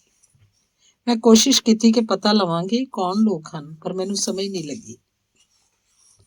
ਰਾਤ ਦੀ ਗੱਲ ਹੈ, ਜਦ ਮੈਂ ਸੁੰਦਰੀ ਦੇ ਘਰੋਂ ਹੋ ਮਲੂਕ ਵੱਲ ਜਾ ਰਹੀ ਸਾਂ, ਉਹਨੂੰ ਇਹ ਕਹਿ ਕੇ ਕਿ ਤੁਹਾਡੇ ਵੱਲ ਸਵੇਰੇ ਆ ਸਕਾਂਗੀ, ਤਾਂ ਫਾਲਚੀ ਦੀ ਭੈਣ ਪੈਰੀ ਬੂਟ, ਗੋਡਿਆਂ ਤੱਕ ਜਰਾਬਾਂ, ਲੰਮੀ ਪਿਰਾਨ, ਸਿਰ ਤੇ ਕਾਲੀ ਚਾਦਰ ਬੁਰਕੇ ਵਾਲੀ ਪਾਈ ਹੋਈ ਮੈਨੂੰ ਮਿਲ ਗਈ ਤੇ ਮੈਨੂੰ ਸਲਾਮ ਅਲੈਕਮ ਕਹੀ ਤੇ ਸਾਡੇ ਖਾਸ ਬੋਲੀ 'ਚ ਬੋਲੀ ਕਿ ਤੁਸੀਂ ਸਾਡੇ ਘਰ ਜ਼ਰੂਰ ਆਇਆ ਕਰੋ, ਸਾਡਾ ਇੱਥੇ ਕੋਈ ਵਾਕਫ ਨਹੀਂ ਤੇ ਸਾਡਾ ਇਕੱਲਿਆਂ ਦਾ ਜੀ ਨਹੀਂ ਲੱਗਦਾ। ਮੈਂ ਉਹਨਾਂ ਨੂੰ ਪੁੱਛਿਆ, ਤੁਸੀਂ ਤਾਂ ਸਾਡੀ ਬੋਲੀ ਨਹੀਂ ਜਾਣਦੇ, 5-6 ਘੰਟਿਆਂ 'ਚ ਕਿੱਥੋਂ ਸਿੱਖ ਗਏ ਹੋ? ਉਹਨੇ ਉੱਤਰ ਦਿੱਤਾ ਕਿ ਮੈਂ ਤਾਂ ਸਭ ਕੁਝ ਜਾਣਦੀ ਹਾਂ, ਪਰ ਸਾਡੀ ਦੂਜੀ ਭੈਣ ਜਿਹੜੀ ਤੁਹਾਡੇ ਪਾਸ ਖੜੀ ਸੀ, ਉਹ ਇਸ ਬੋਲੀ ਤੋਂ ਨਾ ਵਾਕਫ ਹੈ। ਉਹ ਤੁਹਾਡੀ ਬਾਬਤ ਜ਼ਿਕਰ ਕਰਨ ਲੱਗੀ ਸੀ, ਪਰ ਝੱਟ ਹੀ ਕੁਝ ਸੋਚ ਕੇ ਮੈਥੋਂ ਇਜਾਜ਼ਤ ਲੈ ਕੇ ਚਲੀ ਗਈ। ਇਸ ਤੋਂ ਪ੍ਰਤੀਤ ਹੁੰਦਾ ਸੀ ਕਿ ਉਹਨੂੰ ਕੋਈ ਬਹੁਤ ਜ਼ਰੂਰੀ ਕੰਮ ਸੀ। ਫਿਰ ਵੀ ਹੱਥ ਜੋੜ ਕੇ ਮੈਨੂੰ ਕਹਿ ਗਈ ਕਿ ਤੁਹਾਨੂੰ ਨਾਲ ਲੈ ਸਵੇਰੇ ਜ਼ਰੂਰ ਸਾਡੇ ਫਾਲਚੀ ਦੇ ਮਕਾਨ ਤੇ ਆਉਣਾ। ਹੁਣ ਦੱਸੋ ਤੁਹਾਡੀ ਕੀ ਮਰਜ਼ੀ ਹੈ, ਕਿ ਤੁਸੀਂ ਫਾਲਚੀ ਦੇ ਮਕਾਨ ਤੇ ਜਾ ਸਕਦੇ ਹੋ? ਮੈਂ ਕਿਹਾ, ਫਿਰਦੌਸ ਤੂੰ ਸਮਝ ਤਾਂ ਚੁੱਕੀ ਹੋਏਗੀ ਕਿ ਮੈਂ ਫਾਲਚੀ ਨੂੰ ਚਾਹੁੰਦੀ ਹਾਂ। ਇਹ ਵੀ ਸੁਣ ਕੇ ਮੈਂ ਖੁਸ਼ ਹੋਈ ਹਾਂ ਕਿ ਉਹਦੇ ਪਾਸ ਉਹਦੀ ਵਹੁਟੀ ਨਹੀਂ, ਕੇਵਲ 2 ਭੈਣਾਂ ਹੀ ਹੈ। ਮੇਰਾ ਦਿਲ ਵੀ ਉਹਦੀ ਮਕਾਨ ਤੇ ਜਾਣਦਾ ਹੈ, ਪਰ ਮੈਨੂੰ ਇਹ ਵੀ ਪਤਾ ਹੈ ਕਿ ਮੈਨੂੰ ਇਸ ਤਰ੍ਹਾਂ ਉਹਦੇ ਘਰ ਜਾਣਾ ਸ਼ੋਭਦਾ ਨਹੀਂ। ਤੂੰ ਉਹਨਾਂ ਦੇ ਘਰ ਜਾ ਤੇ ਮੇਰੇ ਵੱਲੋਂ ਕੁਝ ਫਲ, ਸਰਦੇ ਜਾਂ ਅੰਗੂਰ ਉਹਦੇ ਘਰ ਲੈ ਜਾ ਤੇ ਜਾ ਕੇ ਉਹਦੀ ਇੱਕ ਭੈਣ ਨੂੰ ਆਪਣੇ ਨਾਲ ਲੈ ਆਈ। ਉਹਦੇ ਨਾਲ ਮੈਂ ਚਲੀ ਜਾਵਾਂਗੀ। ਆਉਂਦੀ ਮਾਂ ਜੀ ਨੂੰ ਵੀ ਕਹਿ ਸਕਾਂਗੀ ਕਿ ਫਾਲਚੀ ਦੀ ਭੈਣ ਮੈਨੂੰ ਲੈਣ ਆਈ ਸੀ। ਕਿਉਂ ਫਿਰਦੌਸ, ਠੀਕ ਹੈ ਨਾ? ਫਿਰਦੌਸ ਕਹਿਣ ਲੱਗੀ, ਅੱਛਾ ਮੈਂ ਜਾਣੀ ਆ ਤੇ ਉਹਦੀ ਭੈਣ ਨੂੰ ਨਾਲ ਲੈ ਕੇ ਆਉਣੀ ਆ। 1 ਘੰਟੇ ਵਿੱਚ ਹੀ ਫਾਲਚੀ ਦੀ ਭੈਣ ਨੂੰ ਨਾਲ ਲੈ ਆਈ। ਕੁਝ ਚਿਰ ਉਹਨੂੰ ਆਪਣੇ ਪਾਸ ਬਿਠਾ ਕੇ ਸੁੰਦਰੀ ਨੂੰ ਦੱਸ ਕੇ ਫਿਰਦੌਸ ਫਾਲਚੀ ਦੇ ਘਰ ਚਲੀ ਗਈ। ਮੈਂ ਫਿਰਦੌਸ ਨੂੰ ਕਿਹਾ ਸੀ ਕਿ ਤੂੰ ਮੈਨੂੰ ਸੰਧਿਆ ਵੇਲੇ ਆ ਕੇ ਲੈ ਜਾਈਂ। ਜੇ ਮਲੂਕ ਦੇ ਘਰ ਜਾਣਾ ਚਾਹੇ ਤਾਂ ਜਾ। ਉਹ ਚਲੀ ਗਈ। ਅੱਜ ਮੇਰਾ ਖਾਣਾ ਪਿਆਰੇ ਫਾਲਚੀ ਦੇ ਘਰ ਸੀ। ਉਹਨਾਂ ਨੇ ਮੇਰੇ ਵਾਸਤੇ ਜ਼ਮੀਨੀ ਸੇਬ ਮਤਲਬ ਆਲੂਆਂ ਦੀ ਭਾਜੀ, ਆਸ਼ਾ ਮਤਲਬ ਸਵਾਦਲੀ ਦਾਲ, ਰੋਗਨੀ ਨਾਨ, ਹੱਥ ਲੱਗੇ ਫੁਲਕੇ ਪਕਾਏ। ਸਾਡੇ ਦੇਸ਼ 'ਚ ਕੇਵਲ ਗੋਸ਼ਤ ਦਾ ਰਿਵਾਜ ਸੀ। ਆਸ਼ਾ ਮਤਲਬ ਦਾਲ, ਜ਼ਮੀਨੀ ਸੇਬ ਮਤਲਬ ਆਲੂ, ਬਗੈਰ ਮਾਸ ਦੇ ਬਣੇ ਖਾਣੇ ਵੀ ਐਸੇ ਸਵਾਦੀ ਸੀ ਕਿ ਮੈਂ ਤਾਰੀਫ ਕੀਤੇ ਬਗੈਰ ਰਹਿ ਨਹੀਂ ਸੀ ਸਕੀ। ਮੈਂ ਮਤਵਾਤਰ ਉਹਦੇ ਘਰ ਜਾਂਦੀ ਰਹੀ ਤੇ ਸੰਧਿਆ ਵੇਲੇ ਆਪਣੇ ਘਰ ਆ ਜਾਂਦੀ ਸੀ। ਇੰਨੇ ਚਿਰ 'ਚ ਮੈਨੂੰ ਮਾਲੂਮ ਹੋ ਗਿਆ ਕਿ ਫਾਲਚੀ ਵੀ ਮੈਨੂੰ ਪ੍ਰੇਮ ਕਰਦਾ ਹੈ। ਇੱਕ ਦਿਨ ਮਲੂਕ, ਅੰਜਰੀਨਾ ਤੇ ਆਹੂ ਵੀ ਮੇਰੇ ਨਾਲ ਹੀ ਚਲੀਆਂ ਗਈਆਂ ਤੇ ਫਾਲਚੀ ਪਾਸੋਂ ਕਈ ਗੱਲਾਂ ਪੁੱਛਦੀਆਂ ਰਹੀਆਂ। ਹਰ ਵਾਰੀ ਫਾਲਚੀ ਸਾਨੂੰ ਇਹੀ ਕਹਿੰਦਾ ਸੀ ਕਿ ਤੁਸੀਂ ਬਾਹਰ ਕਿਸੇ ਨਾਲ ਗੱਲ ਨਾ ਕਰਨੀ, ਮਤਾਂ ਬਹੁਤ ਲੋਕ ਮੈਨੂੰ ਆ ਕੇ ਤੰਗ ਨਾ ਕਰਨ, ਕਿਉਂਕਿ ਮੇਰਾ ਪੇਸ਼ਾ ਨਜ਼ੂਮੀ ਦਾ ਨਹੀਂ ਹੈ। ਇਹ ਤਾਂ ਕੇਵਲ ਮੈਂ ਸ਼ੌਕ ਨਾਲ ਸਿੱਖਿਆ ਹੋਇਆ ਹੈ। ਮੈਂ ਵਪਾਰੀ ਹਾਂ। ਮੇਰਾ ਮਾਲ ਕੁਝ ਰਾਹ ਜਨਾਂ ਨੇ ਲੁੱਟ ਲਿਆ। ਉਹਨਾਂ ਨਾਲ ਮੇਰੇ ਮੁਕੱਦਮੇ ਹਨ, ਜਿਸ ਕਰਕੇ ਮੈਂ ਇੱਥੇ ਠਹਿਰਿਆ ਹੋਇਆ।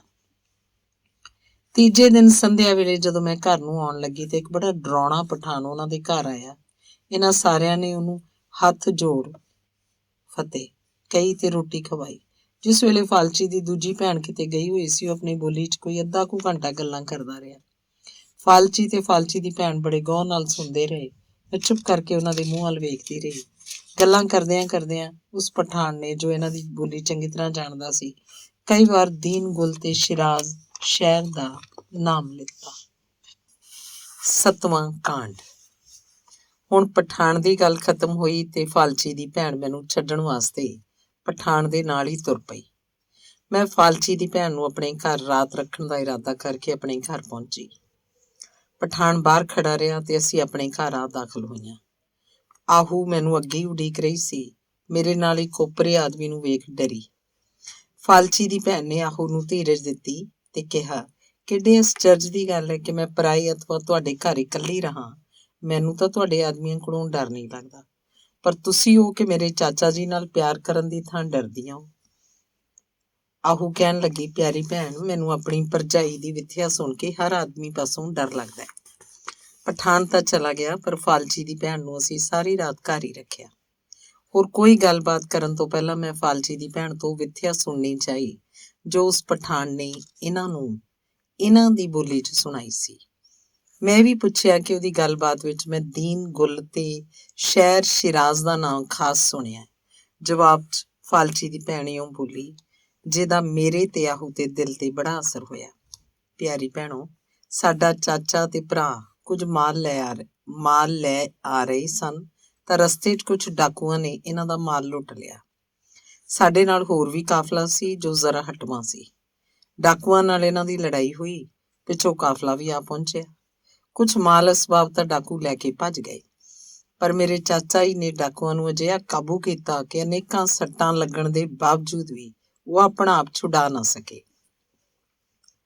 ਕਾਫਲੇ ਵਾਲਿਆਂ ਦੀ ਮਦਦ ਨਾਲ ਉਹ ਦੋਵੇਂ ਸ਼ਹਿਰ ਸ਼ਿਰਾਜ਼ ਦੀ ਪੁਲਿਸ ਦੇ ਹਵਾਲੇ ਕੀਤੇ ਗਏ। ਉਹਨਾਂ ਦਾ ਮੁਕੱਦਮਾ ਸੀ, ਜਿਹਦੀ ਗਵਾਹੀ ਵਾਸਤੇ ਚਾਚਾ ਜੀ ਉੱਥੇ ਗਏ ਸਨ। ਅੱਜ ਤੋਂ 6ਵੇਂ ਦਿਨ ਨੂੰ ਫੈਸਲਾ ਹੋ ਜਾਏਗਾ ਤੇ ਉਮੀਦ ਹੈ ਕਿ ਉਹਨਾਂ ਡਾਕੂਆਂ ਨੂੰ ਕਰੜੀਆਂ ਸਜ਼ਾਵਾਂ ਹੋਣਗੀਆਂ। ਦੀਨ ਗੁਲ ਦੀ ਬਾਤ ਇਉਂ ਹੈ, ਚਾਚਾ ਜੀ ਦੱਸਦੇ ਹਨ ਕਿ ਉਸੇ ਅਦਾਲਤ ਵਿੱਚ ਇੱਕ ਦੀਨ ਗੁਲ ਨਾਮੇ ਪਠਾਨ ਦਾ ਮੁਕੱਦਮਾ ਚੱਲ ਰਿਹਾ ਹੈ। ਦੀਨ ਗੁਲ ਦਾ ਪਹਿਲਾ ਸਬੰਧ ਕੁਝ ਡਾਕੂਆਂ ਨਾਲ ਰਿਹਾ ਹੈ, ਅਥਵਾ ਉਹ ਉਹਨਾਂ ਪਾਸੋਂ ਮਾਲ ਲੈ ਕੇ ਬਾਜ਼ਾਰ ਵੇਚਦਾ ਰਿਹਾ ਹੈ। ਉਸ ਤੇ ਇਹ ਵੀ ਇਲਜ਼ਾਮ ਹੈ ਕਿ ਉਹਨੇ ਇੱਕ ਹਿੰਦੀ ਔਰਤ ਦੀ ਸਾਰੀ ਜਾਇਦਾਦ ਖਾ ਲਈ ਹੈ ਤੇ ਧੋਖੇ ਨਾਲ ਕੁਝ ਆਦਮੀਆਂ ਨੂੰ ਲਾਲਚ ਦੇ ਕੇ ਉਸ ਬੇਬਸ ਅਬਲਾ ਦੀ ਮਰਜ਼ੀ ਬਗੈਰ ਬਦੋ-ਬਦੀ ਉਸ ਨਾਲ ਵਿਆਹ ਕਰ ਲਿਆ ਤੇ ਉਹਦਾ ਨਾਮ ਉਹਨੇ ਸਕੀਨਾ ਰੱਖਿਆ ਹੋਇਆ। ਜਦ ਮੁਕੱਦਮਾ ਪੇਸ਼ ਹੋਇਆ, ਚਾਚਾ ਜੀ ਦੱਸਦੇ ਹਨ, ਖਲਕਤ ਟੁੱਟ ਕੇ ਆਈ ਹੋਈ ਸੀ ਤੇ ਸਕੀਨਾ ਜ਼ਾਰ-ਜ਼ਾਰ ਰੋਂਦੀ ਨਹੀਂ ਵੇਖੀ ਜਾਂਦੀ ਸੀ। ਜਦ ਹਾਕਮ ਨੇ ਸਕੀਨਾ ਦੇ ਬਿਆਨ ਲਏ ਤਾਂ ਉਹਨੇ ਐਸੀ ਦੁੱਖ ਭਰੀ ਸਿਰ ਬੀਤੀ ਸੁਣਾਈ ਕਿ ਕਈਆਂ ਦੀਆਂ ਅੱਖਾਂ 'ਚੋਂ ਤ੍ਰਿਪ ਹੰਝੂ ਡਿੱਗ ਰਹੇ ਸਨ। ਜਦ ਉਹਨੇ ਅਸਮਾਨ ਵੱਲ ਮੂੰਹ ਕਰਕੇ ਆਖਿਆ ਕਿ ਮੇਰੀ ਗਵਾਹੀ ਅਸਮਾਨ ਦੇਏਗਾ ਜਿਹਦੇ ਹੇਠਾਂ ਮੇਰੇ ਤੇ ਜ਼ੁਲਮ ਹੋਇਆ ਹੈ, ਮੇਰੀ ਗਵਾਹੀ ਜ਼ਮੀਨ ਦੇਏਗੀ ਜਿਹਦੇ ਉੱਪਰ ਇਹ ਘੋਰ ਅਤਿਆਚਾਰ ਹੋਇਆ ਹੈ, ਜਾਂ ਇਹਦੀ ਗਵਾਹੀ ਉਹ ਮਕਾਨ ਦੇਏਗਾ ਜਿੱਥੇ ਮੇਰੇ ਤੇ ਇੰਨੇ ਜ਼ੁਲਮ ਢਾਏ ਗਏ ਹਨ। ਹਾਕਮ ਨੂੰ ਉਹਨੇ ਜਦ ਰੋ ਕੇ ਆਖਿਆ ਕਿ ਮੈਂ ਮਰ ਜਾਂਦੀ ਤਾਂ ਕੋਈ ਡਰ ਨਹੀਂ ਸੀ, ਪਰ ਮੇਰੇ ਪਿਆਰੇ ਧਰਮ ਦੀ ਇਸ ਤਰ੍ਹਾਂ ਬੁਰਛਿਆਂ ਦੇ ਹੱਥੀਂ ਜੋ ਬੁਰੀ ਤਰ੍ਹਾਂ ਦੁਰਗਤ ਹੋਈ ਹੈ, ਇਹ ਨਾ ਸਹਾਰੀ ਜਾਣ ਵਾਲੀ ਗੱਲ ਹੈ। ਕਈ ਸਾਲ ਹੋ ਚੁੱਕੇ ਹਨ, ਮੈਨੂੰ ਅੱਜ ਤੱਕ ਸਮਾਂ ਨਹੀਂ ਮਿਲ ਸਕਿਆ ਕਿ ਮੈਂ ਕੁਝ ਖਾ ਕੇ ਹੀ ਮਰ ਜਾਵਾਂ। ਮੇਰੇ ਪਿਆਰੇ ਮਾਂ-ਬਾਪ ਮਰ ਗਏ ਹੋਣਗੇ, ਮੇਰੇ ਸਹੁਰਿਆਂ ਦਾ ਕੀ ਹਾਲ ਹੋਏਗਾ। ਉਹਨੇ ਦਰਦ ਭਰੇ ਅੱਖਰਾਂ ਨਾਲ ਇਹ ਆਖਿਆ ਕਿ ਐ ਖੁਦਾ ਦੇ ਨੇਕ ਤੇ ਇਨਸਾਫ ਪਸੰਦ ਬੰਦੇ, ਮੇਰਾ ਇਸ ਮੂਜੀ ਪਾਸੋਂ ਛੁਟਕਾਰਾ ਕਰਾ ਤੇ ਇੱਕ ਵਾਰੀ ਮੈਨੂੰ ਮੇਰੇ ਦੇਸ ਭੇਜ। ਵਾਹਿਗੁਰੂ ਤੈਨੂੰ ਉਹ ਸੋਭਾ ਦੇਵੇ ਕਿ ਤੂੰ ਸਾਰੇ ਸੰਸਾਰ ਦਾ ਬਾਦਸ਼ਾਹ ਬਣੇ। ਦੀਨ ਗੁਲ ਦੇ ਬਿਆਨ ਹੋਏ। ਉਹਨੇ ਉਲਟ ਪੁਲਟ ਬਿਆਨ ਦਿੱਤੇ ਤੇ ਆਖਿਆ ਕਿ ਮੇਰੀ ਮਨਕੂਲਾ ਔਰਤ ਹੈ। ਹਾਕਮ ਦੀਨ ਗੁਲ ਕਿਸ ਦੀ ਲੜਕੀ ਹੈ ਤੇ ਕਿਸ ਮੌਲਵੀ ਨੇ ਤੇਰਾ ਇਸ ਨਾਲ ਨਿਕਾਹ ਕੀਤਾ ਸੀ?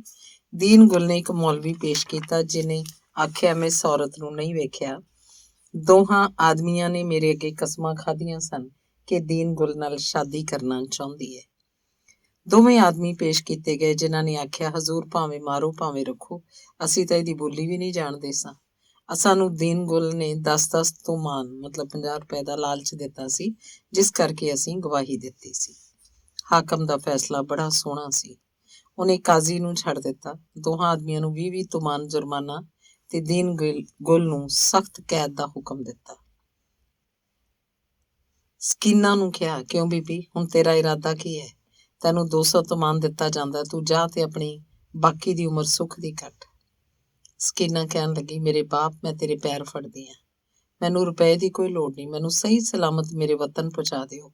ਇਸ ਨੇਕੀ ਦਾ ਬਦਲਾ ਤੈਨੂੰ ਵਾਹਿਗੁਰੂ ਦੇਏਗਾ। ਇਹ ਗੱਲਾਂ ਸਨ ਜਿਹੜੀਆਂ ਤੁਹਾਡੇ ਸਾਹਮਣੇ ਚਾਚਾ ਜੀ ਸਾਡੀ ਬੋਲੀ 'ਚ ਸਾਨੂੰ ਸੁਣਾ ਰਹੇ ਸਨ। ਹੁਣ ਆਹੂ ਨੇ ਇੱਕ ਲੰਮਾ ਸਾਹ ਭਰਿਆ, ਮੇਰੇ ਕੰਨ 'ਚ ਕੁਝ ਹੌਲੀ ਜਿਹੀ ਆਖਿਆ, ਜਿਹਨੂੰ ਪਤਾ ਨਹੀਂ ਫਾਲਚੀ ਦੀ ਭੈਣ ਨੇ ਤੇ ਝੱਟ ਸਮਝ ਲਿਆ ਤੇ ਬੋਲ ਉੱਠੀ, ਵਾਹਿਗੁਰੂ ਸਭ ਦਾ ਮਾਲਕ ਹੈ। ਮੈਂ ਤੇ ਆਹੂ ਨੇ 1 ਮਿੰਟ 'ਚ ਆਪੋ ਵਿੱਚ ਫਾਰਸੀ ਇਸ਼ਾਰਿਆਂ ਨਾਲ ਆਪਣਾ ਭੇਤ ਫਾਲਚੀ ਦੀ ਭੈਣ ਨੂੰ ਦੱਸ ਦੇਣ 'ਚ ਕੋਈ ਹਰਜ਼ ਨਾ ਸਮਝਿਆ, ਪਰ ਮੇਰਾ ਇਰਾਦਾ ਆਪਣਾ ਭੇਤ ਸਵੇਰੇ ਖੋਲਣ ਦਾ ਸੀ। ਸੋ ਅਸੀਂ ਤਿੰਨੇ ਜਣੀਆਂ ਇੱਕ ਗਲੀਚੇ ਤੇ ਇੱਕੋ ਹੀ ਰਜਾਈ ਲੈ ਕੇ ਸੌਂ ਰਹੀਆਂ। ਫਾਲਚੀ ਦੀ ਭੈਣ ਦੀਆਂ ਗੱਲਾਂ ਸੁਣ ਕੇ ਮੈਨੂੰ ਆਪਣੀ ਮਾਂ ਤੇ ਬੜਾ ਤਰਸ ਆਉਂਦਾ ਸੀ। ਅੱਬਾ ਜੀ ਨਾਲ ਮੈਨੂੰ ਪਿਆਰ ਤਾਂ ਸੀ, ਪਰ ਮਾਂ ਜੀ ਨਾਲ ਉਹਨਾਂ ਦੇ ਜ਼ੁਲਮੀ ਵਤੀਰੇ ਨੇ ਮੇਰੇ ਹਿਰਦੇ 'ਚ ਘਿਰਨਾ ਪੈਦਾ ਕਰ ਦਿੱਤੀ, ਜਿਸ ਕਰਕੇ ਮੈਨੂੰ ਸਾਰੀ ਰਾਤ ਨੀਂਦ ਨਾ ਆਈ। ਮੈਂ ਜਾਗਦਿਆਂ ਇੱਕ ਅਜੀਬ ਹੀ ਨਜ਼ਾਰਾ ਵੇਖਿਆ। ਕੁਝ 4 ਵਜੇ ਫਾਲਚੀ ਦੀ ਭੈਣ ਉੱਠੀ। ਜੰਗਲ ਪਾਣੀ ਹੋ ਕੇ ਵੱਡੀ ਚਾਹਦਾਨੀ 'ਚ ਬਾਹਰੋਂ ਹੌਜ ਵਿੱਚੋਂ ਸਾਡੇ ਹਰ ਹੌਜ ਹੁੰਦਾ ਜਿਹਦਾ ਪਾਣੀ ਸਦਾ ਵਗਦਾ ਰਹਿੰਦਾ। ਪਾਣੀ ਲਿਆ ਕੇ ਉਹਨੂੰ ਗਰਮ ਕੀਤਾ। ਵਰਾਂਡੇ 'ਚ ਗੁਸਲ ਕਰਕੇ ਸਾਡੇ ਕੋਲ ਹੀ ਰਜਾਈ ਤੇ ਬੈਠ ਗਈ।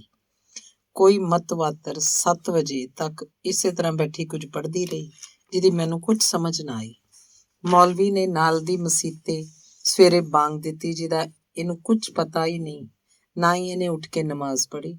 7 ਵਜੇ ਉੱਠੀ, ਇੱਕ ਪਾਸੇ ਹੱਥ ਜੋੜ ਕੇ ਕੋਈ 7 ਮਿੰਟ ਖੁਦਾ ਅੱਗੇ ਦੁਆ ਮੰਗਦੀ ਰਹੀ। ਮੈਂ ਆਹੂ ਨੂੰ ਵੀ ਵਿਖਾਇਆ ਜਦੋਂ ਉਹ ਕਾਬੇ ਵੱਲ ਪਿੱਠ ਕਰੀ ਖੁਦਾ ਦੀ ਯਾਦ 'ਚ ਰੁੱਝੀ ਹੋਈ ਸੀ। ਹੁਣ ਮੈਂ ਤੇ ਆਹੂ ਉੱਠੀਆਂ। ਜੰਗਲ ਪਾਣੀ ਤੋਂ ਵਿਹਲੇ ਹੋ ਮੂੰਹ ਹੱਥ ਧੋਤਾ। ਆਪਣਾ ਭੇਤ ਦੱਸਣ ਤੋਂ ਪਹਿਲਾਂ ਹੇਠ ਲਿਖੀਆਂ ਗੱਲਾਂ ਫਾਲਚੀ ਦੀ ਭੈਣ ਨਾਲ ਕੀਤੀਆਂ। ਮੈਂ ਫਾਲਚੀ ਦੀ ਭੈਣ ਨੂੰ ਕਿਹਾ, ਭੈਣ ਜੀ ਤੁਸੀਂ ਸਵੇਰੇ ਉੱਠ ਕੇ ਗੁਸਲ ਕਿਉਂ ਕੀਤਾ? ਅਸੀਂ ਤਾਂ ਸਦਾ ਚੌਥੇ ਪੰਜਵੇਂ ਦਿਨ ਕਰਦੀਆਂ, ਉਹ ਵੀ ਹਮਾਮ 'ਚ ਜਾ ਕੇ। ਫਾਲਚੀ ਦੀ ਭੈਣ ਨੇ ਕਿਹਾ ਕਿ ਬੀਬੀ ਸਾਨੂੰ ਨਾਮਦਾਨ ਇਸ਼ਨਾਨ, ਯਾਦ ਇਲਾਹੀ, ਖਰੈਤ ਤੇ ਗੁਸਲ ਵਾਸਤੇ ਖਾਸ ਹਦਾਇਤ ਹੈ। ਸਾਡਾ ਸਭ ਤੋਂ ਪਹਿਲਾ ਜ਼ਰੂਰੀ ਕੰਮ ਹਰ ਰੋਜ਼ ਇਸ਼ਨਾਨ ਦਾ ਹੈ। ਅਸੀਂ ਬੱਚੇ ਤੋਂ ਲੈ ਕੇ ਬੁੱਢੇ ਤੀਕ ਬਿਮਾਰੀ ਜਾਂ ਮਜਬੂਰੀ ਦੀ ਹਾਲਤ ਤੋਂ ਬਗੈਰ ਸਭ ਸਵੇਰੇ ਸੁੱਤੇ ਉੱਠ ਕੇ ਇਹੋ ਕੰਮ ਕਰਦੇ ਹਾਂ। ਮੈਂ ਕਿਹਾ ਇੰਨਾ ਚਿਰ ਬੈਠੇ ਨਮਾਜ਼ ਪੜ੍ਹਦੇ ਰਹੇ ਹੋ, ਨਮਾਜ਼ ਪੜ੍ਹਦਿਆਂ ਤੁਸੀਂ ਮੌਲਵੀ ਜੀ ਦੀ ਬਾਂਗ ਦੀ ਕੁਝ ਪਰਵਾਹ ਨਹੀਂ ਕੀਤੀ ਤੇ ਨਾ ਹੀ ਤੁਸੀਂ ਮੱਕੇ ਸ਼ਰੀਫ ਵੱਲ ਮੂੰਹ ਕਰਕੇ ਪੜ੍ਹਦੇ ਰਹੇ ਹੋ। ਫਾਲਚੀ ਦੀ ਭੈਣ ਕਹਿਣ ਲੱਗੀ ਕਿ ਬੀਬੀ ਖੁਦਾ ਸਭ ਪਾਸੇ ਤੇ ਹਰ ਥਾਂ ਹੈ। ਕਿਸੇ ਬੋਲੀ ਵਿੱਚ, ਕਿਸੇ ਤਰੀਕੇ, ਕਿਸੇ ਅਸਥਾਨ ਤੇ, ਕਿਸੇ ਪਾਸੇ ਮੂੰਹ ਕੀਤਿਆਂ ਸੱਚੇ ਤੇ ਸਾਫ਼ ਦਿਲੋਂ ਕੀਤੀ ਹੋਈ ਬੇਨਤੀ ਨੂੰ ਕਬੂਲ ਕਰਦਾ ਹੈ। ਮੈਂ ਕਿਹਾ ਤੁਹਾਡੀ ਕਮਰ ਦੇ ਨਾਲ ਛੋਟੀ ਸ਼ਮਸ਼ੀਰ ਕਿਉਂ ਹੈ? ਇਹ ਤੁਹਾਨੂੰ ਭਾਰੀ ਨਹੀਂ ਲੱਗਦੀ ਜਾਂ ਰਾਤੀ ਸੁੱਤਿਆਂ ਚੁੱਭਦੀ ਨਹੀਂ? ਫਾਲਚੀ ਦੀ ਭੈਣ ਨੇ ਦੱਸਿਆ ਕਿ ਬੀਬੀ ਤੂੰ ਜਾਣ ਸਕਦੀ ਹੈ, ਮੈਂ ਤੈਨੂੰ ਰਾਤੀ ਦੱਸਿਆ ਸੀ ਕਿ ਸਕੀਨਾ ਉੱਤੇ ਦੀਨ ਗੁਲ ਨੇ ਕਿੰਨਾ ਜ਼ੁਲਮ ਕੀਤਾ। ਜੇ ਕਿਤੇ ਉਹ ਆਪਣੇ ਪਾਸ ਸਦਾ ਹੀ ਸ਼ਮਸ਼ੀਰ ਰੱਖਣ ਵਾਲੀ ਹੁੰਦੀ ਤਾਂ ਇੱਜ਼ਤ ਲਾਉਣ ਵਾਲੇ ਦੀਨ ਗੁਲ ਦਾ ਫਸਤਾ ਨਹੀਂ ਸੀ ਵੱਢ ਸਕਦੀ। ਮੈਂ ਕਿਹਾ ਬੀਬੀ ਮਾਰਨ ਦਾ ਹੌਸਲਾ ਕਿਸ ਤਰ੍ਹਾਂ ਪੈਂਦਾ ਹੈ? ਫਾਲਚੀ ਦੀ ਭੈਣ ਬੋਲੀ, ਨਾ ਬੀਬੀ ਮੇਰਾ ਇਹ ਮਨਸ਼ਾ ਨਹੀਂ ਕਿ ਹਰ ਇੱਕ ਨੂੰ ਮਾਰਦੇ ਫਿਰਦੇ, ਪਰ ਜਿਹੜਾ ਕਿਸੇ ਦੀ ਪੱਤ ਤੇ ਇੱਜ਼ਤ ਨੂੰ ਹੱਥ ਪਾਵੇ ਉਹ ਕੀ ਲੱਗਦਾ ਹੈ? ਕੁਛ ਨਾ ਹੋ ਸਕੇ ਤਾਂ ਸਿੱਧੀ ਢਿੱਡ 'ਚ ਖੋਭੀ ਜਾ ਸਕਦੀ ਹੈ। ਸਾਡੀਆਂ ਵੱਡੀਆਂ ਅਨੇਕਾਂ ਭੈਣਾਂ ਨੇ ਸ਼ਮਸ਼ੀਰ ਨੂੰ ਖੁੱਲੇ ਮੈਦਾਨ 'ਚ ਬੜੇ ਜ਼ੋਰ ਨਾਲ ਵਰਤ ਕੇ ਕਈ ਜ਼ਾਲਮਾਂ ਦੇ ਆਹੂ ਲਾਏ ਤੇ ਇਸ ਤਰ੍ਹਾਂ ਆਪਣੀ ਪੱਤ ਆਬਰੂ ਬਚਾਈ ਹੈ। ਮੈਂ ਕਿਹਾ ਬੀਬੀ ਤੁਹਾਡੇ ਵੱਡੇ ਵੀ ਕਾਫਰਾਂ ਨੂੰ ਬਦੋਬਦੀ ਦੀਨ 'ਚ ਲਿਆਉਂਦੇ ਰਹੇ ਹਨ। ਫਾਲਚੀ ਦੀ ਭੈਣ ਨੇ ਕਿਹਾ ਕਿ ਨਾ ਬੀਬੀ ਸਾਡਾ ਧਰਮ ਇਹ ਨਹੀਂ ਸਿਖਾਉਂਦਾ ਕਿਸੇ ਨੂੰ ਬਦੋਬਦੀ ਅਸੀਂ ਆਪਣੇ ਧਰਮ 'ਚ ਰਲਾਈਏ। ਜਿਸ ਕਿਸੇ ਦੀ ਮਰਜ਼ੀ ਹੋਵੇ ਰਾਜ਼ੀ ਖੁਸ਼ੀ ਨਾਲ ਅਸੀਂ ਉਹਨੂੰ ਆਪਣੇ ਗਲੇ ਲਾਉਂਦੇ ਹਾਂ। ਤੇ ਮੈਂ ਕਿਹਾ ਬੀਬੀ ਤੁਸੀਂ ਤਾਂ ਬੜੇ ਚੰਗੇ ਮੁਸਲਮਾਨ ਹੋ। ਮੈਂ ਅੱਬਾ ਜੀ ਨੂੰ ਇੱਕ ਵਾਰੀ ਪੁੱਛਿਆ ਸੀ ਕਿ ਕੋਈ ਮੁਸਲਮਾਨ ਜ਼ਨਾਹੀ, ਸ਼ਰਾਬੀ, ਜੂਏਬਾਜ਼, ਚੋਰ ਅਥਵਾ ਜ਼ਾਲਮ ਹੋਵੇ ਤਾਂ ਉਹ ਵੀ ਕਾਫਰ ਹੈ ਕਿ ਨਹੀਂ? ਹਾਂ, ਅੱਬਾ ਜੀ ਹੀ ਨਹੀਂ ਸਗੋਂ ਸਾਡੇ ਮੌਲਵੀ ਜੀ ਨੇ ਵੀ ਆਖਿਆ ਸੀ ਕਿ ਉਹ ਉੱਪਰ ਦੱਸਿਆ ਮੋਮਨ ਚੰਗੇ ਤੋਂ ਚੰਗੇ ਰੱਬ ਦੇ ਪਿਆਰੇ ਬੰਦਗੀ ਵਾਲੇ ਕਾਫਰ ਨਾਲੋਂ ਚੰਗਾ ਹੈ। ਕਿਉਂ ਬੀਬੀ? ਮੁਸਲਮਾਨ ਵੀ ਕਈ ਕਿਸਮ ਦੇ ਹੁੰਦੇ। ਫਾਲਚੀ ਦੀ ਭੈਣ ਨੇ ਕਿਹਾ ਕਿ ਬੀਬੀ ਭਾਵੇਂ ਤੂੰ 15ਵੇਂ 16ਵੇਂ ਵਰ੍ਹੇ 'ਚ ਹੈ ਪਰ ਅਜੇ ਅਲੜ ਹੈ। ਤੂੰ ਅਜੇ ਕੋਈ ਸਮਾਂ ਨਹੀਂ ਵੇਖਿਆ। ਇਸ ਦੁਨੀਆ ਉੱਤੇ ਕਈ ਮਜ਼ਹਬਾਂ ਦੇ ਲੋਕ ਹਨ, ਮੁਸਲਮਾਨ, ਯਹੂਦੀ, ਈਸਾਈ, ਪਾਰਸੀ, ਹਿੰਦੂ, ਸਿੱਖ ਆਦਿ, ਪਰ ਮਜ਼ਹਬਾਂ ਦੇ ਦਾਇਰੇ ਅੰਦਰ ਆ ਜਾਣ ਨਾਲ ਹੀ ਬੰਦੇ ਦਾ ਕੁਝ ਨਹੀਂ ਸੌਰਦਾ। ਬੰਦਾ ਆਪਣੀ ਕਾਬਤ ਨੂੰ ਤਾਂ ਸਵਾਰ ਸਕਦਾ ਹੈ ਜੇ ਨੇਕ ਚੱਲਣ ਹੋਵੇ, ਖੁਦਾ ਦੀ ਬੰਦਗੀ ਕਰੇ। ਖੁਦਾ ਦੀ ਦਰਗਾਹ 'ਚ ਕਿਸੇ ਖਾਸ ਮਜ਼ਹਬ ਦੀ ਲੋੜ ਨਹੀਂ। ਜੋ ਉਹਨੂੰ ਪ੍ਰੇਮ ਕਰਦਾ ਉਹ ਉਹਦੇ ਨੇੜੇ ਰਹਿੰਦਾ। ਮੈਂ ਆਪਣੀ ਬਾਬਤ ਦੱਸਾਂ ਕਿ ਮੈਂ ਮੁਸਲਮਾਨ ਨਹੀਂ ਹਾਂ ਤੇ ਨਾ ਹੀ ਈਸਾਈ, ਯਹੂਦੀ ਤੇ ਹਿੰਦੂ ਹਾਂ, ਮੈਂ ਸਿੱਖ ਹਾਂ। ਤਾਂ ਮੈਂ ਕਿਹਾ ਓਹੋ, ਮੈਂ ਸਮਝੀ ਤਾਂ ਮੁਸ਼ਤਰੀ ਵੀ ਸਿੱਖ ਹੀ ਹੋਣੀ ਹੈ। ਆਹੂ ਨੂੰ ਕਹਿੰਦੀ, ਆਹੂ ਤੂੰ ਸਭ ਗੱਲਾਂ ਸੁਣੀਆਂ ਸੀ? ਆਹੂ ਕਹਿਣ ਲੱਗੇ ਬੀਬੀ ਸੁਣ ਰਹੀ ਹਾਂ, ਪਰ ਮੈਨੂੰ ਤਾਂ ਇੱਕ ਹੋਰ ਚਿੰਤਾ ਪੈ ਗਈ ਹੈ। ਅਰਥਾਤ ਜੇ ਸਕੀਨਾ ਆਪਣੇ ਵਤਨ ਚਲੀ ਗਈ ਤਾਂ ਤੂੰ ਵੀ ਮਾਂ ਦੇ ਨਾਲ ਹੀ ਚਲੀ ਜਾਏਂਗੀ, ਫਿਰ ਮੇਰਾ ਇੱਥੇ ਕੀ ਹਾਲ ਹੋਏਗਾ? ਫਾਲਚੀ ਦੀ ਭੈਣ ਕਹਿਣ ਲੱਗੀ, ਕਿਹੜੀ ਸਕੀਨਾ? ਮੈਂ ਕਿਹਾ ਉਹ ਸਕੀਨਾ ਜਿਹਦੀ ਕਥਾ ਤੁਸੀਂ ਮੈਨੂੰ ਰਾਤੀ ਸੁਣਾਈ ਸੀ, ਉਹ ਮੇਰੀ ਮਾਂ ਹੀ ਹੈ ਤੇ ਆਹੂ ਦੀਨ ਗੁਲ ਦੀ ਭੈਣ ਹੈ। ਫਿਰ ਆਹੂ ਵੱਲ ਮੂੰਹ ਕਰਕੇ, ਖਬਰੇ ਤਾਇਆ ਰਜ਼ਾ ਖਾਨ ਜੀ ਤੁਹਾਡਾ ਆਗਾ ਤਕੀ ਖਾਨ ਨਾਲ ਨਿਕਾਹ ਕਰ ਦੇਣਗੇ। ਆਹੂ ਡੁਸਕ ਕੇ ਰੋਣ ਲੱਗ ਪਈ। ਮੈਂ ਉਸ ਨਾਲ ਵਿਆਹ ਨਹੀਂ ਕਰਾਉਣਾ, ਮੈਨੂੰ ਆਪਣੇ ਨਾਲ ਹੀ ਲੈ ਚੱਲਣਾ ਬੀਬੀ। ਭਰਜਾਈ ਵਗੈਰਾ ਬਗੈਰ ਮੇਰਾ ਇੱਥੇ ਕੋਈ ਨਹੀਂ। ਮੈਂ ਖੁਦਾ ਦੀ ਕਸਮ ਖਾ ਕੇ ਕਹਿੰਦੀ ਹਾਂ ਕਿ ਭਰਜਾਈ ਬਿਨਾਂ ਮੇਰਾ ਇੱਕ ਦਿਨ ਵੀ ਕਟੀਣਾ ਔਖਾ ਹੈ। ਮੈਂ ਕਿਹਾ ਆਹੂ ਮੈਂ ਤਾਂ ਇੱਥੇ ਰਹਿਣਾ ਨਹੀਂ, ਪਰ ਜੇ ਤਾਇਆ ਜੀ ਨੇ ਰੱਖ ਲਿਆ ਤਾਂ ਤੇਰੀ ਖਾਤਰ ਇੱਥੇ ਰਹਿ ਪਵਾਂਗੀ। ਆਹੂ ਕਹਿਣ ਲੱਗੀ, ਮੈਂ ਇੱਥੇ ਨਹੀਂ ਰਹਿਣਾ। ਮੈਂ ਕਿਹਾ, ਤੈਨੂੰ ਵੀ ਅਸੀਂ ਨਾਲ ਲੈ ਕੇ ਚੱਲਾਂਗੇ। ਫਾਲਚੀ ਦੀ ਭੈਣ ਤਾਂ ਭਰਾ ਦੀਆਂ ਗੱਲਾਂ ਠੀਕ ਨਿਕਲੀਆਂ। ਸਕੀਨਾ ਆਪਣੇ ਖਾਵੰਦ ਨੂੰ 7ਵੇਂ ਦਿਨ ਜਾ ਕੇ ਸ਼ਿਰਾਜ਼ ਮਿਲੀ ਤੇ ਦੀਨ ਗੁਲ ਹੁਣ 4 ਸਾਲ ਤੱਕ ਜੇਲ੍ਹ ਦੀ ਰੋਟੀ ਖਾਏਗਾ ਤੇ ਉਹਨੂੰ ਨਹੀਂ ਵੇਖ ਸਕੇਗੀ। ਤੇਰੀ ਮਾਂ ਨੇ ਵੀ ਉਹ ਤੋਂ ਸਦਾ ਵਾਸਤੇ ਛੁਟਕਾਰਾ ਪਾ ਲਿਆ। ਮੇਰੀਆਂ ਅੱਖਾਂ ਅੱਗੇ ਇੱਕਦਮ ਪਿਆਰੇ ਫਾਲਚੀ ਦੀ ਸੋਹਣੀ ਸੂਰਤ ਦਾ ਨਕਸ਼ਾ ਨਜ਼ਰ ਆਇਆ ਤੇ ਉਹਦੀ ਭੈਣ ਨੂੰ ਬੋਲੀ ਜੀ ਹੋ ਕੇ ਆਖਣ ਲੱਗੀ, ਬੀਬੀ ਤੇਰੇ ਭਰਾ ਜੀ ਕਿੱਥੇ ਵਿਆਹੇ ਹੋਏ ਨੇ? ਫਾਲਚੀ ਦੀ ਭੈਣ ਕਹਿਣ ਲੱਗੀ, ਉਹਨਾਂ ਦਾ ਵਿਆਹ ਅਜੇ ਕਿਤੇ ਨਹੀਂ ਹੋਇਆ। ਮੈਂ ਕਿਹਾ, ਮੇਰੀ ਬਾਬਤ ਉਹਨਾਂ ਦਾ ਕੀ ਖਿਆਲ ਹੈ? ਫਾਲਚੀ ਦੀ ਭੈਣ ਕਹਿਣ ਲੱਗੀ, ਅੱਛਾ ਹੈ, ਕਿਉਂ? ਮੈਂ ਚੁੱਪ ਹੋ ਗਈ। ਇੰਨੇ ਚਿਰ ਨੂੰ ਢੇਰ ਦਿਨ ਚੜ ਗਿਆ। ਫਾਲਚੀ ਦੀ ਭੈਣ ਨੂੰ ਨਾਲ ਲੈ ਕੇ ਮੈਂ ਤੇ ਆਹੂ ਉਹਦੇ ਨਾਲ ਹੀ ਫਾਲਚੀ ਦੇ ਮਕਾਨ ਤੇ ਤੁਰ ਪਈਆਂ। ਸਰਬਾਜ਼ ਖਾਨੇ ਦੇ ਮੋੜ ਭੌਂਦਿਆਂ ਹੀ ਮੇਰੀ ਮਾਂ ਤੇ ਮਲੂਕ ਦਾ ਭਰਾ ਸਾਨੂੰ ਮਿਲ ਪਏ। ਉਹਨਾਂ ਨੂੰ ਵੀ ਨਾਲ ਲੈ ਕੇ ਅਸੀਂ ਫਾਲਚੀ ਦੇ ਘਰ ਜਾ ਦਾਖਲ ਹੋਏ। ਫਾਲਚੀ ਨੇ ਅੱਜ ਸਾਡੀ ਬਹੁਤ ਖਾਤਰ ਕੀਤੀ ਤੇ ਮਾਂ ਜੀ ਦੇ ਨਾਂ ਕਰਦਿਆਂ ਬੜੇ ਬੜੇ ਭੋਜਨ ਤੇ ਮਠਿਆਈਆਂ ਸਾਨੂੰ ਖਵਾਈਆਂ। ਮੇਰੀ ਮਾਂ ਤੇ ਫਾਲਚੀ ਨੂੰ ਰੱਬ ਸਮਝਣ ਲੱਗ ਪਈ ਤੇ ਨਿੱਕੀ ਨਿੱਕੀ ਗੱਲ ਵੀ ਉਹਦੀ ਸਲਾਹ ਤੋਂ ਬਗੈਰ ਨਹੀਂ ਸੀ ਕਰਦੀ। ਝਾਟੀ ਮਲੂਕ ਦੇ ਭਰਾ ਨੇ ਮਲੂਕ ਨੂੰ ਮੇਰੀ ਮਾਂ ਦੇ ਆਉਣ ਦੀ ਖਬਰ ਦਿੱਤੀ। ਅੰਜਰੀਨਾ ਤੇ ਮਲੂਕ ਝਟਪਟ ਆ ਗਈਆਂ। ਸੁੰਦਰੀ ਵੀ ਉੱਥੇ ਹੀ ਆ ਗਈ। ਸਾਰਾ ਦਿਨ ਬੜਾ ਸੋਹਣਾ ਲੰਘਿਆ।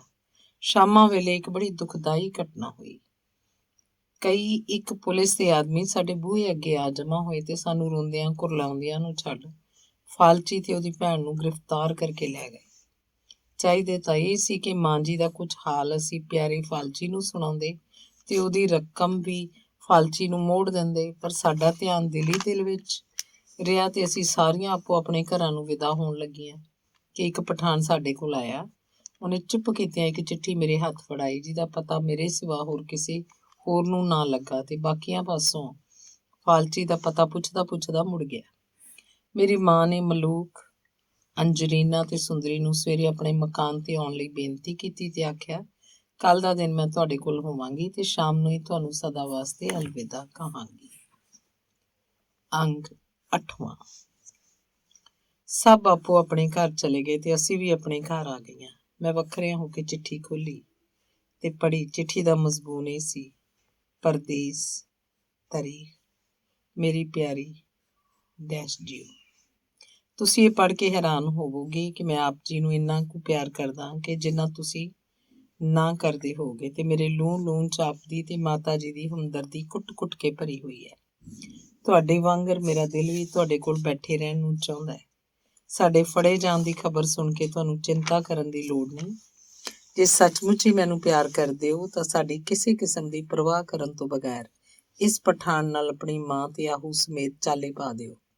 ਉਹ ਸ਼ਾਹੀ ਕਾਗਜ਼ ਜਿਸ ਤੇ ਸ਼ਿਰਾਜ਼ ਦੇ ਹਾਕਮ ਦੇ ਦਸਖਤ ਮੌਜੂਦ ਹਨ, ਤੁਹਾਡੀ ਮਾਂ ਪਾਸ ਹੈ। ਇਹਨੂੰ ਚੰਗੀ ਤਰ੍ਹਾਂ ਸਾਂਭ ਰੱਖਣਾ। ਤੁਸੀਂ ਸਿੱਧੇ ਪਿਸ਼ੌਰ ਪਹੁੰਚਣ ਦੀ ਕਰੋ। ਅਸੀਂ ਵੀ ਤੁਹਾਨੂੰ ਕਦੀ ਨਾ ਕਦੀ ਆ ਕੇ ਮਿਲਾਂਗੇ। ਇਸ ਚਿੱਠੀ ਦਾ ਇਤਬਾਰ ਕਰਨ ਤੋਂ ਤੁਹਾਨੂੰ ਫਾਇਦਾ ਪਹੁੰਚੇਗਾ। ਮੈਂ ਹਾਂ ਤੁਹਾਡਾ ਪਿਆਰਾ ਫਲਾਚੀ। ਇਹ ਚਿੱਠੀ ਪੜ੍ਹ ਕੇ ਮੈਂ ਆਹੂ ਨੂੰ ਵਿਖਾਈ। ਆਹੂ ਇਸ ਨੂੰ ਵੇਖ ਕੇ ਬੜੀ ਖੁਸ਼ ਹੋਈ ਕਿ ਫਾਲਚੀ ਵੀ ਉਹਦੇ ਪਿਆਰ ਨੂੰ ਮਹਿਸੂਸ ਕਰਦਾ। ਦੋਵੇਂ ਸੋਚੀ ਪੈ ਗਈਆਂ ਕਿ ਮਾਂ ਜੀ ਨੂੰ ਕਿਸ ਤਰ੍ਹਾਂ ਸੁਨੇਹਾ ਦਿੱਤਾ ਜਾਵੇ। ਜੇ ਚਿੱਠੀ ਦੇਈਏ ਤਾਂ ਮੇਰੇ ਤੇ ਫਾਲਚੀ ਦੇ ਪ੍ਰੇਮ ਦਾ ਮਾਂ ਨੂੰ ਪਤਾ ਲੱਗ ਸਕਦਾ ਹੈ ਤੇ ਮੈਂ ਕੇਵਲ ਸ਼ਰਮ ਕਰਕੇ ਆਪਣੇ ਆਪ ਦੱਸਣਾ ਨਹੀਂ ਸੀ ਚਾਹੁੰਦੀ। ਜੇ ਨਾ ਦੇਵਾਂ ਤਾਂ ਮਾਂ ਜੀ ਕਹਿਣਗੇ ਕਿ ਤੈਨੂੰ ਕਿਸ ਤਰ੍ਹਾਂ ਮਾਲੂਮ ਹੋਇਆ। ਸਾਨੂੰ ਲੰਮੀ ਸੋਚਣ ਦੀ ਲੋੜ ਨਾ ਰਹੀ ਜਦ ਮਲੂਕ ਦੀ ਨੌਕਰ ਫਰਦੋਸ਼ ਹੱਥ ਵਿੱਚ ਚਿੱਠੀ ਲੈ ਕੇ ਮੇਰੀ ਮਾਂ ਪਾਸ ਆ ਪਹੁੰਚੀ। ਸਲਾਮ ਅਲੈਕਮ ਕਹਿ ਕੇ ਮੇਰੀ ਮਾਂ ਦੇ ਹੱਥ ਫੜਾਈ। ਮਾਂ ਜੀ ਨੇ ਚਿੱਠੀ ਮੈਨੂੰ ਪੜ੍ਹਨ ਵਾਸਤੇ ਕਿਹਾ। ਉਹਦਾ ਮਜ਼ਮੂਨ ਇਸ ਪ੍ਰਕਾਰ ਸੀ, ਮੇਰੀ ਜਾਨੋ ਪਿਆਰੀ ਭੈਣ ਸਕੀਨਾ, ਜਦ ਤੁਹਾਨੂੰ ਇੱਥੇ ਆਗਿਆ ਮਿਲ ਚੁੱਕੀ ਹੈ ਕਿ ਤੁਸੀਂ ਆਪਣੇ ਵਤਨ ਨੂੰ ਚਲੇ ਜਾਓ ਤਾਂ ਤੁਸੀਂ ਕਿਹਨਾਂ ਸੋਚਾਂ ਵਿੱਚ ਹੋ। ਤੁਹਾਨੂੰ ਮੇਰੀਆਂ ਗੱਲਾਂ ਤੇ ਭਰੋਸਾ ਕਰਨ 'ਚ ਬਹੁਤ ਫਾਇਦਾ ਪਹੁੰਚੇਗਾ। ਤਜਰਬੇ ਨੇ ਮੈਨੂੰ ਦੱਸ ਦਿੱਤਾ ਹੈ ਕਿ ਮੇਰੀਆਂ ਬਹੁਤ ਸਾਰੀਆਂ ਗੱਲਾਂ ਸੱਚੀਆਂ ਹੋ ਗਈਆਂ ਹਨ। ਹਾਕਮ ਦਾ ਦਿਲ ਬਦਲਿਆ ਪਤਾ ਨਹੀਂ ਲੱਗਦਾ। ਆਹੂ ਨੂੰ ਚੰਗੀ ਤਰ੍ਹਾਂ ਪੁੱਛ ਲੈਣਾ। ਜੇ ਉਹ ਤੁਹਾਡੇ ਨਾਲ ਜਾਣਾ ਚਾਹੇ ਤਾਂ ਲੈ ਜਾਣਾ। ਉਹਦਾ ਇੱਥੇ ਦਰਦੀ ਕੋਈ ਨਹੀਂ, ਪਰ ਜੇ ਉਹ ਇਸ ਵਤਨ 'ਚ ਰਹਿਣਾ ਚਾਹੇ ਤਾਂ ਉਹਨੂੰ ਉਹਦੇ ਤਾਏ ਦੇ ਸਪੁਰਦ ਕਰ ਜਾਣਾ। ਤੁਹਾਨੂੰ ਸਾਥੀ ਲੱਭਣ ਦੀ ਲੋੜ ਨਹੀਂ। ਚਿੱਠੀ ਵਾਲਾ ਪਠਾਨ ਤੁਹਾਡੇ ਨਾਲ ਜਾਣ ਨੂੰ ਤਿਆਰ ਹੈ। ਅਸੀਂ ਭਾਵੇਂ ਕੈਦ ਹੋ ਚੁੱਕੇ ਹਾਂ, ਪਰ ਤੁਹਾਨੂੰ ਸਾਡੀ ਰਿਹਾਈ ਵਾਸਤੇ ਕੋਸ਼ਿਸ਼ ਕਰਨ ਦੀ ਲੋੜ ਨਹੀਂ। ਆਪ ਦਾ ਜਾਨ ਤੋਂ ਪਿਆਰਾ ਬੱਚਾ ਫਾਲਚੀ। ਚਿੱਠੀ ਸੁਣਦਿਆਂ ਹੀ ਮਾਂ ਜੀ ਨੇ ਪੁੱਛਿਆ ਕਿ ਚਿੱਠੀ ਤੈਨੂੰ ਕਿਹਨੇ ਦਿੱਤੀ ਹੈ? ਫਰਦੋਸ ਨੇ ਕਿਹਾ ਕਿ ਪਠਾਨ ਬਾਹਰ ਖੜਾ ਉਡੀਕ ਰਿਹਾ। ਪਠਾਨ ਨੂੰ ਅੰਦਰ ਬੁਲਾਇਆ ਗਿਆ। ਅਸੀਂ ਸਾਰੀਆਂ ਰਲ ਕੇ ਸਮਾਨ ਵਗੈਰਾ ਸਾਂਭ ਲਿਆ। ਸਕੀਨਾ ਦੀ ਮਰਜ਼ੀ ਆਹੂ ਨੂੰ ਉਹਦੇ ਤਾਏ ਦੇ ਸਪੁਰਦ ਕਰਨ ਦੀ ਸੀ, ਪਰ ਆਹੂ ਰੋ ਪਈ ਤੇ ਬੋਲੀ, ਭਰਜਾਈ ਖੁਦਾ ਦੇ ਵਾਸਤੇ ਮੈਨੂੰ ਆਪਣੇ ਨਾਲ ਹੀ ਰੱਖੋ, ਮੈਂ ਵੀ ਤੁਹਾਡੇ ਨਾਲ ਹੀ ਚੱਲਾਂਗੀ। ਹੁਣ ਸਾਰੀਆਂ ਜਣੀਆਂ ਤੁਰ ਪਈਆਂ। ਕਾਰਵਾਂ ਸਰਾਂ ਵਿੱਚ ਜਾ ਕੇ ਵੇਖਿਆ। ਪਠਾਨ ਘੋੜਿਆਂ ਦਾ ਇੰਤਜ਼ਾਮ ਪਹਿਲਾਂ ਹੀ ਕਰ ਚੁੱਕਾ ਸੀ। ਰੋਂਦੀ ਫਰਦੋਸ਼ ਨੂੰ ਬੜੀ ਮੁਸ਼ਕਿਲ ਨਾਲ ਛੱਡ ਕੇ ਮਾਂ, ਆਹੂ ਤੇ ਮੈਂ ਚੱਲ ਪਈਆਂ। ਕੋਈ 30-40 ਘੋੜੇ ਸਾਡੇ ਨਾਲ ਹੋਰ ਵੀ ਸਨ। ਅਸੀਂ ਕਈ ਦਿਨ ਘੋੜਿਆਂ ਤੇ ਚੜ੍ਹੇ ਰਹੇ। ਰੋਜ਼ ਰਾਤ ਕਿਸੇ ਕਾਫੀ ਖਾਨੇ ਦੇ ਆਣ ਉਤਰਦੇ ਸਾਂ ਤੇ ਉੱਥੋਂ ਰੋਟੀ ਲੈ ਕੇ ਖਾ ਲੈਂਦੇ ਸਾਂ। ਰਾਤ ਸੌਂ ਕੇ ਉੱਠਦੇ ਹੀ ਟੁਰ ਪੈਂਦੇ। ਕਈਆਂ ਚਿਰਾਂ ਪਿੱਛੋਂ ਅਸੀਂ ਪਿਸ਼ੌਰ ਪਹੁੰਚੇ। ਰਸਤੇ 'ਚ ਸਾਨੂੰ ਕੋਈ ਖਾਸ ਤਕਲੀਫ ਨਾ ਹੋਈ। 9ਵਾਂ ਕਾਂਡ। ਸ਼ਹਿਰ ਤੋਂ ਬਾਹਰ ਹੀ ਇੱਕ ਸਰਾਂ ਵਿੱਚ ਅਸੀਂ ਡੇਰਾ ਕੀਤਾ। ਮੇਰੀ ਮਾਂ ਆਪਣੇ ਵਤਨ ਨੂੰ ਵੇਖਦਿਆਂ ਹੀ ਖੁਦਾ ਦਾ ਹਜ਼ਾਰ ਸ਼ੁਕਰ ਕਰਨ ਲੱਗ ਪਈ। ਅਸੀਂ ਪਿਸ਼ੌਰ ਸ਼ਹਿਰ ਵੇਖਣ ਚਲੀਆਂ ਗਈਆਂ। ਆਹੂ ਸ਼ਹਿਰ ਵੇਖ ਕੇ ਬੜਾ ਖੁਸ਼ ਹੋਈ। ਮੈਂ ਤੇ ਆਹੂ ਰੇਲ ਤੇ ਮੋਟਰਾਂ ਵੇਖ ਕੇ ਬੜੀਆਂ ਹੈਰਾਨ ਹੋਈਆਂ, ਕਿਉਂਕਿ ਉਸ ਵਤਨ 'ਚ ਜਿੱਥੇ ਮੈਂ ਜੰਮੀ ਪਲੀ ਇਹ ਸਾਡੇ ਵੇਖਣ 'ਚ ਨਹੀਂ ਸੀ ਆਈਆਂ। ਰੋਟੀ ਵੀ ਬਾਜ਼ਾਰੋਂ ਹੀ ਖਾਧੀ। ਜਦ ਅਸੀਂ ਵਾਪਸ ਸਰਾਂ 'ਚ ਆਈਆਂ ਤਾਂ ਦੂਜੀ ਸਵੇਰੇ ਰਾਵਲਪਿੰਡੀ ਜਾਣ ਦੀ ਸਲਾਹ ਠਹਿਰੀ। ਸੋ ਤਿੰਨੇ ਘੋੜੇ ਵਾਲਿਆਂ ਨੇ ਸ਼ਹਿਰ 'ਚ ਜਾ ਕੇ ਘੋੜੇ ਵੇਚ ਦਿੱਤੇ। ਪਠਾਨ ਸਮੇਤ ਜੋ ਸਾਨੂੰ ਨਾਲ ਲਿਆਇਆ ਸੀ, ਅਸਾਂ ਨੂੰ ਸਦਾ ਵਾਸਤੇ ਅਲਵਿਦਾ ਕਹਿਣ ਆਏ। ਇਹ ਸੋਚ ਕੇ ਕਿ ਇਹਨਾਂ ਨੇ ਸਾਡੇ ਉੱਤੇ ਬੜਾ ਉਪਕਾਰ ਕੀਤਾ, ਸਾਥੋਂ ਸਦਾ ਵਾਸਤੇ ਵਿਦਾ ਹੋ ਰਹੇ ਹਨ, ਮੈਂ, ਆਹੂ ਤੇ ਮਾਂ ਜੀ ਦੀਆਂ ਅੱਖਾਂ 'ਚੋਂ ਹੰਝੂ ਡਿੱਗਣ ਲੱਗ ਪਏ। ਮੈਂ ਚਾਹੁੰਦੀ ਸਾਂ ਇਹ ਸਾਡੇ ਕੋਲ ਹੀ ਰਹਿਣ ਤੇ ਇੱਥੇ ਕੋਈ ਕਾਰ ਵਿਹਾਰ ਕਰ ਲੈਣ। ਮੈਂ ਨਜੂਮੀ ਦੀ ਯਾਦ ਦਿਲੋਂ ਨਹੀਂ ਭੁਲਾਈ ਸੀ। ਉਹਦੇ ਇਸ ਤਰ੍ਹਾਂ ਫੜੇ ਜਾਣ ਤੇ ਮੈਨੂੰ ਡਾਢਾ ਖੇਦ ਸੀ। ਪਠਾਨ ਜਦ ਮਾਂ ਜੀ ਨੂੰ ਸਲਾਮ ਅਲੈਕਮ ਕਹਿਣ ਵਾਸਤੇ ਅਗਾਂਹ ਵਧਿਆ ਤਾਂ ਉਹਦਾ ਵੱਡਾ ਸਾਰਾ ਕੁੱਲਾ ਸਾਫੇ ਸਮੇਤ ਡਿੱਗ ਪਿਆ। ਕੁੱਲਾ ਫੜਨ ਲੱਗਿਆਂ ਉਹਨੇ ਸਭ ਨਕਲੀ ਦਾੜੀ ਮੁੱਛਾਂ ਲਾਹ ਸੁੱਟੀਆਂ ਤੇ 8 ਗਜ਼ ਦੀ ਸਲਵਾਰ ਤੇ ਗਲੋਂ ਮੋਟੀ ਜੀ ਫਤੂਈ ਲਾਹ ਦਿੱਤੀ। ਜਦ ਉਹਨੇ ਤਾਂ ਮੂੰਹ ਕਰਕੇ ਤੱਕਿਆ ਤਾਂ ਪਠਾਨ ਦੀ ਕਾਇਆ ਹੀ ਪਲਟੀ ਹੋਈ ਦੇਖੀ। ਕਿੱਥੇ ਉਹ ਡਰਾਉਣਾ ਪਠਾਨ, ਕਿੱਥੇ ਉਹ ਮੁਸ਼ਤਰੀ ਦਿਸਣ ਲੱਗ ਪਈ। ਕੁੱਲੇ ਦੇ ਉਤਲੇ ਸਾਫੇ ਦੀ ਉਹਨੇ ਆਪਣੇ ਸਿਰ ਤੇ ਚਾਦਰ ਲੈ ਲਈ। ਲੰਮੀ ਕਮੀਜ਼ ਜਿਹੜੀ ਉਹਨੇ ਮਰਦਾਵੀ ਸਲਵਾਰ 'ਚ ਦਿੱਤੀ ਹੋਈ ਸੀ, ਖੁੱਲੀ ਛੱਡ ਦਿੱਤੀ ਤੇ ਇੱਕ ਹੋਰ ਪਤਲੀ ਜੀ ਸਲਵਾਰ ਢਿੱਲੀ ਕਰਕੇ ਗਿੱਟਿਆਂ ਤੱਕ ਕਰ ਲਈ। ਇਹ ਉਹ ਮੁਸ਼ਤਰੀ ਸੀ ਜਿਹਨੇ ਮੈਨੂੰ ਅੰਜਰੀਨਾਂ ਕੋਲੋਂ ਆਉਣ ਲੱਗਿਆਂ ਰੁਮਾਲ ਦਿੱਤਾ ਸੀ, ਜਿਹਦੀ ਨੁੱਕਰ ਤੇ ਸਿਲਮੇ ਤੇ ਧਾਗੇ ਨਾਲ ਲਿਖਿਆ ਹੋਇਆ ਸੀ, ਤੁਸੀਂ ਫੇਰ ਵੀ ਮਿਲੋਗੇ, ਇੱਕ ਦੁਖੀ ਹਿੰਦੀ ਖਾਤੂਨ। ਘੋੜੇ ਵਾਲੇ ਦਹਿਕਾਨੀਆਂ ਮਤਲਬ ਪੇਂਡੂਆਂ ਨੇ ਵੀ ਆਪਣੇ ਨਕਲੀ ਕੱਪੜੇ ਲਾ ਦਿੱਤੇ, ਦਾੜੀਆਂ ਮੁੱਛਾਂ ਲਾ ਕੇ ਮੂੰਹ ਹੱਥ ਧੋਤੇ। ਸਾਡੇ ਵੇਖਦਿਆਂ ਪੇਂਡੂ ਤਾਂ ਉਹ ਨਜੂਮੀ ਤੇ ਉਹਦੀ ਇੱਕ ਭੈਣ ਨਿਕਲ ਆਏ। ਪਾਠਕ ਅੰਦਾਜ਼ਾ ਲਾ ਸਕਦੇ ਹਨ ਕਿ ਉਸ ਵੇਲੇ ਅਸੀਂ ਕਿੱਡੀਆਂ ਖੁਸ਼ ਹੋਈਆਂ ਹੋਵਾਂਗੀਆਂ। ਮੈਨੂੰ ਆਪਣੀ ਬੇਵਕੂਫੀ ਤੇ ਇੰਨੀ ਕੁ ਹੈਰਾਨੀ ਹੋਈ ਜਿਹਦਾ ਮੈਂ ਨਿਰਣਾ ਨਹੀਂ ਕਰ ਸਕਦੀ। ਮੈਨੂੰ ਨਜੂਮੀ ਨੇ ਝੱਟ ਹੀ ਦੱਸ ਦਿੱਤਾ ਕਿ ਮੇਰਾ ਪਿਆਰ ਉਸ ਨਾਲ ਇਸ ਤਰ੍ਹਾਂ ਦਾ ਪਿਆਰ ਸੀ ਜਿਸ ਤਰ੍ਹਾਂ ਕੋਈ ਅਜਿਹੇ ਬਿਰਛ ਦੀ ਸੇਵਾ ਕਰੇ ਜਿਹਨੂੰ ਕੋਈ ਫਲ ਹੀ ਨਾ ਲੱਗਣਾ ਹੋਵੇ। ਮੈਂ ਤਾਂ ਉਸ ਨੂੰ ਸੋਹਣਾ ਤੇ ਛੈਲ ਛਬੀਲਾ ਨੌਜਵਾਨ ਸਮਝ ਕੇ ਪਿਆਰ ਕਰਦੀ ਸੀ ਤੇ ਆਸ ਰੱਖੀ ਬੈਠੀ ਸੀ ਸ਼ਾਇਦ ਖੁਦਾ ਦੀ ਰਹਿਮਤ ਨਾਲ ਮੇਰਾ ਇਸ ਨਾਲ ਵਿਆਹ ਹੋ ਜਾਏਗਾ। ਪਰ ਉਹਨੇ ਮਰਦਾਵੇਂ ਕੱਪੜੇ ਲਾ ਕੇ ਦੱਸ ਦਿੱਤਾ ਕਿ ਉਹ ਮਰਦ ਨਹੀਂ ਸਗੋਂ ਤੀਵੀਂ ਹੈ। ਫਾਲਚੀ ਨੂੰ ਜਦ ਮੈਂ ਸਾੜੀ ਬੰਨੀ ਹੋਈ ਨੂੰ ਵੇਖਿਆ ਤਾਂ ਉਹਦਾ ਰੂਪ ਅੱਗੇ ਨਾਲੋਂ ਕਈ ਗੁਣਾ ਵੱਧ ਨਿਕਲ ਆਇਆ। ਇੱਕ ਦੂਜੀ ਨੂੰ ਅਸੀਂ ਘੁੱਟ ਕੇ ਜੱਫੀ ਪਾ ਕੇ ਮਿਲੀਆਂ। ਨਕਲੀ ਫਾਲਚੀ ਨੇ ਮੈਨੂੰ ਦੱਸਿਆ ਕਿ ਮੇਰੀ ਮਾਂ ਸਕੀਨਾ ਦੀ ਛੋਟੀ ਭੈਣ ਸੁਭੱਦਰਾ ਹੈ, ਜਿਹਦੀ ਖੱਬੀ ਲੱਤ ਦੇ ਪਿੱਛੇ ਕੁੱਤੇ ਦੇ ਵੱਢਣ ਦਾ ਵੱਡਾ ਸਾਰਾ ਨਿਸ਼ਾਨ ਹੈ। ਮੇਰੀ ਮਾਂ ਨੇ 1-2 ਗੱਲਾਂ ਆਪਣੇ ਮਾਪਿਆਂ ਬਾਬਤ ਉਸ ਨਾਲ ਕੀਤੀਆਂ। ਸੁਭੱਦਰਾ ਦਾ ਹਾਲ ਸੁਣਨ ਵਾਸਤੇ ਅਸੀਂ ਸਾਰੀਆਂ ਉਤਾਵਲੀਆਂ ਹੋ ਰਹੀਆਂ ਸੀ ਕਿ ਕਿਸ ਤਰ੍ਹਾਂ ਅਜਿਹੇ ਬਿਖੜੇ ਰਸਤੇ ਉੱਤੇ ਪੁੱਜੀ। ਸਕੀਨਾ ਦਾ ਪਤਾ ਉਹਨੂੰ ਕਿਹਨੇ ਦੱਸਿਆ? ਤੀਵੀਂ ਨੂੰ ਅਜਿਹੇ ਭਿਆਨਕ ਦੇਸ਼ 'ਚ ਜਾਣ ਦਾ ਹੌਸਲਾ ਕਿਵੇਂ ਪਿਆ? ਸੁਭੱਦਰਾ ਨੇ ਕਿਹਾ, ਹੁਣ ਸਾਨੂੰ ਪਹਿਲਾਂ ਘਰ ਪੁੱਜਣਾ ਚਾਹੀਦਾ, ਫਿਰ ਬੈਠ ਕੇ ਸਭ ਗੱਲਾਂ ਬਾਤਾਂ ਕਰਾਂਗੇ। ਉਹ ਦਿਨ ਸਾਡਾ ਤਿਆਰੀ 'ਚ ਲੰਘ ਗਿਆ। ਰੇਲ ਤੇ ਸਵਾਰ ਹੋ ਦੂਜੇ ਦਿਨ ਰਾਵਲਪਿੰਡੀ ਸ਼ਹਿਰ 'ਚ ਆ ਪੁੱਜੇ। ਮਾਂ ਨੇ ਵੇਖਿਆ 15-16 ਸਾਲਾਂ 'ਚ ਬੜੀ ਤਬਦੀਲੀ ਹੋ ਗਈ ਹੈ। ਉਹ ਇੱਕ ਬਾਜ਼ਾਰ ਵਿੱਚੋਂ ਲੰਘ ਕੇ ਆਪਣੇ ਸਹੁਰੇ ਘਰ ਕੋਲ ਪੁੱਜੀ। ਮਾਂ ਜੀ ਦੀਆਂ ਲੱਤਾਂ ਭਾਰੀਆਂ ਪੱਥਰ ਹੋ ਗਈਆਂ, ਅੱਗੇ ਤੁਰਿਆ ਨਾ ਜਾਵੇ। ਦਬਾ ਦਬ ਰੋ ਰਹੀ ਸੀ। ਅਖੀਰ ਇੱਕ ਬੂਹੇ ਅੱਗੇ ਬੈਠ ਕੇ ਇੱਕ ਤੀਵੀਂ ਨਾਲ ਗੱਲਾਂ ਕਰਨ ਲੱਗ ਪਈ। ਬੋਲੀ ਵੀ ਮਾਂ ਦੀ ਬਹੁਤ ਬਦਲ ਚੁੱਕੀ ਸੀ। ਮਾਈ ਕੋਲੋਂ ਕੁਝ ਪਤਾ ਨਾ ਲੱਗਾ। ਇੱਕ ਪੰਸਾਰੀ ਨੂੰ, ਜਿਸ ਤੋਂ ਕਿ ਮਾਂ ਜੀ ਕਈ ਵਾਰ ਸੌਦਾ ਮੰਗਾਉਂਦੇ ਹੁੰਦੇ ਸੀ, ਆਪਣੇ ਪਾਸ ਸੱਦ ਲਿੱਤਾ ਤੇ ਉਹ ਤੋਂ ਆਪਣੇ ਸਹੁਰਿਆਂ ਦਾ ਪਤਾ ਲਿਆ। ਉਹਨੇ ਦੱਸਿਆ ਕਿ ਤੁਹਾਡਾ ਸਹੁਰਾ ਲਾਲਾ ਬਿਹਾਰੀ ਮੱਲ ਅੱਜ ਕੱਲ੍ਹ ਇੱਥੋਂ ਮਕਾਨ ਛੱਡ ਕੇ ਰਾਜਾ ਬਾਜ਼ਾਰ 'ਚ ਜਾ ਰਿਹਾ ਹੈ। ਸਾਨੂੰ ਇੱਕ ਹਿੰਦੂ ਨਾਲ ਗੱਲਾਂ ਕਰਦਿਆਂ ਵੇਖ ਇੱਕ ਮੌਲਵੀ ਨੇ ਕਿਹਾ ਕਿ ਤੁਸੀਂ ਕਿਉਂ ਹਿੰਦੂਆਂ ਨਾਲ ਗੱਲਾਂ ਕਰਦੀਆਂ? ਜਿਹਦਾ ਜਵਾਬ ਮੇਰੀ ਮਾਂ ਨੇ ਇਹ ਦਿੱਤਾ ਕਿ ਮੌਲਵੀ ਸਾਹਿਬ, ਮੈਨੂੰ ਦੁਖੀ ਨੂੰ ਹੋਰ ਨਾ ਦਿਖਾਓ, ਜਾਓ ਆਪਣਾ ਰਾਹ ਲਓ, ਤੁਹਾਨੂੰ ਸਾਡੇ ਨਾਲ ਕੀ ਮਤਲਬ ਹੈ? ਉਹ ਸੜਦਾ ਕੁੜਦਾ ਚਲਾ ਗਿਆ। ਪੁੱਛਦੀ ਪੁਛਾਉਂਦੀ ਮਾਂ ਆਪਣੇ ਸਹੁਰੇ ਘਰ ਜਾ ਪੁੱਜੀ। ਮੇਰੀ ਮਾਂ ਦੀ ਜਠਾਣੀ ਤੇ ਸੱਸ ਨੇ, ਜੋ ਬਹੁਤ ਬਿਰਧ ਹੋ ਗਈਆਂ ਸੀ, ਉਹਨੂੰ ਪਛਾਤਾ ਤੇ ਗਲ ਨਾਲ ਲਾਇਆ। ਉਹਦਾ ਦਿਓਰ ਤੇ ਸਹੁਰਾ ਵੀ ਹੱਟੀਓਂ ਭੱਜੇ ਆਏ। ਜਦੋਂ ਉਹਨਾਂ ਸੁਣਿਆ ਕਿ ਮਾਂ ਜੀ ਦਾ ਪਤੀ ਅਥਵਾ ਉਹਨਾਂ ਦਾ ਪੁੱਤਰ ਚਲਾਣਾ ਕਰ ਚੁੱਕਾ ਹੈ, ਤਾਂ ਸਾਰੇ ਘਰ 'ਚ ਚੀਕ ਚਿਹਾੜਾ ਪੈ ਗਿਆ। ਸਭ ਭੁੱਬਾਂ ਮਾਰ ਮਾਰ ਰੋਣ ਲੱਗ ਪਏ। ਆਂਢ ਗੁਆਂਢ ਆ ਇਕੱਠਾ ਹੋਇਆ। ਸਾਰੀ ਗਲੀ 'ਚ ਮਾਤਮ ਛਾ ਗਿਆ। ਮਾਂ ਜੀ ਦੇ ਪਿਤਾ ਜੀ ਨੂੰ ਜਲੰਧਰ ਤਾਰ ਭੇਜੀ ਗਈ। ਤੀਜੇ ਦਿਨ ਉਹ ਰੋਂਦੇ ਕੁਰਲਾਉਂਦੇ ਰਾਵਲਪਿੰਡੀ ਆ ਪੁੱਜੇ। 2-4 ਦਿਨ ਠਹਿਰ ਕੇ ਅਸੀਂ ਜਲੰਧਰ ਆਏ। 10ਵਾਂ ਕਾਂਡ। ਇੱਥੇ ਵੀ 1-2 ਦਿਨ ਇਹੋ ਹਾਲਤ ਰਹੀ। ਗਲੀ ਮਹੱਲੇ ਦੀਆਂ ਕਈ ਤੀਵੀਆਂ ਵਾਰੀ-ਵਾਰੀ ਆਉਂਦੀਆਂ ਰਹੀਆਂ। ਮਾਸੀ ਸੁਭੱਦਰਾ ਸਭ ਕੁਝ ਜਾਣਦੀ ਸੀ। ਜਦ ਮਾਸੀ ਜੀ ਨੇ ਇੱਕ ਦਿਨ ਮੇਰੀਆਂ ਮਾਮੀਆਂ ਨੂੰ ਦੱਸਿਆ ਕਿ ਮੇਰੀ ਮਾਂ ਨੇ ਦੀਨ ਗੁਲ ਮੁਸਲਮਾਨ ਨਾਲ ਨਿਕਾਹ ਕਰ ਲਿੱਤਾ ਸੀ ਤੇ ਮੈਂ ਦੀਨ ਗੁਲ ਦੀ ਧੀ ਆਂ ਤੇ ਆਹੂ ਦੀਨ ਗੁਲ ਦੀ ਭੈਣ ਹੈ, ਤਾਂ ਬੜੀਆਂ ਚੀਕੀਆਂ। ਇਹ ਕਹੇ ਸੁਭੱਦਰਾ, ਤੂੰ ਬੜਾ ਜ਼ੁਲਮ ਕੀਤਾ। ਤੇਰੀ ਭੈਣ ਦਾ ਧਰਮ ਤਾਂ ਭ੍ਰਿਸ਼ਟ ਹੋ ਚੁੱਕਾ ਸੀ ਤੇ ਤੂੰ ਸਾਡਾ ਜਨਮ ਨਾਲ ਗਾਲਣਾ ਚਾਹੁੰਦੀ ਹੈ। ਦੂਜੀ ਬੋਲੀ, ਸੁਭੱਦਰਾ, ਮੈਂ ਸੁਣਿਆ ਤੂੰ ਵੀ ਇਹਨਾਂ ਦੇ ਹੱਥੋਂ ਲੈ ਕੇ ਖਾਂਦੀ ਰਹੀ ਹੈ। ਸੁਭੱਦਰਾ ਕਹਿੰਦੀ, ਭਰਜਾਈ ਜੀ, ਉਸ ਦੇਸ਼ 'ਚ ਹਿੰਦੂ ਕੋਈ ਟਾਵਾਂ ਟਾਵਾਂ ਹੀ ਹੁੰਦਾ, ਮਜਬੂਰੀ ਇਹਨਾਂ ਦੇ ਹੱਥੋਂ ਲੈ ਕੇ ਖਾਣਾ ਪੈਂਦਾ ਹੈ। ਤੀਜੀ ਬੋਲੀ, ਤਾਂ ਤੇਰਾ ਮਤਲਬ ਇਹ ਕਿ ਅਸੀਂ ਵੀ ਇਹਨਾਂ ਦੇ ਹੱਥੋਂ ਖਾ ਪੀ ਕੇ ਮੁਸਲਮਾਨ ਹੋ ਜਾਈਏ? ਸੁਭੱਦਰਾ ਕਹਿੰਦੀ, ਭਰਜਾਈ ਜੀ, ਕਿਸੇ ਮੁਸਲਮਾਨ ਦੇ ਹੱਥੋਂ ਖਾਣ ਨਾਲ ਮੁਸਲਮਾਨ ਨਹੀਂ ਹੋ ਜਾਈਦਾ। ਤੂੰ ਵੇਖਦੀ ਨਹੀਂ ਆ ਰਹੀ, ਕਈਆਂ ਨੂੰ ਨਾਲ ਮਿਲਾ ਲੈਂਦੇ ਆ ਤੇ ਉਹਨਾਂ ਨਾਲ ਸਾਰੇ ਵਰਤਦੇ ਆ। ਦੂਜੀ ਕਹਿੰਦੀ, ਛੱਡੋ ਭੈਣ ਜੀ, ਛੱਡੋ, ਇਹੋ ਜਿਹੀਆਂ ਗੱਲਾਂ ਕਿਸੇ ਹੋਰ ਨੂੰ ਦੱਸੋ। ਰਾਧਾ ਕਿਸ਼ਨ ਨੂੰ ਮੁਸਲਮਾਨੀ ਕਰਾ ਹੀ ਦਿੱਤੀ ਸੀ ਨਾ, ਸ਼ੁੱਧ ਕਰਕੇ ਹੀ ਮੰਦਰੋਂ ਕੱਢ ਦਿੱਤਾ। ਸਾਡੀ ਗਲੀ ਵਿੱਚ ਤਾਂ ਉਹਦੇ ਨਾਲ ਮੂਲ ਹੀ ਨਾ ਕਿਸੇ ਵਰਤਿਆ। ਓੜਕ ਵਿਚਾਰੇ ਰਾਧਾ ਕਿਸ਼ਨ ਨੂੰ ਬਲਾ ਗਲੋਂ ਲਾਉਣੀ ਪਈ। ਹਾਂ, ਇੰਨਾ ਜ਼ਰੂਰ ਹੋਇਆ ਕਿ ਉਹਨੂੰ ਕਿਸੇ ਨੇ ਡੰਨ ਨਹੀਂ ਲਾਇਆ। ਤੀਜੀ ਕਹਿੰਦੀ, ਡੰਨ ਕੌਣ ਲਾਉਂਦਾ? ਖਬਰੇ ਉਹ ਕਿਹੜੀ ਬਰਾਦਰੀ ਦਾ?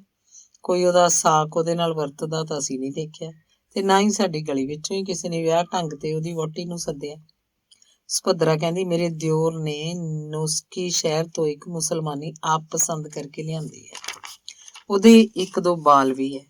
ਕੀ ਉਹਨੂੰ ਅਸੀਂ ਵੱਢ ਦਿੱਤਾ? ਦੂਜੀ ਕਹਿੰਦੀ, ਤੁਸੀਂ ਤੇ ਸਿੱਖ ਹੋਏ, ਸਿੱਖਾਂ ਦਾ ਧਰਮ ਹੀ ਕੀ ਹੈ?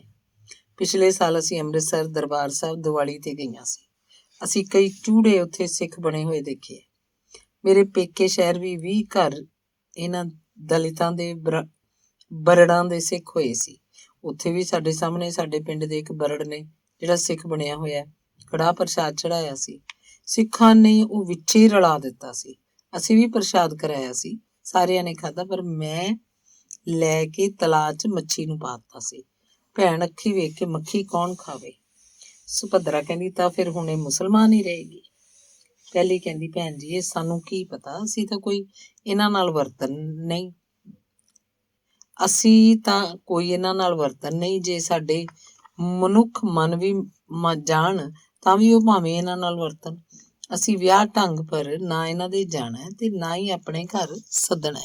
ਰਾਤੀ ਆਉਂਦੇ ਮਾਪਿਆਂ ਨਾਲ ਪਤਾ ਨਹੀਂ ਉਹਨਾਂ ਨੇ ਕੀ ਗੱਲਾਂ ਕੀਤੀਆਂ ਕਿ ਸੁਭੱਦਰਾ ਨੂੰ ਮੇਰੀ ਮਾਂ ਦੇ ਮਾਤਾ ਪਿਤਾ ਨੇ ਕਹਿ ਦਿੱਤਾ ਕਿ ਬੀਬੀ, ਇਹਨਾਂ ਨੂੰ ਕਿਤੇ ਲੈ ਜਾ।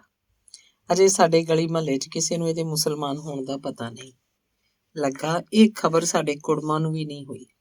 ਜੇ ਆਮ ਲੋਕਾਂ ਨੂੰ ਪਤਾ ਲੱਗ ਗਿਆ ਤਾਂ ਬਰਾਦਰੀ 'ਚ ਬੜੀ ਭੰਡੀ ਹੋਏਗੀ ਤੇ ਹੋ ਸਕਦਾ ਅਸੀਂ ਛੇਕੇ ਜਾਈਏ ਜਾਂ ਬ੍ਰਹਮ ਭੋਜ ਦੀ ਸ਼ਕਲ 'ਚ ਸਾਨੂੰ ਡੰਨ ਭਰਨਾ ਪਵੇ ਤੇ ਤੀਰਥੀ ਜਾਣਾ ਪਵੇ। ਮੇਰਾ ਛੋਟਾ ਮਾਮਾ ਕੁਝ ਚੰਗੇ ਖਿਆਲਾਂ ਦਾ ਸੀ। ਉਹ ਕੁਝ ਬੋਲਣਾ ਹੀ ਚਾਹੁੰਦਾ ਸੀ ਕਿ ਉਹਦੇ ਦੂਜੇ ਭਰਾਵਾਂ ਨੇ ਉਹਨੂੰ ਚੁੱਪ ਕਰਾ ਦਿੱਤਾ। ਮੇਰੀ ਮਾਂ ਆਪਣੀ ਇਹ ਹਾਲਤ ਵੇਖ ਬੇਹੋਸ਼ ਹੋ ਗਈ। ਮੈਂ ਤੇ ਆਹੂ ਕੋਲ ਬੈਠੇ ਉੱਚੀ-ਉੱਚੀ ਰੋਣ ਲੱਗ ਪਈਆਂ। ਮੈਂ ਸਮਝਿਆ ਸ਼ਾਇਦ ਮਾਂ ਜੀ ਦਾ ਦਿਲ ਘਟ ਗਿਆ। ਝੱਟ ਸੋਚੀ ਪੈ ਗਈ ਕਿ ਇਸ ਪ੍ਰਦੇਸ਼ 'ਚ ਸਾਡਾ ਮਾਂ ਜੀ ਤੋਂ ਬਗੈਰ ਕਿਹੜਾ ਸਹਾਇਕ ਹੈ। ਮਾਸੀ ਸੁਭੱਦਰਾ ਨੇ ਮਾਂ ਜੀ ਦੇ ਮੂੰਹ 'ਚ ਪਾਣੀ ਪਾਇਆ, ਪੱਖਾ ਝੱਲਿਆ, ਧੀਰਜ ਦਿੱਤੀ। ਬੋਲੀ, ਭੈਣ ਜੀ, ਘਬਰਾਉਣ ਦੀ ਕਿਹੜੀ ਗੱਲ ਹੈ? ਮੈਂ ਜਿਹੜੀ ਤੁਹਾਨੂੰ ਐਡੀ ਦੂਰੋਂ ਦੁੱਖਾਂ ਵਿੱਚੋਂ ਕੱਢ ਕੇ ਲਿਆਈ ਆਂ, ਕੀ ਤੈਨੂੰ ਅੱਧੂ ਆਟੇ ਹੀ ਸੁੱਟ ਦਿਆਂਗੀ? ਉੱਠ, ਕੁਝ ਪਰਵਾਹ ਨਾ ਕਰ। ਸਤਿਗੁਰੂ ਗੁਰੂ ਗੋਬਿੰਦ ਸਿੰਘ ਜੀ ਤੇ ਭਰੋਸਾ ਰੱਖ, ਉਹ ਅਜੇ ਸਾਡਾ ਇਮਤਿਹਾਨ ਲੈ ਰਹੇ। ਕਾਂਡ 11ਵਾਂ। ਸਭੇ ਜਣੀਆਂ ਤਿਆਰ ਹੋ ਸ੍ਰੀ ਅੰਮ੍ਰਿਤਸਰ ਨੂੰ ਰਵਾਨਾ ਹੋ ਪਈਆਂ ਤੇ 10 ਘੰਟੇ ਦੇ ਸਫ਼ਰ ਪਿੱਛੋਂ ਸ੍ਰੀ ਅੰਮ੍ਰਿਤਸਰ ਪੁੱਜ ਗਈਆਂ। ਸਟੇਸ਼ਨ ਤੇ ਪਹੁੰਚਦਿਆਂ ਹੀ 10-12 ਬੜੀਆਂ ਸੁੰਦਰ ਬੀਬੀਆਂ ਸਾਡੀ ਗੱਡੀ ਕੋਲ ਆ ਖਲੋਤੀਆਂ। ਸਾਡਾ ਅਸਬਾਬ ਕੁਲੀਆਂ ਕੋਲੋਂ ਉਤਰਵਾ ਕੇ ਸਾਨੂੰ ਘੁੱਟ ਕੇ ਮਿਲੀਆਂ। ਫੁੱਲਾਂ ਦੇ ਸਿਹਰੇ ਸਾਡੇ ਗਲਾਂ 'ਚ ਪਾ ਦਿੱਤੇ। ਸਟੇਸ਼ਨ ਤੋਂ ਬਾਹਰ ਕੁਝ ਮੋਟਰਾਂ ਖੜੀਆਂ ਸਨ। ਸਾਨੂੰ ਬਿਠਾ ਕੇ ਇੱਕ ਕੋਠੀ 'ਚ ਲੈ ਗਈਆਂ। ਮੇਜ਼ਾਂ ਦੇ ਉੱਪਰ ਚੰਗੇ ਚੰਗੇ ਖਾਣੇ ਚੁਣੇ ਗਏ। ਸਾਰੀਆਂ ਜਣੀਆਂ ਸਾਡੇ ਕੋਲ ਉਸ ਮੇਜ਼ ਤੇ ਬੈਠ ਗਈਆਂ ਤੇ ਖਾਣ ਪੀਣ ਲੱਗ ਪਈਆਂ। ਸਾਰੀਆਂ ਸੁਭੱਦਰਾ ਦੀ ਬੜੀ ਉਸਤਤੀ ਕਰਦੀਆਂ ਸਨ। ਉਹਦੀ ਗਲ 'ਚ ਪ੍ਰੀਤੀ ਭੋਜਨ ਹੋ ਚੁੱਕਣ ਤੇ ਸਾਰੀਆਂ ਨੇ ਇੱਕ ਇੱਕ ਮੋਤੀਏ ਦਾ ਹਾਰ ਪਾ ਦਿੱਤਾ। ਹਰ ਇੱਕ ਨੇ ਉੱਠ ਕੇ ਉਹਨੂੰ ਮਾਨ ਪੱਤਰ ਦਿੱਤਾ। ਵਿਹਲੀਆਂ ਹੋ ਅਸੀਂ ਉਸੇ ਕੋਠੀ ਦੇ ਵੱਡੇ ਦਲਾਨ 'ਚ ਪੁੱਜੀਆਂ। ਇੱਕ ਸੁਨਹਿਰੀ ਤਖਤਪੋਸ਼ ਤੇ ਇੱਕ ਮੁਤਬਰਕ ਕਿਤਾਬ ਰੱਖੀ ਸੀ। ਦਲਾਨ ਦਾ ਫਰਸ਼ ਸੰਗਮਰਮਰ ਦਾ ਸੀ। ਇੱਕ ਹੁਸੀਨਾ ਮੁਕੱਦਸ ਕਿਤਾਬ ਕੋਲ ਬੈਠੀ ਚੌਰ ਕਰ ਰਹੀ ਸੀ ਤੇ 2-3 ਬੀਬੀਆਂ ਆਵਾਜ਼ਾਂ ਲੈ ਕੇ ਹੇਠਾਂ ਬੈਠੀਆਂ ਸਨ। ਸਾਰੇ ਆਪਣੇ ਆਪਣੇ ਬੂਟ ਲਾ ਕੇ ਅੰਦਰ ਦਾਖਲ ਹੁੰਦੀਆਂ ਜਾਂਦੀਆਂ ਸਨ ਤੇ ਮੁਕੱਦਸ ਕਿਤਾਬ ਨੂੰ ਸਜਦਾ ਕਰਕੇ ਬੈਠ ਜਾਂਦੀਆਂ ਸਨ। ਮੇਰੀ ਮਾਂ ਨੇ ਸਜਦਾ ਕੀਤਾ। ਆਹੂ ਤੇ ਮੈਂ ਵੀ ਸਜਦਾ ਕਰਕੇ ਉਹਨਾਂ ਵਿੱਚ ਜਾ ਬੈਠੀਆਂ। ਹੇਠਾਂ ਬੈਠੀਆਂ ਬੀਬੀਆਂ ਨੂੰ ਵਾਜੇ ਨਾਲ ਉਹ ਗੀਤ ਗਾਇਆ ਜਿਹੜਾ ਅੰਜਰੀਨਾ ਨੇ ਮੈਨੂੰ ਦੱਸਿਆ ਸੀ ਕਿ ਉਹਨੇ ਮੁਸ਼ਤਰੀ ਪਾਸੋਂ ਲਿਖ ਲਿੱਤਾ ਸੀ। ਗੀਤ ਸੁਣ ਕੇ ਆਹੂ ਬਹੁਤ ਖੁਸ਼ ਹੋਈ। ਸਾਰੀਆਂ ਬੀਬੀਆਂ ਦੀ ਆਗੂ ਹਰਬੰਸ ਕੌਰ ਨੇ 2000 ਰੁਪਇਆ ਸੁਭੱਦਰਾ ਨੂੰ ਦਿੱਤਾ ਤੇ ਸਾਨੂੰ ਤਿੰਨਾਂ ਨੂੰ ਆਪਣੇ ਪਾਸ ਬਿਠਾ ਲਿੱਤਾ। ਸੁਭੱਦਰਾ ਦਾ ਸਾਰਾ ਹਾਲ ਸੁਣਨ ਤੋਂ ਪਹਿਲਾਂ ਉਹਨੇ ਸਾਨੂੰ ਪੁੱਛਿਆ ਕਿ ਜੇ ਤੁਸੀਂ ਮੁਸਲਮਾਨ ਰਹਿਣਾ ਚਾਹੁੰਦੀਆਂ ਹੋ ਜਾਂ ਕਿਸੇ ਮੁਸਲਮਾਨ ਨਾਲ ਵਿਆਹ ਕਰਨਾ ਚਾਹੁੰਦੀਆਂ ਹੋ ਤਾਂ ਤੁਹਾਨੂੰ ਅਸੀਂ ਕਿਸੇ ਪਤਵੰਤੇ ਮੁਸਲਮਾਨ ਦੇ ਸਪੁਰਦ ਕਰ ਦਿੰਦੇ ਹਾਂ। ਮੇਰੀ ਮਾਂ ਹੁਣ ਰੋਂਦੀ ਨਹੀਂ ਵੇਖੀ ਜਾਂਦੀ ਸੀ। ਉਹਨੇ ਸੁਭੱਦਰਾ ਨੂੰ ਦੱਸਿਆ ਤੇ ਕਿਹਾ ਕਿ ਜੇ ਤੂੰ ਮੁੜ ਮੁਸਲਮਾਨਾਂ ਦੇ ਘਰ ਹੀ ਵਾੜਨਾ ਸੀ ਤਾਂ ਇੰਨੀ ਤਕਲੀਫ ਤੂੰ ਕਿਉਂ ਕੱਟੀ? ਮੈਂ ਨਕਰਮਣ ਨੂੰ ਉੱਥੇ ਹੀ ਸਦਾ ਲਈ ਮੌਤ ਦੇ ਦਿਨ ਪੂਰੇ ਕਰਨ ਲਈ ਰਹਿਣ ਦਿੰਦੀ। ਹਰਬੰਸ ਕੌਰ ਨੇ ਮੇਰੀ ਮਾਂ ਨੂੰ ਬੜੇ ਪਿਆਰ ਨਾਲ ਕਿਹਾ, ਭੈਣ ਜੀ ਤੁਹਾਡਾ ਦਿਲ ਡਾਢਾ ਕੋਮਲ ਹੈ। ਸਾਡਾ ਮਤਲਬ ਇਹ ਨਹੀਂ ਕਿ ਤੁਸੀਂ ਇਸੇ ਹਾਲਤ 'ਚ ਇਹ ਡਾਵਾਂ ਡੋਲ ਰਹੇ। ਤੁਸੀਂ ਸਾਡੀਆਂ ਸਕੀਆਂ ਭੈਣਾਂ ਹੋ। ਤੁਹਾਨੂੰ ਪੁੱਛਣ ਤੋਂ ਇਹ ਮੁਰਾਦ ਹੈ ਕਿ ਕਦੀ ਸਾਡੇ ਤੇ ਇਲਜ਼ਾਮ ਨਾ ਆਵੇ ਕਿ ਅਸੀਂ ਤੁਹਾਨੂੰ ਆਪਣੇ ਵਿੱਚ ਬਦੋ-ਬਦੀ ਮਿਲਾਇਆ ਹੈ। ਮੈਂ ਕਿਹਾ ਹਾਂ ਠੀਕ ਹੈ, ਤੁਹਾਨੂੰ ਪੁੱਛਣਾ ਚਾਹੀਦਾ। ਕਿਹੜਾ ਅਜਿਹਾ ਇਨਸਾਨ ਹੋਏਗਾ ਤੁਸਾਂ ਜੇ ਜੰਨਤੀ ਜੀਵਾਂ ਪਾਸੋਂ ਇੱਕ ਮਿੰਟ ਵੀ ਵੱਖਰਾ ਰਹਿਣ 'ਚ ਖੁਸ਼ ਹੋਵੇ? ਕਿਉਂ ਆਹੂ ਕਹਿਣ ਲੱਗੀ, ਮੈਂ ਤਾਂ ਤੁਹਾਡੇ ਨਾਲ ਹਾਂ। ਜਿਸ ਤਰ੍ਹਾਂ ਤੁਸੀਂ ਕਰੋਗੀਆਂ ਉਸੇ ਤਰ੍ਹਾਂ ਹੋਏਗਾ। ਪਰ ਮੈਂ ਇਹ ਕਹਿ ਦੇਵਾਂ ਕਿ ਜੈਸਾ ਕੋਈ ਕਰਦਾ ਹੈ ਵੈਸਾ ਭਰਦਾ ਹੈ। ਮੇਰੇ ਭਰਾ ਨੇ ਤੇਰੀ ਮਾਂ ਨੂੰ ਬਦੋ-ਬਦੀ ਆਪਣੇ ਘਰ ਵਸਾਇਆ। ਅੱਜ ਉਹਦੀ ਧੀ ਤੇ ਭੈਣ ਆਪਣੀ ਖੁਸ਼ੀ ਨਾਲ ਉਸ ਨੂੰ ਨਹੀਂ ਸਗੋਂ ਉਹਦੀ ਕੌਮ ਨੂੰ ਸਦਾ ਵਾਸਤੇ ਜਵਾਬ ਦੇਣ ਵਾਲੀਆਂ ਹਨ। ਹਰਬੰਸ ਕੌਰ ਨੇ ਸਿੱਖ ਧਰਮ ਦੇ ਮੋਟੇ-ਮੋਟੇ ਅਸੂਲ ਸਾਨੂੰ ਦੱਸੇ ਤੇ ਇੱਕ ਉਸਤਾਦ ਨੇ ਸਾਨੂੰ ਸਿੱਖ ਧਰਮ ਦੀ ਵਿੱਦਿਆ ਸਿਖਾਉਣ ਵਾਸਤੇ ਲਾ ਦਿੱਤੇ। ਮੁਤਬਰਕ ਕਿਤਾਬ ਸ੍ਰੀ ਗੁਰੂ ਗ੍ਰੰਥ ਸਾਹਿਬ ਜੀ ਉਸ ਦੇਵੀ ਨੇ ਪੜ੍ਹੀ। ਸਾਰੀਆਂ ਸੁਣਦੀਆਂ ਰਹੀਆਂ। ਫਿਰ ਇੱਕ ਬੀਬੀ ਨੇ ਉੱਠ ਕੇ ਦੁਆ ਮਤਲਬ ਅਰਦਾਸ ਪੜ੍ਹਨੀ ਸ਼ੁਰੂ ਕੀਤੀ ਤੇ ਬਾਕੀ ਸਾਰੀਆਂ ਹੱਥ ਜੋੜ ਕੇ ਖਲੋਤੀਆਂ ਸੁਣਦੀਆਂ ਰਹੀਆਂ। ਦੁਆ ਖਤਮ ਹੋਣ ਤੇ ਸਭ ਨੇ ਸਜਦਾ ਕੀਤਾ। ਫਿਰ ਇੱਕ ਉੱਚੀ ਨਾਅਰਾ ਮਤਲਬ ਜੈਕਾਰਾ ਲਾਇਆ ਤੇ ਹਲਵਾ ਮਤਲਬ ਕੜਾਹ ਪ੍ਰਸ਼ਾਦ ਜੋ ਪਹਿਲਾਂ ਹੀ ਤਿਆਰ ਸੀ ਉਸ ਵਿੱਚ ਖੰਡਾ ਫੇਰ ਕੇ ਸਭ ਨੂੰ ਵੰਡਿਆ ਗਿਆ, ਜਿਹਨੂੰ ਅਸਾਂ ਨੇ ਵੀ ਬੜੇ ਪ੍ਰੇਮ ਨਾਲ ਖਾਧਾ। ਕਾਂਡ 12ਵਾਂ। ਸੁਭੱਦਰਾ ਦਾ ਹਾਲ ਸੁਣਨ ਵਾਸਤੇ ਸਾਰੀਆਂ ਉਹਦੇ ਨੇੜੇ ਆ ਟੁਕੀਆਂ। ਉਹਨੇ ਆਪਣੇ ਸਿਰ ਬੀਤੀਆਂ ਸੁਣਾਉਣੀ ਸ਼ੁਰੂ ਕੀਤੀ। ਇਹ ਤੁਹਾਨੂੰ ਪਤਾ ਹੀ ਹੈ ਕਿ ਮੈਂ ਆਪਣੇ ਪਤੀ ਜੀ ਨਾਲ ਸੀਸਤਾਨ ਦੇ ਇਲਾਕੇ 'ਚ ਚਲੀ ਗਈ ਸੀ। ਉੱਥੇ ਇੰਜੀਨੀਅਰ ਸੀ। ਇੱਕ ਦਿਨ ਮੈਂ ਆਪਣੇ ਘਰ ਬੈਠੀ ਸੀ ਕਿ ਔਰਤ ਨੇ ਆਖਿਆ ਕਿ ਅੱਜ ਗੁਰਪੁਰਬ ਹੈ ਤੇ ਸੰਗਤਾਂ ਨੇ ਗੁਰਦੁਆਰੇ 'ਚ ਇਕੱਠਿਆਂ ਹੋਣਾ ਹੈ, ਤੁਸੀਂ ਵੀ ਚੱਲੋ। ਮੈਨੂੰ ਅਜਿਹੇ ਸਮੇਂ ਗੁਰਦੁਆਰੇ ਜਾਣ ਦੀ ਪਤੀ ਜੀ ਵੱਲੋਂ ਮਨਾਹੀ ਨਹੀਂ ਸੀ। ਮੈਂ ਉਸ ਤੀਵੀਂ ਨਾਲ ਚਲੀ ਗਈ। ਗੁਰਦੁਆਰੇ 'ਚ ਭੋਗ ਪੈ ਜਾਣ ਤੇ ਮੇਰੇ ਕੋਲ ਬੈਠੀ ਇੱਕ ਬਿਰਧ ਮਾਤਾ ਨੇ ਕਿਹਾ, ਸੁਣਾ ਕਮਲਾਵਤੀ ਰਾਜੀ, ਅਸੀਂ ਤੈਨੂੰ ਢੇਰ ਪਿੱਛੋਂ ਵੇਖਿਆ, ਤੂੰ ਇੱਥੇ ਕਿਸ ਤਰ੍ਹਾਂ ਆਈ ਹੈ? ਮੈਂ ਕਿਹਾ, ਮਾਤਾ ਜੀ ਤੁਸੀਂ ਮੈਨੂੰ ਕਿੱਥੇ ਵੇਖਿਆ? ਸ਼ਾਇਦ ਹੋਰ ਕੋਈ ਇਸਤਰੀ ਹੋਏਗੀ, ਤੁਸੀਂ ਗਲਤੀ ਨਾਲ ਮੈਨੂੰ ਉਹ ਸਮਝਦੇ ਹੋ। ਮਾਤਾ ਕਹਿਣ ਲੱਗੀ, ਤੂੰ ਜਲੰਧਰੀ ਲਾਲਾ ਪਿਆਰੇ ਲਾਲ ਸਰਾਫ ਦੀ ਧੀ ਨਹੀਂ? ਤੇਰੇ ਸਹੁਰੇ ਰਾਵਲਪਿੰਡੀ ਨਹੀਂ? ਬੱਚੀ ਰਾਤ ਦਿਨ ਮੇਰਾ ਤੇਰੇ ਘਰ ਆਉਣ ਜਾਣ ਤੇ ਤੂੰ ਹੁਣ ਮੈਨੂੰ ਭੁੱਲ ਗਈ ਹੈ। ਜਦ ਤੇਰੇ ਪਤੀ ਨੂੰ ਹੈਜਾ ਹੋ ਗਿਆ ਸੀ ਤੈਨੂੰ ਅਸੀਂ ਦੀਨ ਗੁਲ ਦੇ ਸਪੁਰਦ ਕਰਕੇ ਪਿਸ਼ਾਵਰ ਨਹੀਂ ਸੀ ਭੇਜਿਆ? ਮੈਂ ਕਿਹਾ, ਮਾਤਾ ਜੀ, ਮੈਂ ਪਿਆਰੇ ਲਾਲ ਦੀ ਧੀ ਠੀਕ ਹਾਂ, ਪਰ ਕਮਲਾਵਤੀ ਮੇਰੀ ਵੱਡੀ ਭੈਣ ਦਾ ਨਾਂ ਹੈ। ਉਹ ਤਾਂ ਢੇਰ ਚਿਰ ਹੋਇਆ ਆਪਣੇ ਪਤੀ ਨਾਲ ਜਮਰੌਦ ਤੋਂ ਪਰੇ ਚਲੀ ਗਈ ਸੀ। ਕਈ ਚਿੱਠੀਆਂ ਪਾਈਆਂ ਪਰ ਕੋਈ ਉੱਤਰ ਨਹੀਂ ਆਇਆ, ਤੇ ਜਦ ਪਿਤਾ ਜੀ ਨੇ ਬੜੀ ਖੋਜ ਕਰਵਾਈ ਤਾਂ ਪਤਾ ਲੱਗਾ ਕਿ ਉੱਥੋਂ ਸਾਰੇ ਹਿੰਦੂਆਂ ਸਿੱਖਾਂ ਨੂੰ ਨਿਕਲ ਜਾਣ ਦਾ ਹੁਕਮ ਹੋ ਗਿਆ ਸੀ। ਉਹ ਉਦੋਂ ਦੇ ਪਤਾ ਨਹੀਂ ਕਿੱਥੇ ਹੈ। ਇਹ ਵੀ ਸੁਣਨ ਚ ਆਇਆ ਕਿ ਉਹਦਾ ਪਤੀ ਗੁਜ਼ਰ ਗਿਆ। ਮਾਤਾ ਕਹਿਣ ਲੱਗੀ, ਬੱਚੀ, ਉਹਦਾ ਮੁਹਾਂਦਰਾ ਹੂ ਬਹੂ ਤੇਰੇ ਨਾਲ ਮਿਲਦਾ ਹੈ। ਮੈਂ ਤੈਨੂੰ ਦੀਨ ਗੁਲ ਦਾ ਪੂਰਾ ਪਤਾ ਦਿੰਦੀ ਹਾਂ, ਤੂੰ ਉਸ ਪਾਸੋਂ ਪਤਾ ਲੈ। ਅਸੀਂ ਉਹਦੇ ਨਾਲ ਉਹਨੂੰ ਭੇਜਿਆ ਸੀ। ਜਦ ਸਾਨੂੰ ਦੇਸ਼ ਨਿਕਾਲੇ ਦਾ ਹੁਕਮ ਹੋ ਗਿਆ ਸੀ, ਅਸੀਂ ਪਠਾਣਾ ਦਾ ਦੇਸ਼ ਛੱਡ ਕੇ ਈਰਾਨ ਚ ਆ ਗਏ ਆ। ਪਰ ਤੂੰ ਦੱਸ ਇੱਥੇ ਕਿਸ ਤਰ੍ਹਾਂ ਆਈ ਹੈ? ਤੇ ਮੈਂ ਕਿਹਾ, ਮਾਤਾ ਜੀ, ਮੇਰੇ ਪਤੀ ਜੀ ਇੱਥੇ ਇੰਜੀਨੀਅਰ ਹਨ ਤੇ ਵੱਡਾ ਦੇਵਰ ਸੁਪਰਵਾਈਜ਼ਰ ਹੈ। ਉਹ ਸਾਹਮਣੇ ਮੇਰੇ ਪਤੀ ਜੀ ਬੈਠੇ ਹਨ ਤੇ ਪਰਲੇ ਪਾਸੇ ਦਿਓਰ ਤੇ ਦਰਾਣੀ ਹਨ। ਮਾਤਾ ਕਹਿਣ ਲੱਗੀ, ਤੇਰੇ ਦਿਓਰ ਦੇ ਘਰ ਤਾਂ ਉਹ ਈਰਾਨਣ ਹੈ ਜੋ ਪਿੱਛੇ ਜੇ ਸ਼ੁੱਧ ਕੀਤੀ ਗਈ ਸੀ। ਮੈਂ ਕਿਹਾ, ਆਹੋ ਮਾਤਾ ਜੀ। ਮਾਤਾ ਕਹਿਣ ਲੱਗੀ, ਬੱਚੀ, ਤਾਂ ਤੇ ਤੂੰ ਸਾਡੀ ਆਪਣੀ ਧੀ ਹੈ। ਮੈਂ ਆਪ ਤੇਰੇ ਨਾਲ ਹੋ ਕੇ ਤੇਰੀ ਭੈਣ ਦਾ ਪਤਾ ਮੰਗਾਵਾਂਗੀ। ਮੈਂ ਮਾਈ ਪਾਸੋਂ ਦੇ ਰਹਿਣ ਦਾ ਪੂਰਾ ਪਤਾ ਲਿੱਤਾ ਤੇ ਆਗਿਆ ਲੈ ਕੇ ਘਰ ਨੂੰ ਵਿਦਾ ਹੋਈ। ਪਤੀ ਜੀ ਨੂੰ ਪਤਾ ਸੀ ਕਿ ਮੈਂ ਤੁਹਾਡੇ ਮਤਲਬ ਹਰਬੰਸ ਕੌਰ ਦੇ ਜਥੇ ਵਿੱਚ ਹਾਂ। ਇਸ ਵਾਸਤੇ ਉਹਨਾਂ ਨੂੰ ਪੂਰਾ ਭਰੋਸਾ ਸੀ ਕਿ ਮੈਂ ਆਪਣੇ ਸਿੱਖ ਧਰਮ 'ਚ ਪੱਕੀ ਰਹਾਂਗੀ, ਕਿਉਂਕਿ ਮੇਰੇ ਉਦਮ ਨਾਲ ਹੀ ਮੇਰੇ ਦੇਵਰ ਦੀ ਸ਼ਾਦੀ ਉਹਨਾਂ ਦੀ ਹਸਬ ਮਨਸ਼ਾ ਨਾਲ ਇੱਕ ਨੌਜਵਾਨ ਈਰਾਨੀ ਲੜਕੀ ਨਾਲ ਹੋਈ ਸੀ। ਮੇਰੀ ਦਰਾਣੀ ਇਸ ਕਿਸਮ ਦੀ ਪੱਕੀ ਸਿੱਖ ਬਣ ਚੁੱਕੀ ਸੀ ਕਿ ਮੁਸ਼ਕਲ ਨਾਲ ਹੀ ਕੋਈ ਉਸ ਦੇਸ਼ ਦਾ ਪਛਾਣ ਸਕਦਾ ਸੀ। ਆਪਣੇ ਪਤੀ ਜੀ ਤੇ ਦਿਓਰ ਦੀ ਮਰਜ਼ੀ ਨਾਲ ਅਸੀਂ ਦੋਵੇਂ ਜਣੀਆਂ ਭੈਣ ਦੀ ਖੋਜ 'ਚ ਲੱਗ ਪਈਆਂ। ਸਾਨੂੰ ਮਾਈ ਨੇ ਦੱਸਿਆ ਕਿ ਫਲਾਣੇ ਥਾਂ ਦੀਨ ਗੁਲ ਦਾ ਭਣਵਈਆ ਤੇ ਹੋਰ ਰਿਸ਼ਤੇਦਾਰ ਰਹਿੰਦੇ। ਮੈਂ ਤੇ ਮੇਰੀ ਦਰਾਣੀ ਪੇਂਡੂਆਂ ਵਾਂਗ ਮਰਦਾਵੇਂ ਕੱਪੜੇ ਪਾ ਕੇ ਤੁਰ ਪਈਆਂ।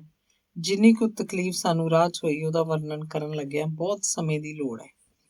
ਸਾਨੂੰ ਈਰਾਨ ਦੇਸ਼ ਲੰਘ ਕੇ ਪਠਾਣਾ ਦੇ ਦੇਸ਼ 'ਚ ਜਾਣਾ ਪਿਆ। ਬੜੀ ਖੋਜ ਕਰਨ ਤੇ ਅਸੀਂ ਦੀਨ ਗੁਲ ਦੇ ਸਾਕਾਂ ਕੋਲ ਪੁੱਜੇ। ਚੋਰੀ ਪਤਾ ਲੈਂਦੇ ਰਹੇ।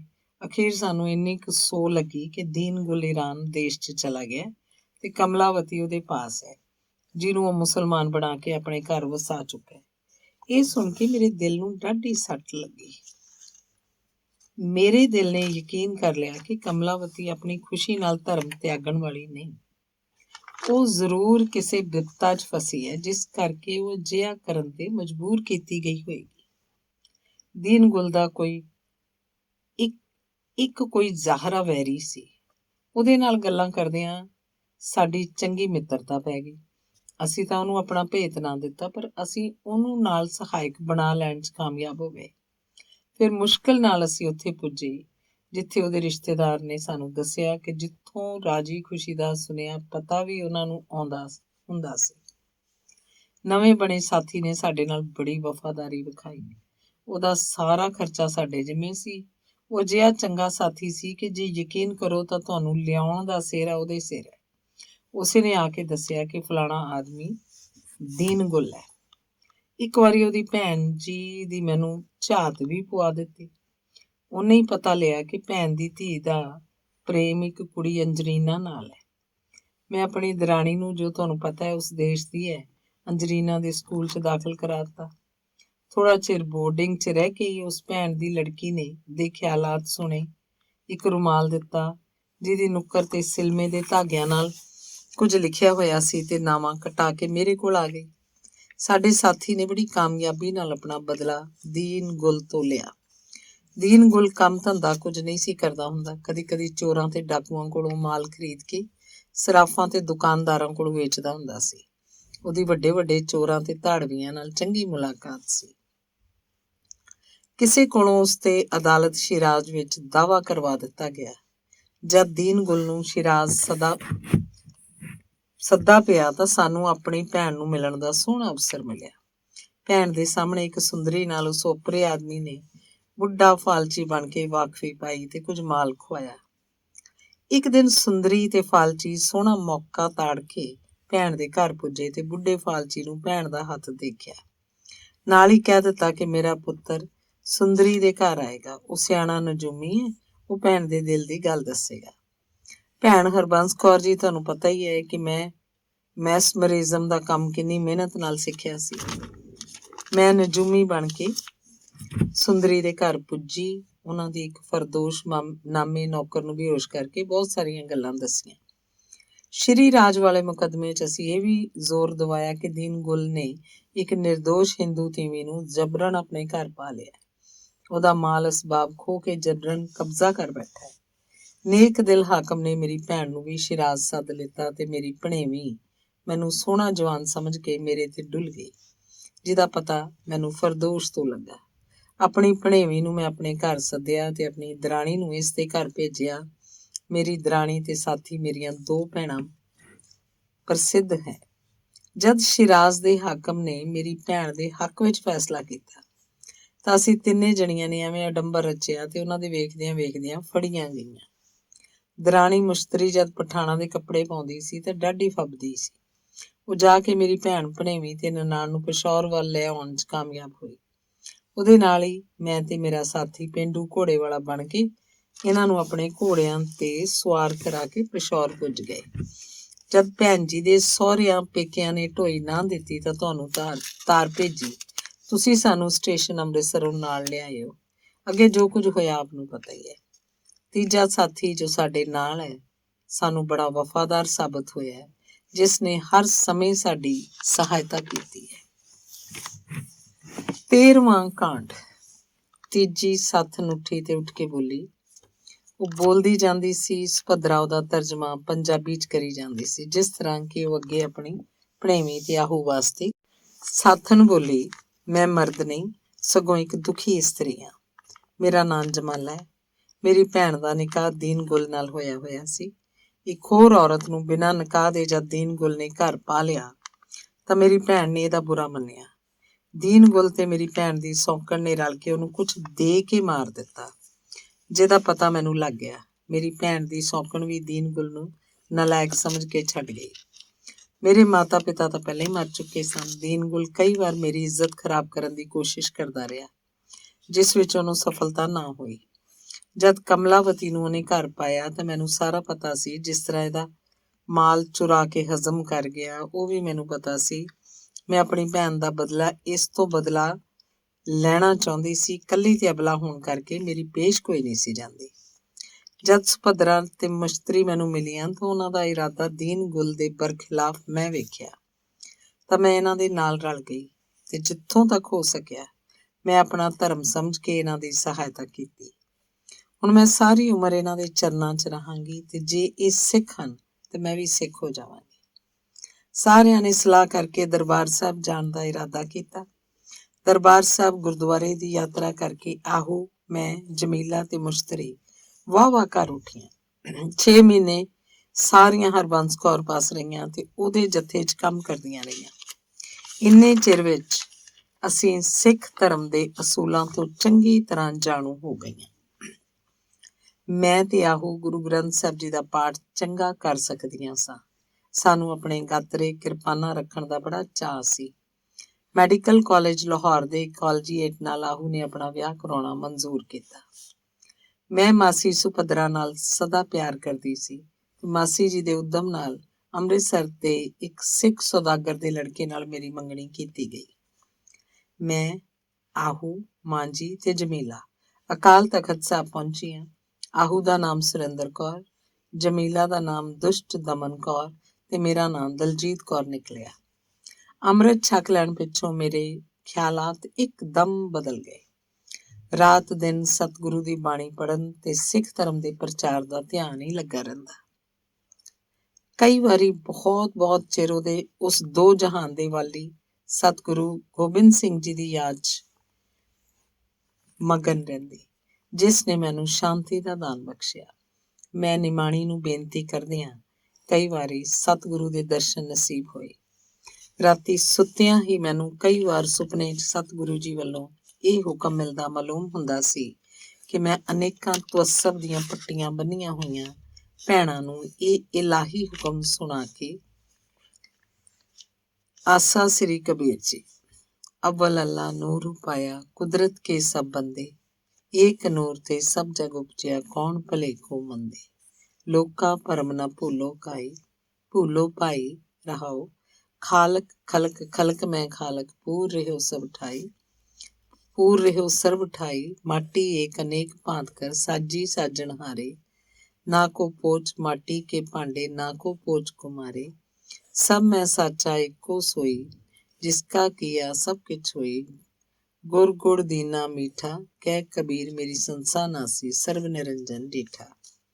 गुरु कलगीधर जी ਦੀਆਂ ਖੁਸ਼ੀਆਂ ਪ੍ਰਾਪਤ ਕਰਾਂ। ਮੈਂ ਇਹੀ ਸੋਚਦੀ ਹਾਂ ਕਿ ਸਾਰੀਆਂ ਸਿੱਖ ਭੈਣਾਂ ਕਿਉਂ ਇਸ ਪਵਿੱਤਰ ਸੇਵਾ 'ਚ ਜੁਟ ਨਹੀਂ ਜਾਂਦੀਆਂ। ਮੈਡੀਕਲ ਕਾਲਜ ਦੇ 4th ਈਅਰ ਦੇ ਵਿਦਿਆਰਥੀ ਸਰਦਾਰ ਗੁਰਦਿੱਤ ਸਿੰਘ ਜੀ ਤੇ ਅੰਮ੍ਰਿਤਸਰ ਦੇ ਸੌਦਾਗਰ ਦੇ ਲੜਕੇ ਸੁਦਰਸ਼ਨ ਸਿੰਘ ਜੀ ਜੋ ਗ੍ਰੈਜੂਏਟ ਸਨ, ਨਾਲ ਸੁਰਿੰਦਰ ਕੌਰ ਦਾ ਤੇ ਮੇਰਾ ਆਨੰਦ ਕਾਰਜ ਪੜ੍ਹਾਇਆ ਗਿਆ। ਧੰਨਵਾਦ। ਸਮਾਪਤ।